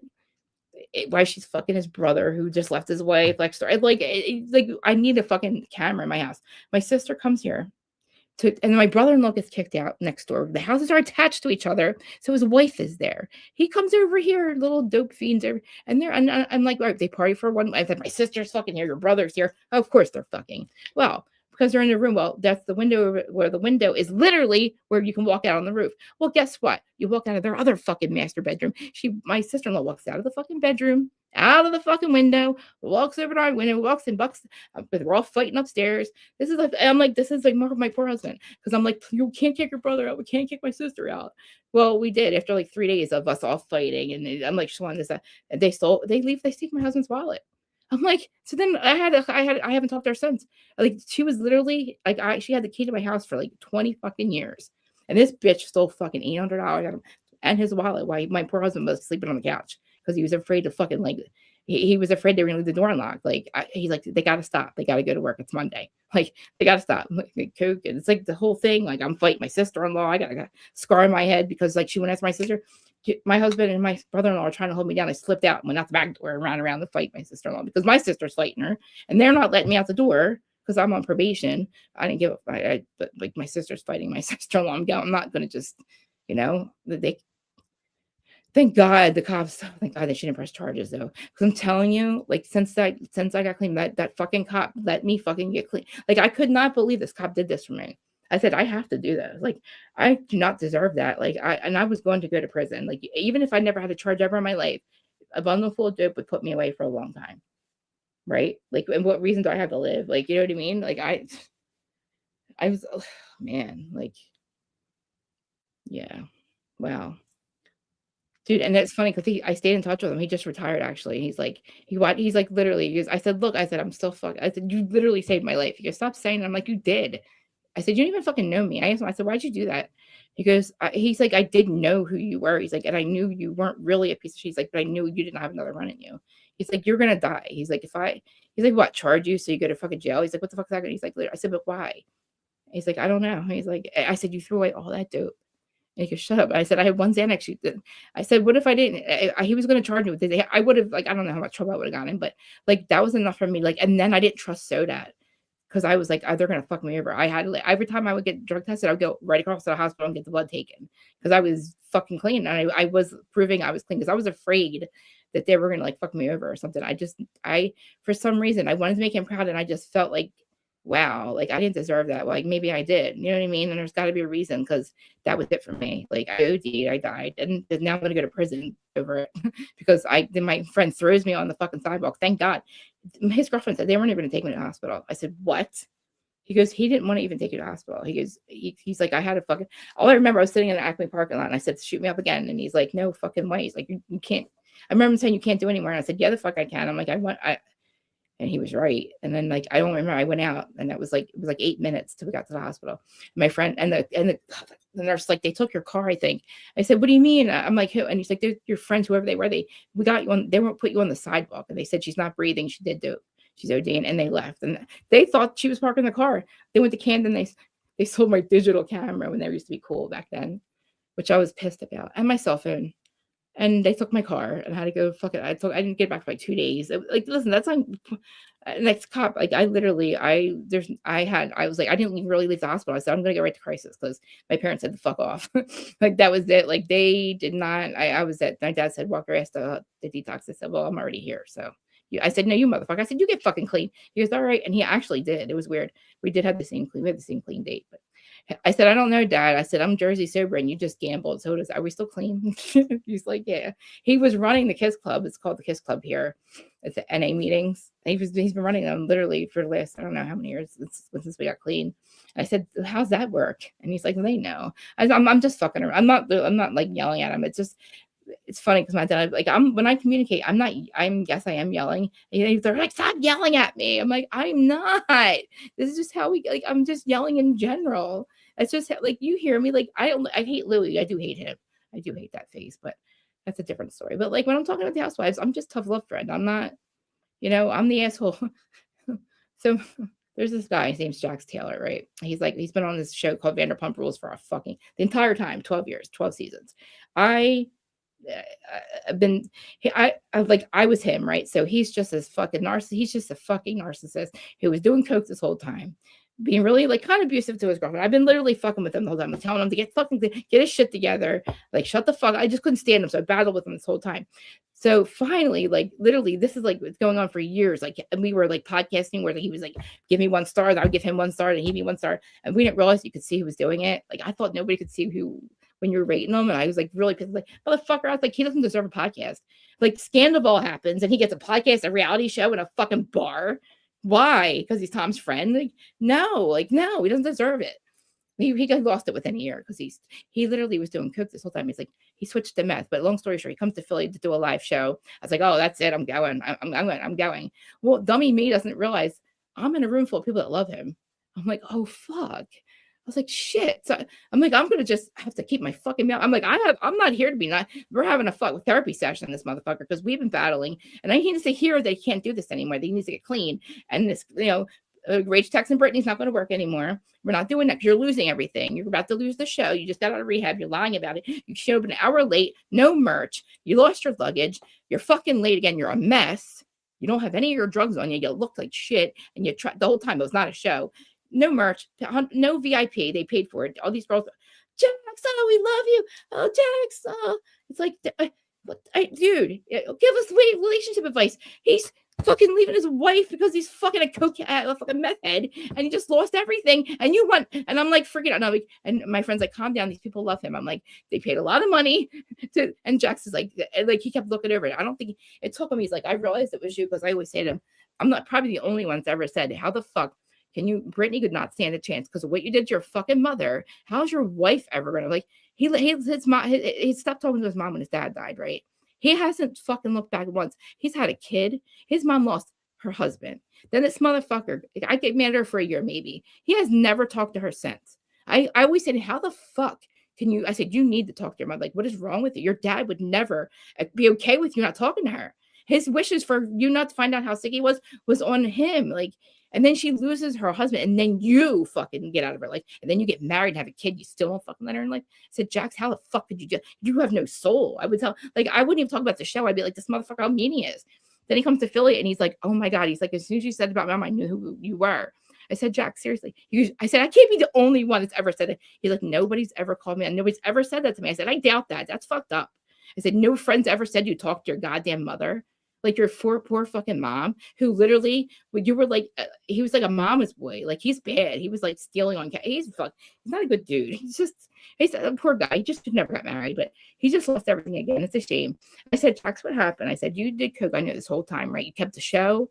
You basically, you still had your house. You know, you just got a bar. And he goes, I switched to meth. That's what happened. I said, I fucking knew it. I said, how? I said, you switched to meth. He goes, and he's like, it took me out. It's still taking him out. I think right now, I think he's actually in rehab right now because nobody's heard from him. His wife left him and he got kicked off the show. He lost his bar. He lost his house. He's a kid. It was bad. And like all of a sudden he disappeared. The last 2 times he made it known that he was in rehab. He's like calling everybody, calling bloggers. And he's like, yeah, rehab. I'm clean. And I'm like, and we're still a mess, right? I was like, Jax, you don't have to, fuck all of us. I said, please, fuck us. Who cares? Who cares about this fucking reality shit? Who gives a fuck about us? Who cares? Please, you have nothing left. Like, you have to go clean. I said, I don't hate you. I wouldn't be here if I hated you. I said, I'm just tough love friend. I said, I actually do give a fuck because I'm just like you. I said, I was just like you, dude. I said, but look at what you're doing. Like, you just tried to rage text your wife in front of a camera, in front of all your people that love you. And you're watching the show with us and you're like, I'm going to fuck her up. I'm like, stop. I said, put your fucking phone down, dude. Put your fucking phone down. He had no security. He had no fucking, his producer, her, God, Lori, this bitch. Oh my God, this fucking, what do they call it? His publicist. He's like the real man. Like, so of course I'm saying, when I had an hour talk with him, some bitch is fucking waiting for him. I said, is that the girl you're fucking tonight? I said, just stick her dinner, dude. I'm like, but you cannot be mad at Brittany. You cannot be mad at her for dating people, dude. I didn't get so angry at his wife. I said, what the fuck are you so mad at Brittany for, dude? She kept her secret for years while you called her an alcoholic on camera. And you were like everybody, you're everything to the show. And here you are abusing her. And she's keeping your secret. And you're mad at her. You're mad at her because she called you out for coke in the fucking night. Like, and the show found out. That's what the fuck he's mad about. And he knows it. He's mad because he got to go to rehab. He didn't want to go. I knew he didn't want to, like who wants to go out of rehab? I said, but dude, you switched to meth is what you said. You knew that. And nobody knew that. And nobody picked up on it when I said it, but I don't think anybody really cares at this point. Nobody in this world, nobody in this life can stand him. He was literally physically and mentally abusing his wife on camera during the show. And we're like, how is Bravo still allowing this? Like, he's got to go. Fire this motherfucker. He shouldn't even be here again. He got fired twice. Like, and then some fucking scandal happens, and then here he gets his fucking job back, and I'm like, oh fuck. Now I'm gonna have to spend 3 years convincing this motherfucker that he ain't special because now he's back again, and this sucks. Like, he deserved to get fired the first time, and like he didn't deserve to get his fucking show back. He said the R word. He said a lot of dumb shit, and like whatever. It is what it is. But he got his job back, and he lost it again. I said, dude, watch it with you. I watch old shows of my lives that I did about him, and I say the same shit. Like, I repeat myself, and literally, I'm like, I just watched one time. I said, guys, I'm still saying the same shit to Jax I said to him fucking 10 years ago. I'm still saying it. And they're like, they should say the same shit to Teresa. You say the same shit to Louie. I'm like, well, I know, because there's really not much more to say. Like who the fuck you think you are? You're fucking fuck ups. You're literally, your fuckery ends up in my life because I end up getting, I'll build another podcast with this bitch who's fucking like, used to be Teresa's like person and then turned on her. And then I get all the secrets. I'm like, oh, good. I get all the secrets, right? I get all the secrets. So there's some secrets I didn't even want. And now it's like, oh, now we can't expose her again because now she made up with her brother. Now I feel bad about it. Now I want to expose this other bitch. And it's like, that's not a nice thing to do. Let her be a fuck up. This girl. See, Terry, we could totally do it to Jen Aiden. It doesn't have to be Teresa. I know, Carrie. I know. Well, if I'm not here right now, I would be. I don't want to. I didn't want to. I would be doing this outside of the plants. I'd be just repeating myself. I'd be talking to the cats. These poor people. Sorry, guys. I apologize. Seriously. Oh, you're good. Like seriously, it feels weird not being on camera though. Like if you could see my face though, like this is what people like. You're the angry black girl. I'm like, I'm not angry. I just don't. I don't know what I am. I just communicate differently. Like you would think like, oh, poor me. It's not really though. Like this is just shit that I've been dealing with forever. Oh, It's you just got your face on camera, but I mean, Yeah. well, you got your face on. Yeah, 3 hours, and I was literally. I always said like though I feel weird talking about shit like this. It's kind of important. I don't know. People always think I'm angry, and I'm like, dude, I'm laughing half the time at myself at this shit because like I can't believe I went to Philly and I forgot that all these people loved him. I was like, oh shit, I'm gonna be like assholes, like fucking like yelling at him while he's on stage. I'm like, I can't do that. Like that's wrong. My friend Richie's like, shut the fuck up, Krista, because she's like from where the town we had where the show was the part of Philly she's from. And she's like, Krista, please. She's like, please stop. I'm like, all right. She's like, I don't want to get in a fight. And I'm like, I said, I'm not fighting anybody. I'm not losing my, because I'll lose my brand. I'm not getting in trouble. I'm always in trouble. And she's like, well, stop fucking yelling at him. I'm like, all right. I was like, oh, fuck. All these girls love him. So then I'm like, kind of talk to them, right? Because they're all looking at him. I said, so you guys watch him off? Like, you guys come to his live shows often? They're like, yeah, he's great. Blah, blah, blah. I was like, oh, he was like an hour fucking late. And I'm sitting there, I'm like, they still think he's great. And I'm like, do they realize? Like, and I'm like, but who am I to ruin this fucking last live show? I got canceled after that because they realized, dude, like all he wanted to do was get off stage and go do drugs. And it was like, I knew it. And I was like, he lost his luggage. That means he has no drugs on him. And I could tell, like, it was like, it wasn't. And Kim and guys, you know what, Terry, it wasn't very therapeutic because I'm still saying the same shit about him. Because what did he do after that? He ended up losing everything. I said, dude, you're still got the shit. Well, I think he lost the show at that point. He was about to lose the bar and Brittany, and that was it. I think after that show was it. And he's like, and he said it. He switched to meth. I'm like, damn, dude. I said, but you did coke all this time. I said, and you withheld the shit. And you didn't get fired because of the drugs. I said, you just told Bravo you worked for them for 20 years and you were doing coke the whole time. And they're literally sending you to rehab twice and not firing you. Like, please stop. Please. Like, let this be it. But it wasn't like, and everybody's like, well, you can't save him. We don't save him. I'm like, I know that. I know. I don't know what I think I'm doing. Like, who the fuck, you know what I mean? I don't know, man. I didn't want him to, I hope though, Terry, though, I think he is in rehab. 2 people have said that because this is the first time he's been literally radio silent. And Brady said they can't get a divorce because of something. That means he's not here. And I really fucking hope that he is, because that means he did it without any of the show knowing, without any of us knowing, on his own, and he's taking it seriously. And like, hopefully he'll fucking come out. And this time he won't fucking, there's nothing left to lose but his life. So he's living in the apartment again. Like, he just lost everything again. And like, I don't know what he's gonna do I don't know, but it's like, there's like, you hate Jax Taylor. I don't fucking hate Jax. Obviously I don't, or I wouldn't spend any energy like worried about him. It's just, I'm not mad at him. I'm mad at this fucking disease. I'm mad at this shit I'm mad at this shit I can't fix. And everybody's like, well, when it's calm, I'm like, I think I can control chaos. I think when it's calm is my problem. Like, when I don't have somebody to fix, like, you know what I mean? I feel like, I should just like mind my business and just worry about keeping myself clean. But then I'm like, well, then I'm sitting here and it's like, I don't know. I feel like I lived in chaos, and I think because I could control that, I think, or I learned to. And then like, so I have peace of mind. It's like, there's sometimes where I'm sitting here and I'm like, I don't know what's wrong with me. Like, I should just, I was telling people for a long time, if you're not telling me where Lisa Barlow, who she's fucking to get courtside seats to the Jazz, I don't give a fuck. Like, I don't care about your drama. I want to know who Lisa Barlow's fucking from Housewives. I want to know who she's fucking to get courtside seats. That's all I want to know. Don't call me about anything else, because I had to like keep my peace. But then now I feel like I got all this chaos again, but not really though, because it's not my life. Like, I'm not getting divorced. My mom is. Like, it's just, you know what I mean? It's not even my fucking, it's not my issues. Like, if you ask, like, to me, I just deal with my bipolar, and it's like, sometimes I can't control how I feel. Like, it's called self-medicating for a reason. And I want to know what this energy is that's stuck on me so badly that I can't fucking be happy. Like, not that I can't be happy, but it's like, why do I have to process this shit like this? Like, I can't keep it in. I thought, I like to my mom, I said, notice, Mom, I don't shut up and you don't say a word, and I can't. Like, there's not one motherfucker in this world that doesn't know how I feel. And if you don't know, just my face, I can't hold it. I don't have a poker face. Like, it's just that bad. So it's like, I don't get how you hold your feelings in. I don't know how to. That's why I have this fucking show. Like, yeah. I have to start when January comes. I got to change this shit. I have to really, Terry, I got to like do this right. I got to stop doing what I'm doing now. I got to stop cursing. I got to stop going off on tangents for 2 hours. I got to be serious, because if not, they're not going to let me. Apple and Spotify will not let me back on there.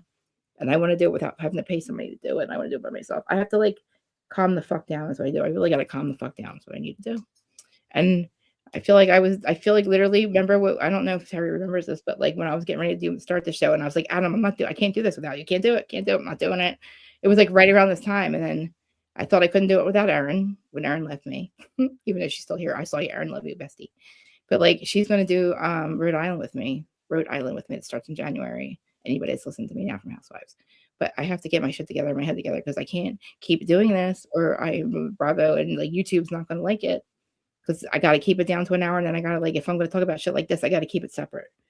Because unfortunately, people want to hear about the Housewives. I know better. I got to do that. Like, I got to just, yeah. And I'm not uploading my episodes on anything else anymore. That's not good. It's not a good thing. But I got to take it serious. Like, this has got to be the last time I do this shit to myself. Like, I said I wasn't going to come back on until Monday. I was like, I'm going to take Friday off. I need to get my head together. Because I'm like, oh, I'm going to see my parents. I'm probably going to be really pissed for like 2 days. Not mad, just like, holy fuck. Like, why do I? And then I'm like, I don't have the right to talk. I should not judge anybody. Not judge, but like, I'm a horrible judge of character, I think. I feel like. Because I felt like I thought I swear to God that Marine's ex would never fuck up. And when he got out of jail, I was like, he's not going to fuck up. Like, I told him how to hang. Like, he literally went back to jail. There's ways to do, like, you know what I mean? Like, and then the other one, he literally, my other friend's husband, he literally was out for like a month and he went back again. And I'm like, holy shit. Like, I didn't see that coming. And like with my mom, I didn't see that coming. Like, who am I to sit here? I should not be like making decisions on people's fucking, like, you know, who am I to call Teresa a fucking narcissist? Like, I didn't even know my mom was sorry, Mom, you know, I had no idea. Like, I really, really feel like bamboozled. And I'm like, whoa. But like, you know, thank God she's not perfect, because it bothered me. Because they asked my friends, I thought that she had nothing. I really thought it was me. I thought she was just not wanting anything to do with me, which I didn't understand. I'm clean and normal. And I have a show. Like, I'm actually, like, you know, somewhat successful at this. It's, you know, like when I'm doing this, and it's like even when I wasn't, though, like, even like they didn't care, but it wasn't. And then I'm like, oh my God, it wasn't me. She was just literally had some shit going on that like nobody knew about. And like, it's just, I don't know. I don't know. Maybe we jump timelines and shit's just back. Do you guys believe in like that shit, the timelines at all? Do you talk about What's that? that? Do you believe in like the reality, like different realities and timelines? Like, do you believe we had a timeline switch or anything like that? Do you guys talk about anything like that? Like universally? Everybody has a timeline. I mean, Right. See, I feel like somehow we went back to a time, like, I feel like things, I don't know. It's weird. Like, in the last 12 years, right, since 2012, I feel like a lot of these people that were in my life before, they had to come back in, and like I had to close off these, like, I literally had to cut them all out of here. And it's weird because I remember like listening to like Dolores Cannon say, there's gonna be people that are gonna leave your life. And I'm like, how's that possible?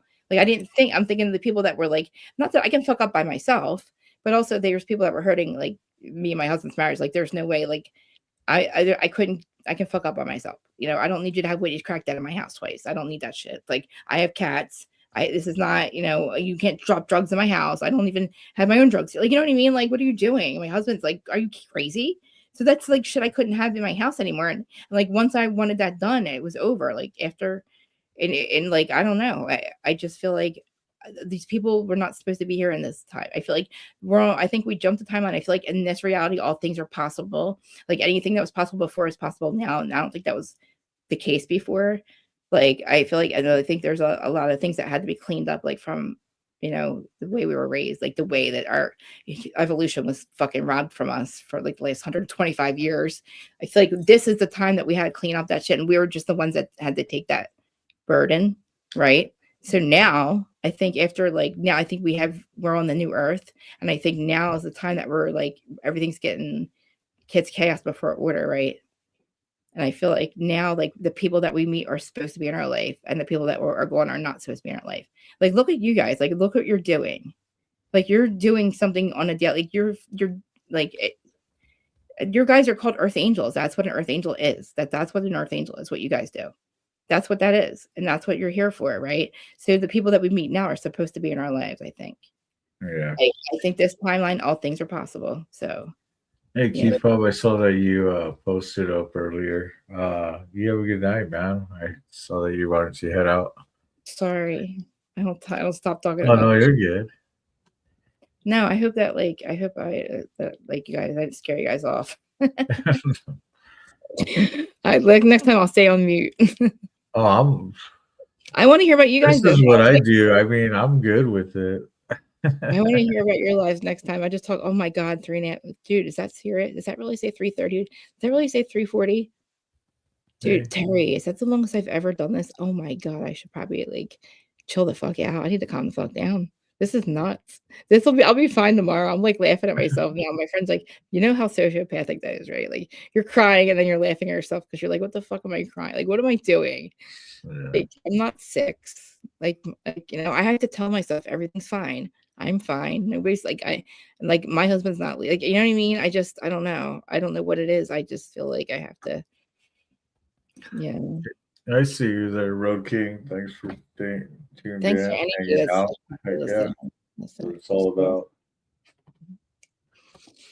It's so weird that I can't be on camera. I tried. It's just gonna keep fucking around, but dude, and my friend Dustin, he was here earlier.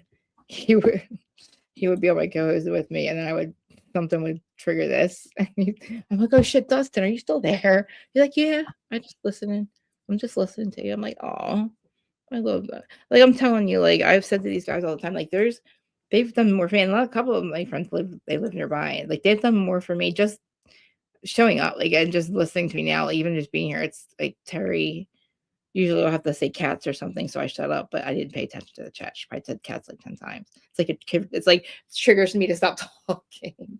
Krista, because I'll put a note up here, Krista, stop talking, and I don't listen to it. It's like, whatever, man. Because if not, I don't know. I have to do something with this because I can't shut the fuck up. Like, I've not talked to myself. Then my husband's like, what? I'm like, nothing. Just talking to myself. Like I can't keep it in. It baffles me sometimes. I'm people should not shock me at this point. Like nothing should surprise me. Nothing. And fucking somehow something does. And I'm just like, it baffles my mind. It really does. Like I should probably stop watching Idaho 4 at this point. Because if I'm not bitching about that, I'm bitching about this shit. And I think it's got me so mind fucked that I need like the FBI to tell me it's a fucking Fed deal and they got extracted or something. That's all I need to know. I just, you know what I mean? Just make it make sense. Just let the DNA make sense. Let the fucking crime scene make sense. Let that shit make sense to me, please. I don't give a fuck if Brian was there. I just want to know who else did it because he's not goddamn John Wick, okay? And somebody's not fighting for these victims. Nobody's fighting for the victims. The state has the fucking parents emotionally manipulated into believing some fucking weird, an impossible fucking timeline and narrative. They dropped all the docs, have all these fucking FOIA, everything. Nothing is, it's all fucked up. It's just all kinds of fucked up. Like, how dare you see a fucking murderous man in your house and you let your fucking roommate scream for help and you don't call help for 9 hours, you fucking bitch. And you want me to call you a victim? No, motherfucker. I'm not dumb. I know who you are. I know who her, like, I know exactly what happened. And it's like fucked up because all these agencies are involved in it. And it's fucked up because like nobody will ever believe that shit unless, they're like, oh, that's just the Hollywood shit. I'm like, dude, who do you think, like, who would be able to get away with? 5 agencies are on this shit. And they're all like, oh, it's over. Brian did it. Yep. Time to go home. Everything great. Oh, here's a bunch of fucking footage that you're hearing screams at the time you said Brian, but then it's Brian's car. No, it's the undercover car. Right, Rick? It's like, what the fuck are you lying, motherfucker? It's like, oh, wow. Like, please just tell me it's a Fed deal. So I don't think you're going to come. Like, think if it could happen to him, it could happen to anybody. Like my friend Willie, he's actually friends with Brian. He's like, Brian didn't do this. I said, dude, that's weird. It's your friend. Like, how, this is so weird. I'm like, listen, there's no, I don't know. Maybe that's like him. I know nobody, you guys don't think he was, but like, I don't know why he pleaded guilty at this point. Unless he files an appeal soon, I'm going to have to believe that he was there. But then I need Idaho to get the other people. And I know who you know who they are. They murdered 3 people after that. 3. And 3 people that were the suspects are gone.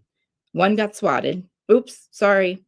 Another one showed up at the hospital that night with 2 broken legs and I guess all cut up somehow. And they're like, oh, blah, blah, blah is involved in the, Idaho 4, that guy dies. Wonder how that happened. You know what I mean? It's like, wow. And the other guy's in prison. So it's like, wow, please just tell me that they were extracted or like you guys really fucking covered this to shit the fuck up over what? Money? Because the wrong fucking people are bringing the wrong shit to that town and you need the money. Like, what? And these kids, I don't know what these kids got involved in, but I don't know why 4 people need to be 4 college students are slaughtered. Like, really bad. Like, it's not what they told you. Everything you ever heard about it, throw that the fuck out. None of it's true. PCA is lies. Probably PCA was a fucking lie. And nobody knew that for 3 years. You have 2 fucking people that survived, that saw and heard everything and didn't call 911. They were shocked. No, they weren't. She said, we didn't perceive any danger. I saw a guy with a gun and a mask and I saved myself instead. What the fuck? Wow.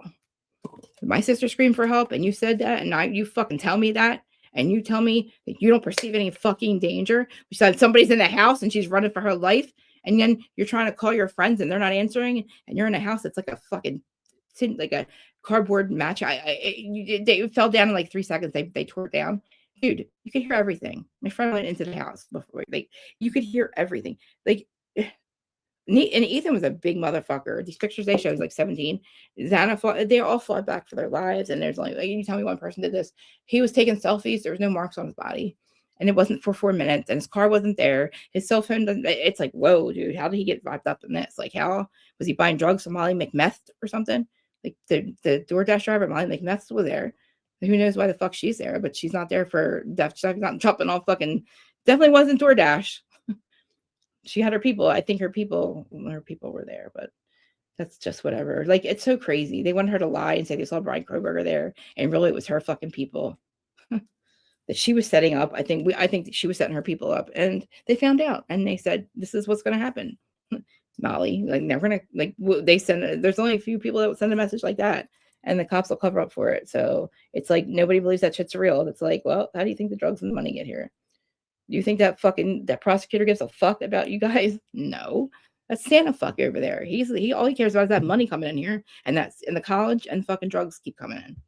And who do you think he's gonna let fucking, he's not gonna let 4 kids fucking put them down. And it's a shame because the parents are like, Brian did it. I'm like, 7 minutes, 4 fucking bodies, huge. Like, I'm sorry. Ethan was 6'4", okay? Like, a very little house, and Brian's not that big, okay? He's got, and then there's no motive, can't put in there, no DNA, no marks on him. Yet there's blood everywhere, cleaned up. And Dylan's like, oh, I fell asleep. Bethany's like, oh, can I get home for Thanksgiving? Pretty much. Bitch, what? My sister said, what? You did what? Like, oh, I'm sorry. In my world, that's a felony when you don't render aid for somebody who's dying. You're calling your roommates to check on them because you thought something happened. They didn't answer. So you didn't think something was wrong? Why the fuck you calling then?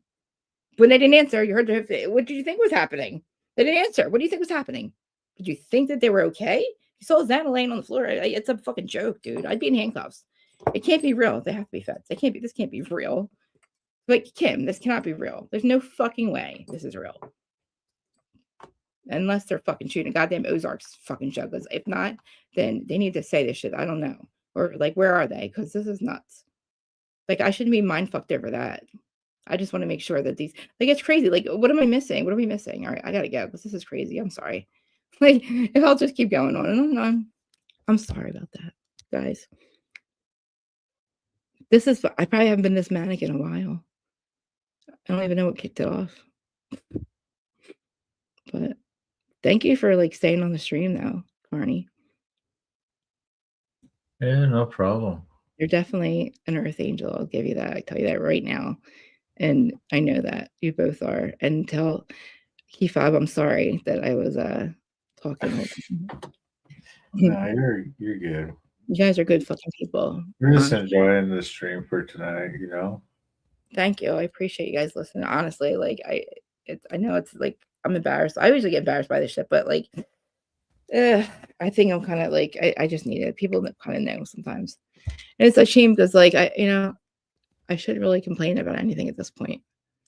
I'm lucky just to be alive at this point. But if I'm not getting it out, I don't know what I would do with this energy. My poor husband's playing. He's playing PlayStation. We try to tell him like at up 3 in the morning. I'm like, babe, guess what? Something about the Idaho 4 or something. Like, guess what? We found more footage. He's like, please. I'm like, sorry. Cats, come here. Guess what? Yeah. All right, guys. Thank you for being here. Whoever's here, if you stayed here, I Yes. can't do this with Thanks you. for staying tuned in and hanging out with us. Yeah, thank you. Next time I'll just hold space for everybody else. I promise. I gotta make use of the mute button. I'll make use of it next time. But thank you. I appreciate you a lot. Well, like honestly. Like, I don't know. Thank you for being here. Aaron, I'm excited about Rhode Island too. And you guys, all your friends that stayed too, that was nice of them. Thank you. Now I'm starting to read the comments. I apologize. I don't know. I get mad like this. And a lot of people will be like, oh, she's on drugs. This is me without it. If I took my Adderall, I'd calm the fuck down. But I don't want to. That's the whole thing. You know, I can be manic. I think I just need to, like, honestly, what was I doing? Like, I was masking this shit the whole time. I think I just have to get it out, and that's good. And I'm good sometimes. You know, what am I going to do? Numb myself so I don't think about it? Right. That did me good for like, what, 20 years? That didn't do good. That didn't do well for me before. So it's like, you know what I mean? I numbed myself because I didn't give up. Like, I just didn't want to deal with anything. What did that get me? Nowhere. So now I just have to deal with it this way. If not, then, you know, it didn't work for me the other way. But I'm just grateful that there's people that are just willing to just even understand and listen, like, and recognize, like, oh shit, this shit. Maybe she just needs to talk right now. But I see you, Aaron. Love you. I saw something about Rhode Island, but my brain's not working well. I'll read the chat tomorrow. I love you guys. So I'm gonna end this now. And let's link up soon again. Yeah, sounds good. Yeah, I wanna when I'm more, my head's more in it, because I know that I have more questions, but I can't think of them because, like, you know, I'm not gonna shut the fuck up if I do. All right, I love you guys. I'm gonna end it. If not, I'm like that person, like, you hang up first. No, you hang up first. But please, guys, like, comment, subscribe, and CARNY'S people, you want to say goodnight before I hit the button? Alrighty, Carney Raiders. I hate to spoil that fun, but that's it. That's all. I hope you had a ball. But Carney's ride is now over. Don't forget to hit that like, subscribe, hit that notification bell to let you know when the show is on. Till next time. Peace. Yeah, that was CARNY'S ride. I didn't think about that.